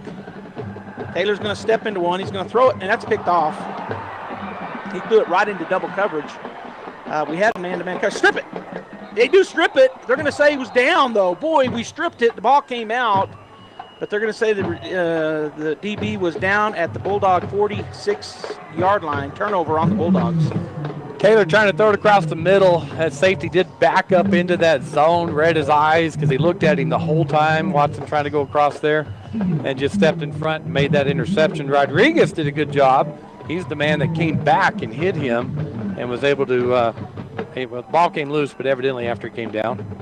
So it'll be 1st and 10 after the turnover for the Mayfield Trojans at the Bulldog 46-yard line. Ball on the far hash. They're going to go trips to the short side of the field, which is across the way from us in the press box. Trojans going from south to north. No wind. Beautiful Saturday afternoon. Running back to the left of Granados. He takes a snap, drops right back, straight back. He's going to throw a screen out here. It's hot, and the Bulldogs were not ready for that. Down the sideline he goes, number 2, and he's going to have a touchdown. No flag. Oh, there is a flag. We'll see what the flag is. It might be a holding or an illegal man downfield, Robbie. We'll see what the call is. So the Bulldogs sensed that after the play was developing as Montoya came out of the backfield again. But Granados did a good job of just laying that up in the air and letting him run underneath it. This is coming back. Illegal man downfield against the Trojans. So that will come back. Long touchdown negated by the penalty. 6:51 to go in the ball game. 35-21 Bulldogs. And they'll march this off. It'll remain 1st down. It'll be 1st down and 15 at the 49 of the Trojans. It developed so slow, the lineman broke down the field too long, too late, and he caught it out in front. If that had been behind the line of scrimmage, I don't think it would be called that. But right. He threw it out, led him. He caught it out past the line of scrimmage. So illegal man downfield. 1st and 15 at their own 49-yard line. Ball right almost on the far hash. Going to go that A-looking formation. Now they're going to go empty backfield as the back comes out into trips on the wide side. Granados takes a look over the defense. Snap is back. He's going to look to the right side. Now he's going over the middle. He's got a man and going to be broken up at the last second by who else? Pondo. Pondo's running with number 14 down the field, which is Villalobos, and he laid that over his shoulder, and right when it hit his hands, Pondo, who was behind him, reached around him with his right hand and knocked it out of his hands. As he was making the tackle. I mean, you're right, he was probably beat by a half a step, but he closed the gap as the ball was actually perfectly thrown by Granados, but just perfectly thrown ball, but better defense by the Bulldogs. So it'll be 2nd down and 15 at their own 49-yard line as they break the huddle. The ball on the far hash. Granados will have trips again to the short side of the field over there. He's got one receiver to the near side, but back to his right in the backfield. Snap is back. He's going to look to throw again. Bulldogs break through, goes to that short side, and that's incomplete. Good defense there by the Bulldogs to help break that up. Yeah, just trying to pick up some yards there on 2nd down, about 10 on the sideline, but Armendariz denying that over there as he dove in front of the receiver and got a hand on that pass. So it'll be 3rd down and 15 now for the Trojans at their own 49. The ball remains on the far hash as the Bulldogs will make another switch on the offensive line. They've been able to do that, keep fresh legs in there all game long. Play clock has not, it's rolling down to 23 as the Trojans and Granados will go into the huddle. 3rd down and 15. We've seen them make some big plays on some long downs here, so the Bulldogs want to make sure they come up strong here. Just got to watch that back out. Yeah, number 6 is the back in the backfield. That's Calvin Cox to the right of Granados. Granados in the shotgun. They got the inverted A-look. Snap is back. He's going to drop straight back to throw. He's looking downfield, pumps it. He's going to go the other way deep, and that's going to be overthrown to Soward. So it'll be 4th and 15. So good pressure by the defensive line that time on coming number 58 for the Bulldogs, getting pressure from the right side of the quarterback, and that's Reese, I believe it is.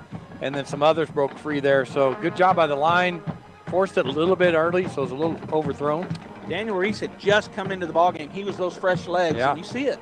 Yep. We saw it right there. So it'll be 4th down and 15, and the Trojans looking a little bit confused on what they want to do here. They are going to draw back in punt formation. This is where you want to make sure that you don't give up a first down on a fake punt. Going back this time to receive for the Bulldogs is number 41, Philip Finley Rascone. So Sauer will be back at his own 36-yard line to receive the snap. Snap is back, and we got a penalty. Delay a game, or what are they calling? Oh, wait a minute. What did he call? All the way back there on the Bulldogs. We have 12 guys on the field.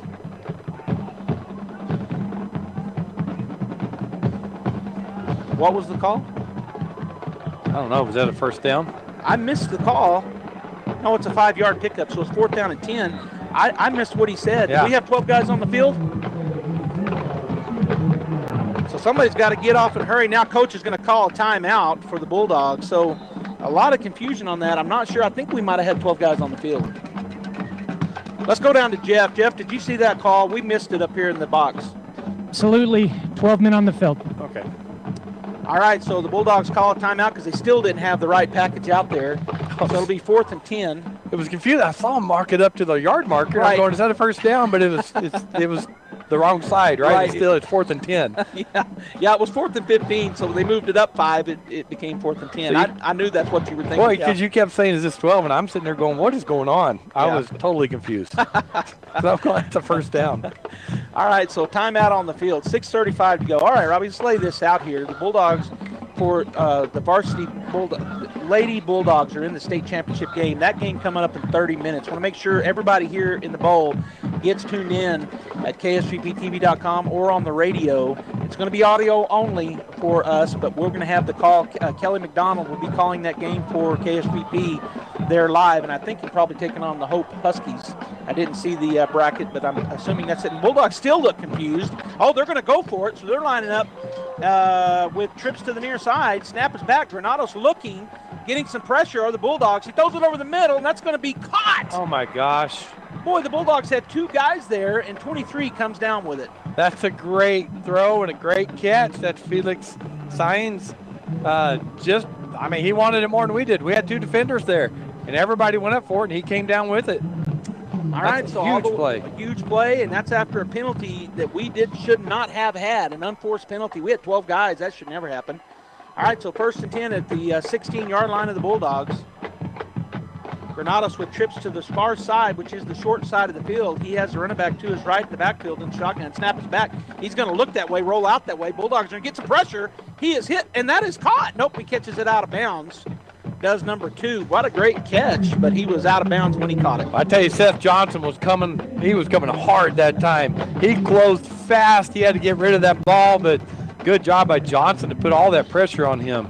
So it'll be 2nd and 10 now for the Trojans at the Bulldogs 16-yard line. Ball remains on the far hash. Absolutely, almost, well, I was going to say absolutely nothing, and then the flag moved a little, but almost no breeze here. Beautiful day. Trips to the near side. Granados with number 2 in the backfield. That's Jose Montoya to his right. 1 receiver to the far side. He's going to look to the near side, and he steps up. He gets by 1 Bulldog. He's across the line of scrimmage, I thought, and that pass is incomplete. Do I see a penalty? No. Maybe he wasn't behind the line, past the line of scrimmage. It'll be 3rd and 10 at the 11-yard line. So Granados did a good job extending that play there. Had a little bit of pressure. He stepped up into the pocket, rolled to his left a little bit.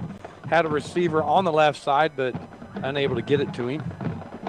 So 3rd down at the Bulldog 16-yard line. Definitely 4-down territory. We're at 6 minutes to go in the ball game. Bulldogs lead by 2 touchdowns, 35-21. Trips to the short side of the field across the way from us.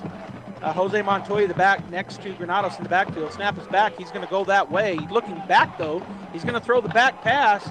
And Bulldog defense turn around, and great play by number 86, Bulldog Armendaris. Boy, he's on an island out there. The ball's on the right hash, and this is all the way over towards the left sideline in the end zone. Armendaris did a good job of continuing with the play because he had about 3 or 4 yard separation on him. He closed that, turned around, knocked the ball down. Great play by Armendaris. Again, short of being a little behind him, it was textbook defense. As he did not touch the receiver, he goes up and swats that ball down. Besides making an interception, textbook defense by the Bulldogs. So 4th and 10 at the Bulldogs 16-yard line as the Trojans will break the huddle and go for it here. They're going to have trips to the near side, which is the wide side of the field. It's going to be a little bunch set. They'll run that screen? They might run that screen as they got running back to the right is number 2, Montoya. Granados drops. They're going to run the screen. They do throw it. Bulldogs play it right this time. Deans. And there he is, Deans. And that is a gain of nothing. Turnover on downs, Bulldogs. Well, that's a great job by Peyton Deans. He's tired of seeing it. Tired of seeing them be successful with it. He read it all the way. He closed perfectly. He came in under control, and as soon as he got the ball, made a solid open field tackle. Textbook. Turnover on downs. Bulldog offense comes onto the field. They may have lost a yard. Let's see where they put it right at the 16. So it was a gain of nothing on 4th down and 10. Bulldog offense now with the ball in the near hash, going from the north to the south. 5:46 to go in the ball game. A formation. Barrera to the left of Taylor in the shotgun. Man coverage press. Man, I would throw it right here deep. We'll probably run it, but here we go. Snap back. He is going to hand it off. Barrera looking for a gap. He gets one. He's going to pick up maybe 6 yards out to the 21-yard line, so pick up a 5. Yeah, it's just hard not to. They went to a 5-man front, and the linebackers shading to left a little bit. So if our offensive line, each one gets a hat on somebody, there's one linebacker left. Well, and see him shading left? Yeah, but look at their coverage. I mean, that's offsides on the Trojans. That's going to be a first down. Well, let's see. Yeah, it should be a 5-yard pickup, which should give them right out to the 26. Yep, first down Bulldogs. I'm just saying you're right, but they're pressing up, and so they got man coverage all the way across the board. That if those linebackers, I'm sure they're trying to disguise it a little bit. They may drop back into pass coverage, but I agree. I would throw the ball, but it's hard not to. Yeah, it's 5 minutes left. We want to keep the clock going. Yeah. I agree with you. Yeah, but on the other hand, let's run some time off. All right, A formation. Snap is back. Going to be a direct snap to Barrera. He's going to make a man miss, and then he's wrapped up. Maybe a pickup of 1. They kind of had that sniffed out from the get-go. Yeah, that's number 7 for the Trojans. Gonzalez coming in to make that tackle. He's stepping outside of the defensive end and coming in hard on that run play.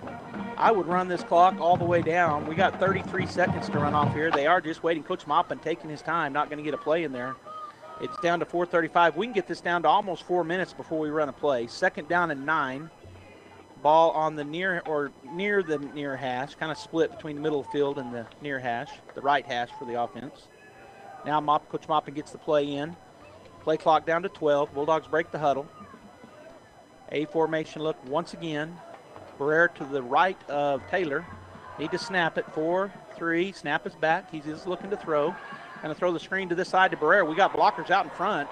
And Barrera will make a man miss. He's to the 45 to the 50, and he'll be knocked out of bounds at the Mayfield 45-yard line. Great play by the Bulldogs. Yeah, absolutely. You got Lopez, you got Watson, and then on the offensive line, you got Angiawano down there blocking. It's just a great job by the Bulldogs. Great call by the coach.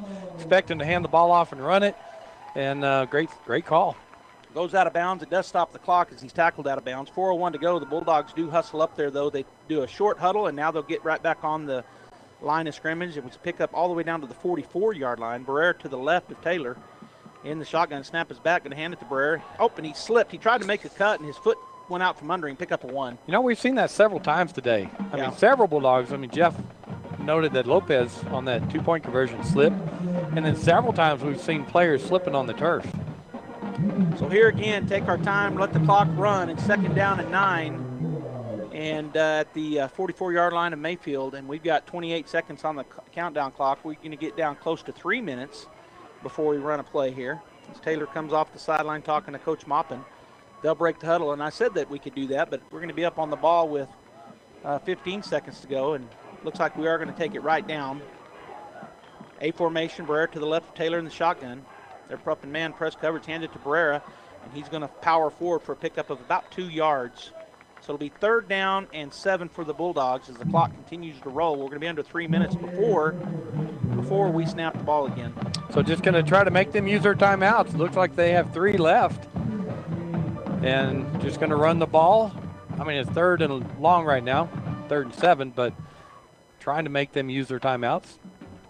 So we're down to 2:48 and counting. We got 27 seconds, so we can get it down to about 2:20 before we go. And Coach Maupin calls Taylor back to him. He don't want him to get up on that ball until he says so. And so he's keeping him on the sideline. Now he'll send him out with 15 seconds on the play clock. I think if we get this first down, it'll make them use them after this. Yeah. So they break the huddle with 10 seconds on the play clock. A formation look. Ball in the near hash. Barrera to the left of Taylor in the shotgun. They drop the safety back off of our slot, so a little bit of an uncovered look. Hand it to Barrera, and he's going to go up in there, and he's close to the first down. I don't think he got it, Robbie. He's going to be short by 1, and Mayfield calls a timeout. So this is where you rely on your offensive line. You step in the huddle, and you say, guys, this is on y'all, right? I mean, we're going to run the ball. We want to run the clock. And so if you guys will take care of business right here, you can seal this game for us. And our offensive line is doing that. Well, Jeff pointed it out, and his call from the sideline was that the players of the game were the right side of the offensive line, Loya and Velasquez. Jeff, let's go back down to you. Is that what you'd run right here on 4th down, right behind those 2 young men? You bet, guys. I'd put the ball in our senior Barrera's hands, right behind a couple of fantastic senior offensive linemen, and get the first down and win the ball game. All right, that's what we're going to look for, as the Artesia Bulldogs have 2 minutes and 14 seconds left on the clock, and they should be able to get this win, barring a miracle. If they do, then they'll be playing Farmington, I think. I'm pretty sure Farmington knows us. Is that what we've learned? Yes. So Farmington will be traveling here. They've already won their ball game. But we got to get this first down. There's still 2 minutes. There's a lot of ball game left. Barrera on the right side to go behind that right side if they choose to go that way. Sounded like a whistle blew. I heard a whistle blow. Yeah, Taylor was looking around, but Barrera now goes to the left of Taylor in the shotgun. He's going to hand it off, and he will pick up the first down. And there's a late penalty flag coming in there, usually in the holding area. If they mark it down where the line judge is, it's a first down, but there's a flag right in the middle there. So Barrera started to go on that right side. There was nothing there, and just put his foot in the ground, cut to the left, and picked his way in there to what looked like he got the first down. Where they have it marked, depending on where they put the nose of the football, it would be a first down. Okay, so Mayfield's backing up. This is on Mayfield. Personal foul, face mask, and that's what the call is. So first down Bulldogs, 15-yard penalty. They had it on the run anyway, but then the face mask, and so with 2:14 to go here, Mayfield will have to use their final 2 timeouts, as you said, Robbie, because the Bulldogs can almost go into victory formation right here. Yeah, that's, again, a great job. Good discipline by the Bulldogs, right? Just methodically going down the field, and they know we're going to run it to an extent. I mean, they know that, and they still can't stop it. So they roll the clock. We're down to 2:09 and counting. We're going to get under 2 minutes before we snap this ball. We could wait. Watch J-Mop throw it this time. Well, he might. He's got trips to the left side. I would wait, not run it until 25 seconds go off. We're going to run the speed option. Pitch it. Oh, pick it up. Gosh. Good job by Barrera to cover that up as the pitch was low, and he picks it up on the bounce. And they should call timeout, I would think, but they haven't. So Mayfield has not called a timeout. Clock is running, and there's 40 seconds on the play clock, so we can just let it run here. We're going to be under a minute. It'll be second down and long after the loss of 3, so it'll be 2nd and 13. But Bradley just walked down there and called timeout now. I'm not sure why he was waiting. He had his reasons, I'm sure, but that is the second call timeout for the Trojans. So let's go ahead and take a break here, Robbie. We'll be back. Bulldogs lead 35-21. 1 minute, 30 seconds to go here in the ballgame. Holy guacamole! The best guacamole in the Pecos Valley is at La Fonda Restaurant in Artesia. Holy guacamole! Everything is coming in fresh by the truckload. Avocados, green chilies, jalapenos, tomatoes, and onions. The makings of our signature salsa, golden fried chili rellenos, and of course our guacamole. Holy guacamole, what are you waiting for? La Fonda Restaurant, 210 West Main in Artesia, with plenty of parking off Highway 285. Holy guacamole!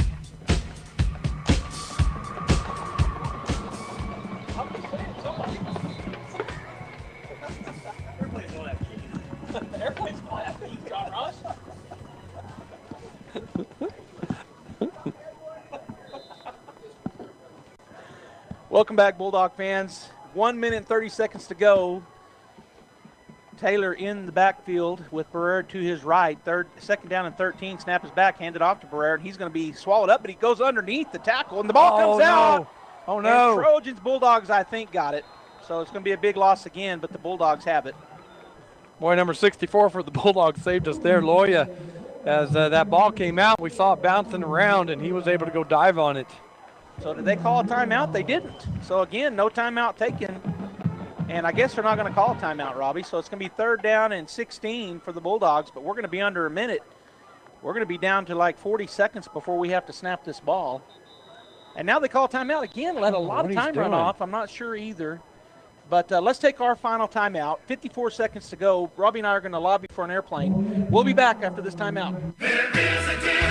When was the last time a bank asked you about your needs or your goals? When you're a member of Artesia Credit Union, you get to use your money for something more important than fees and finance charges. You get to use your money for you. Membership is open to anyone who calls New Mexico home. Become a member of Artesia Credit Union today and see what your partners can do for you. North 5th Street in Artesia or online at artesiacu.org. Artesia Credit Union, member NCUA.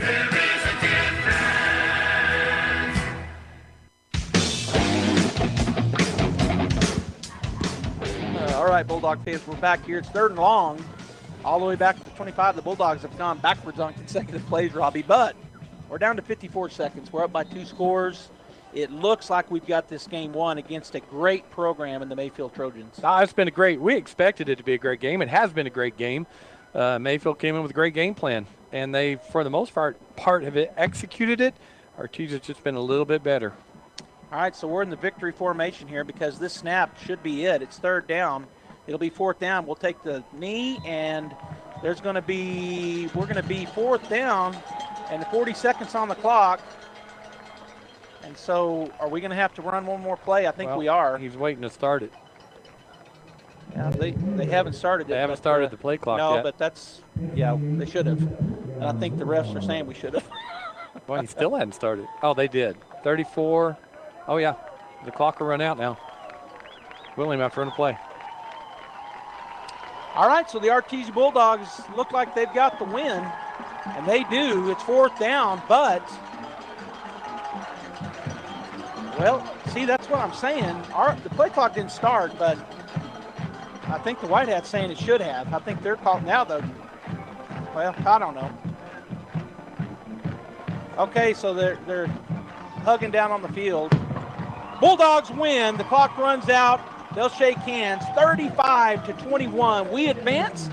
Be playing here next week. We're going to talk about that more in a little bit, but we're going to go ahead and get the post-game show going here, Robbie. When we come back, we'll have stats and final stuff here on the Bulldogs win. Is this what you're thinking right now? Wow, the holidays are almost here. And then, of course, here come the bills. But we really need a new family vehicle now. What am I going to do? Don't fret. It's a great time to buy at Guy Chevrolet Company in Artesia. We have options to suit all your vehicle needs, like 0% GM financing for up to 72 months, plus $500 in Chevy Cyber Cash. Don't worry about the influx of bills come January. Qualified buyers can defer payments for 120 days. That's right, no payments until February. Come visit with our professional sales team for eligible models and the very best in customer service today at Guy Chevrolet Company on the corner of 1st and Main in Artesia or GuyChevy.com. Offer ends November 30, 2021. Must qualify for financing with GM Financial. See dealership for details. You may have heard of SmartHub. SmartHub is Central Valley Electric's online tool for members to manage their electric account. With SmartHub, not only can you securely pay your bill online, you can view your detailed electric use 24 hours a day. You can report an outage while staying up to date with the latest co-op news, compare past and current electric use. Sign up for paperless billing or reoccurring payment so that your payment is never late. The best thing is you can access SmartHub from your computer, tablet, or smartphone, so it goes everywhere you go. Visit cvecoop.org to get started or give us a call. Faith Baptist Church, like the Artesia Bulldogs, believes in having a winning attitude. We cannot be defeated because God is for us. While we hold strong to the Bible and its teachings, we recognize that we have a biblical mandate to reach people with the gospel of Jesus Christ. At Faith Baptist Church, they help take people from where they are to where God wants them to be. Join them at 10:30 a.m. Sunday mornings as we strive to fulfill our purpose for God. And to all the hardworking and outstanding Artesia Bulldog athletes, thank you for going above and beyond and for proving that character counts. Many times, patients require skilled care for short-term illnesses, temporary help after hospitalization or rehabilitation after a major surgery, and many more conditions that can be handled in the comfort of your home. J&J Home Care stands ready to provide such care when you or your family members need it. Our highly experienced nurses, therapists, and aides have been serving Artesia and the surrounding community for more than 20 years. To learn more about the services available at J&J Home Care, call 746-2892 or visit us at 1301 West Grand in Artesia.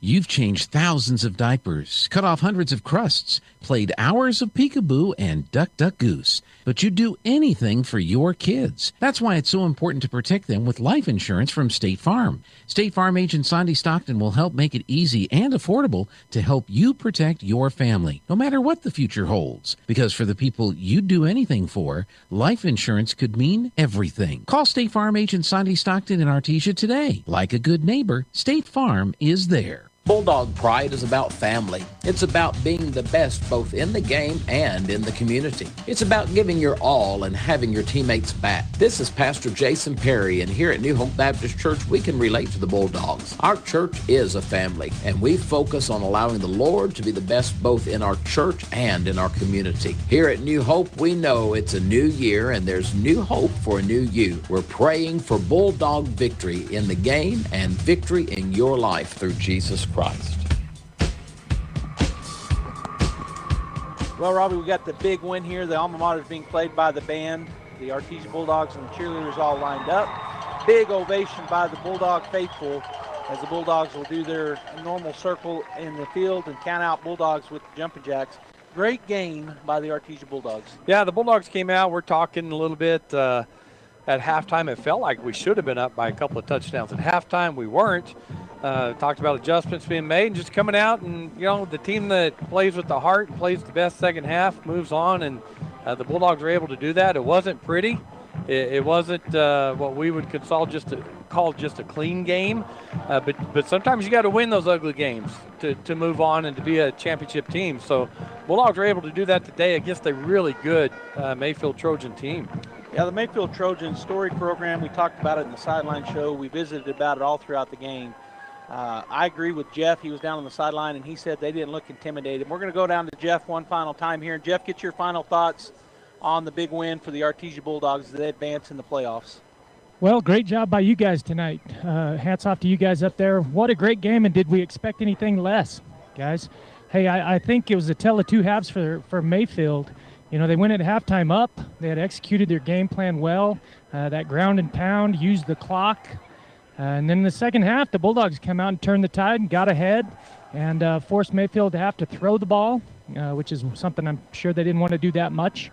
And, it's exciting for the Bulldogs to win this game, knowing that we didn't play our best game. We might have our best game still ahead of us. We hope we do. And great job by the Bulldogs tonight. Got some little Bulldogs down here on the field with me right now. They're fired up. The crowd's happy. What a day for Bulldog football and Lady Bulldog volleyball. I agree. The Bulldog volleyball team is going to be playing here in just about 10 minutes in the state championship game against the number one seeded Hope Huskies. And so as Robbie and I wrap it up here, I want to remind everybody to get on the radio here in Artesia, AM 990, FM 93.7, as we'll have that game live. And we'll also have it on all of our internet stations, audio only, KSVPTV.com, KSVP Facebook page, and our YouTube channel at KSVP. But, Robbie, as we round out the game here, the Bulldogs get that big win. They come out in the second half. The defense continued to play well. Only gave up one touchdown in the second half, and the Bulldog offense scores 3. So that's the margin of victory. So next week we're taking on the number one seed, undefeated Farmington Scorpions.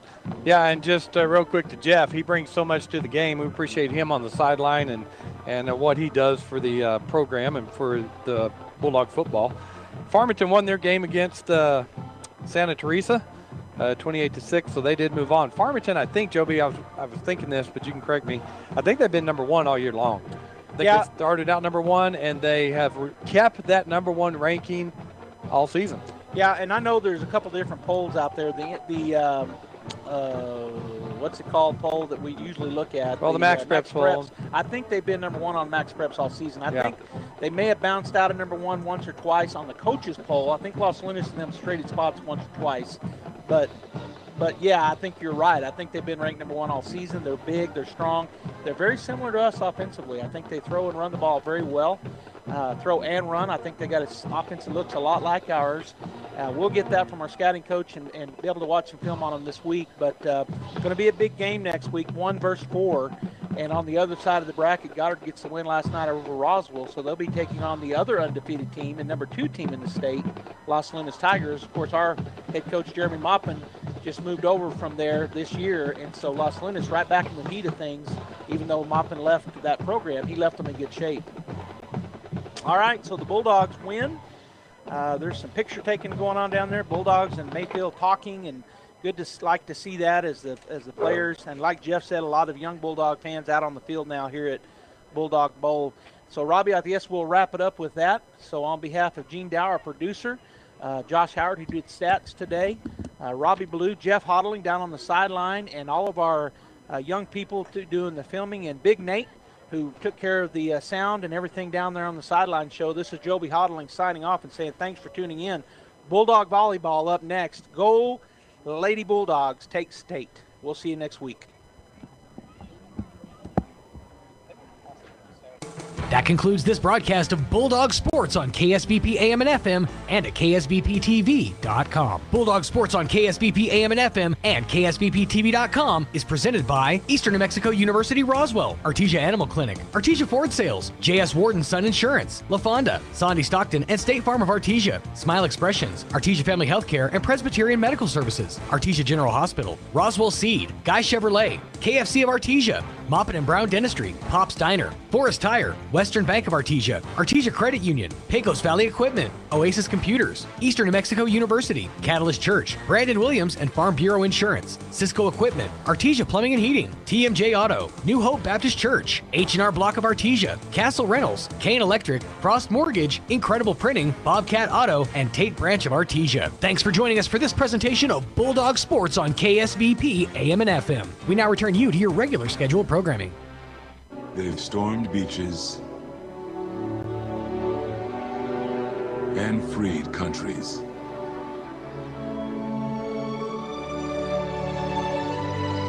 Protected the weak and defeated the strong. Shown courage and compassion. They've raised our flag and our hope. They've been called leathernecks. They've been called devil dogs. But above all, they're called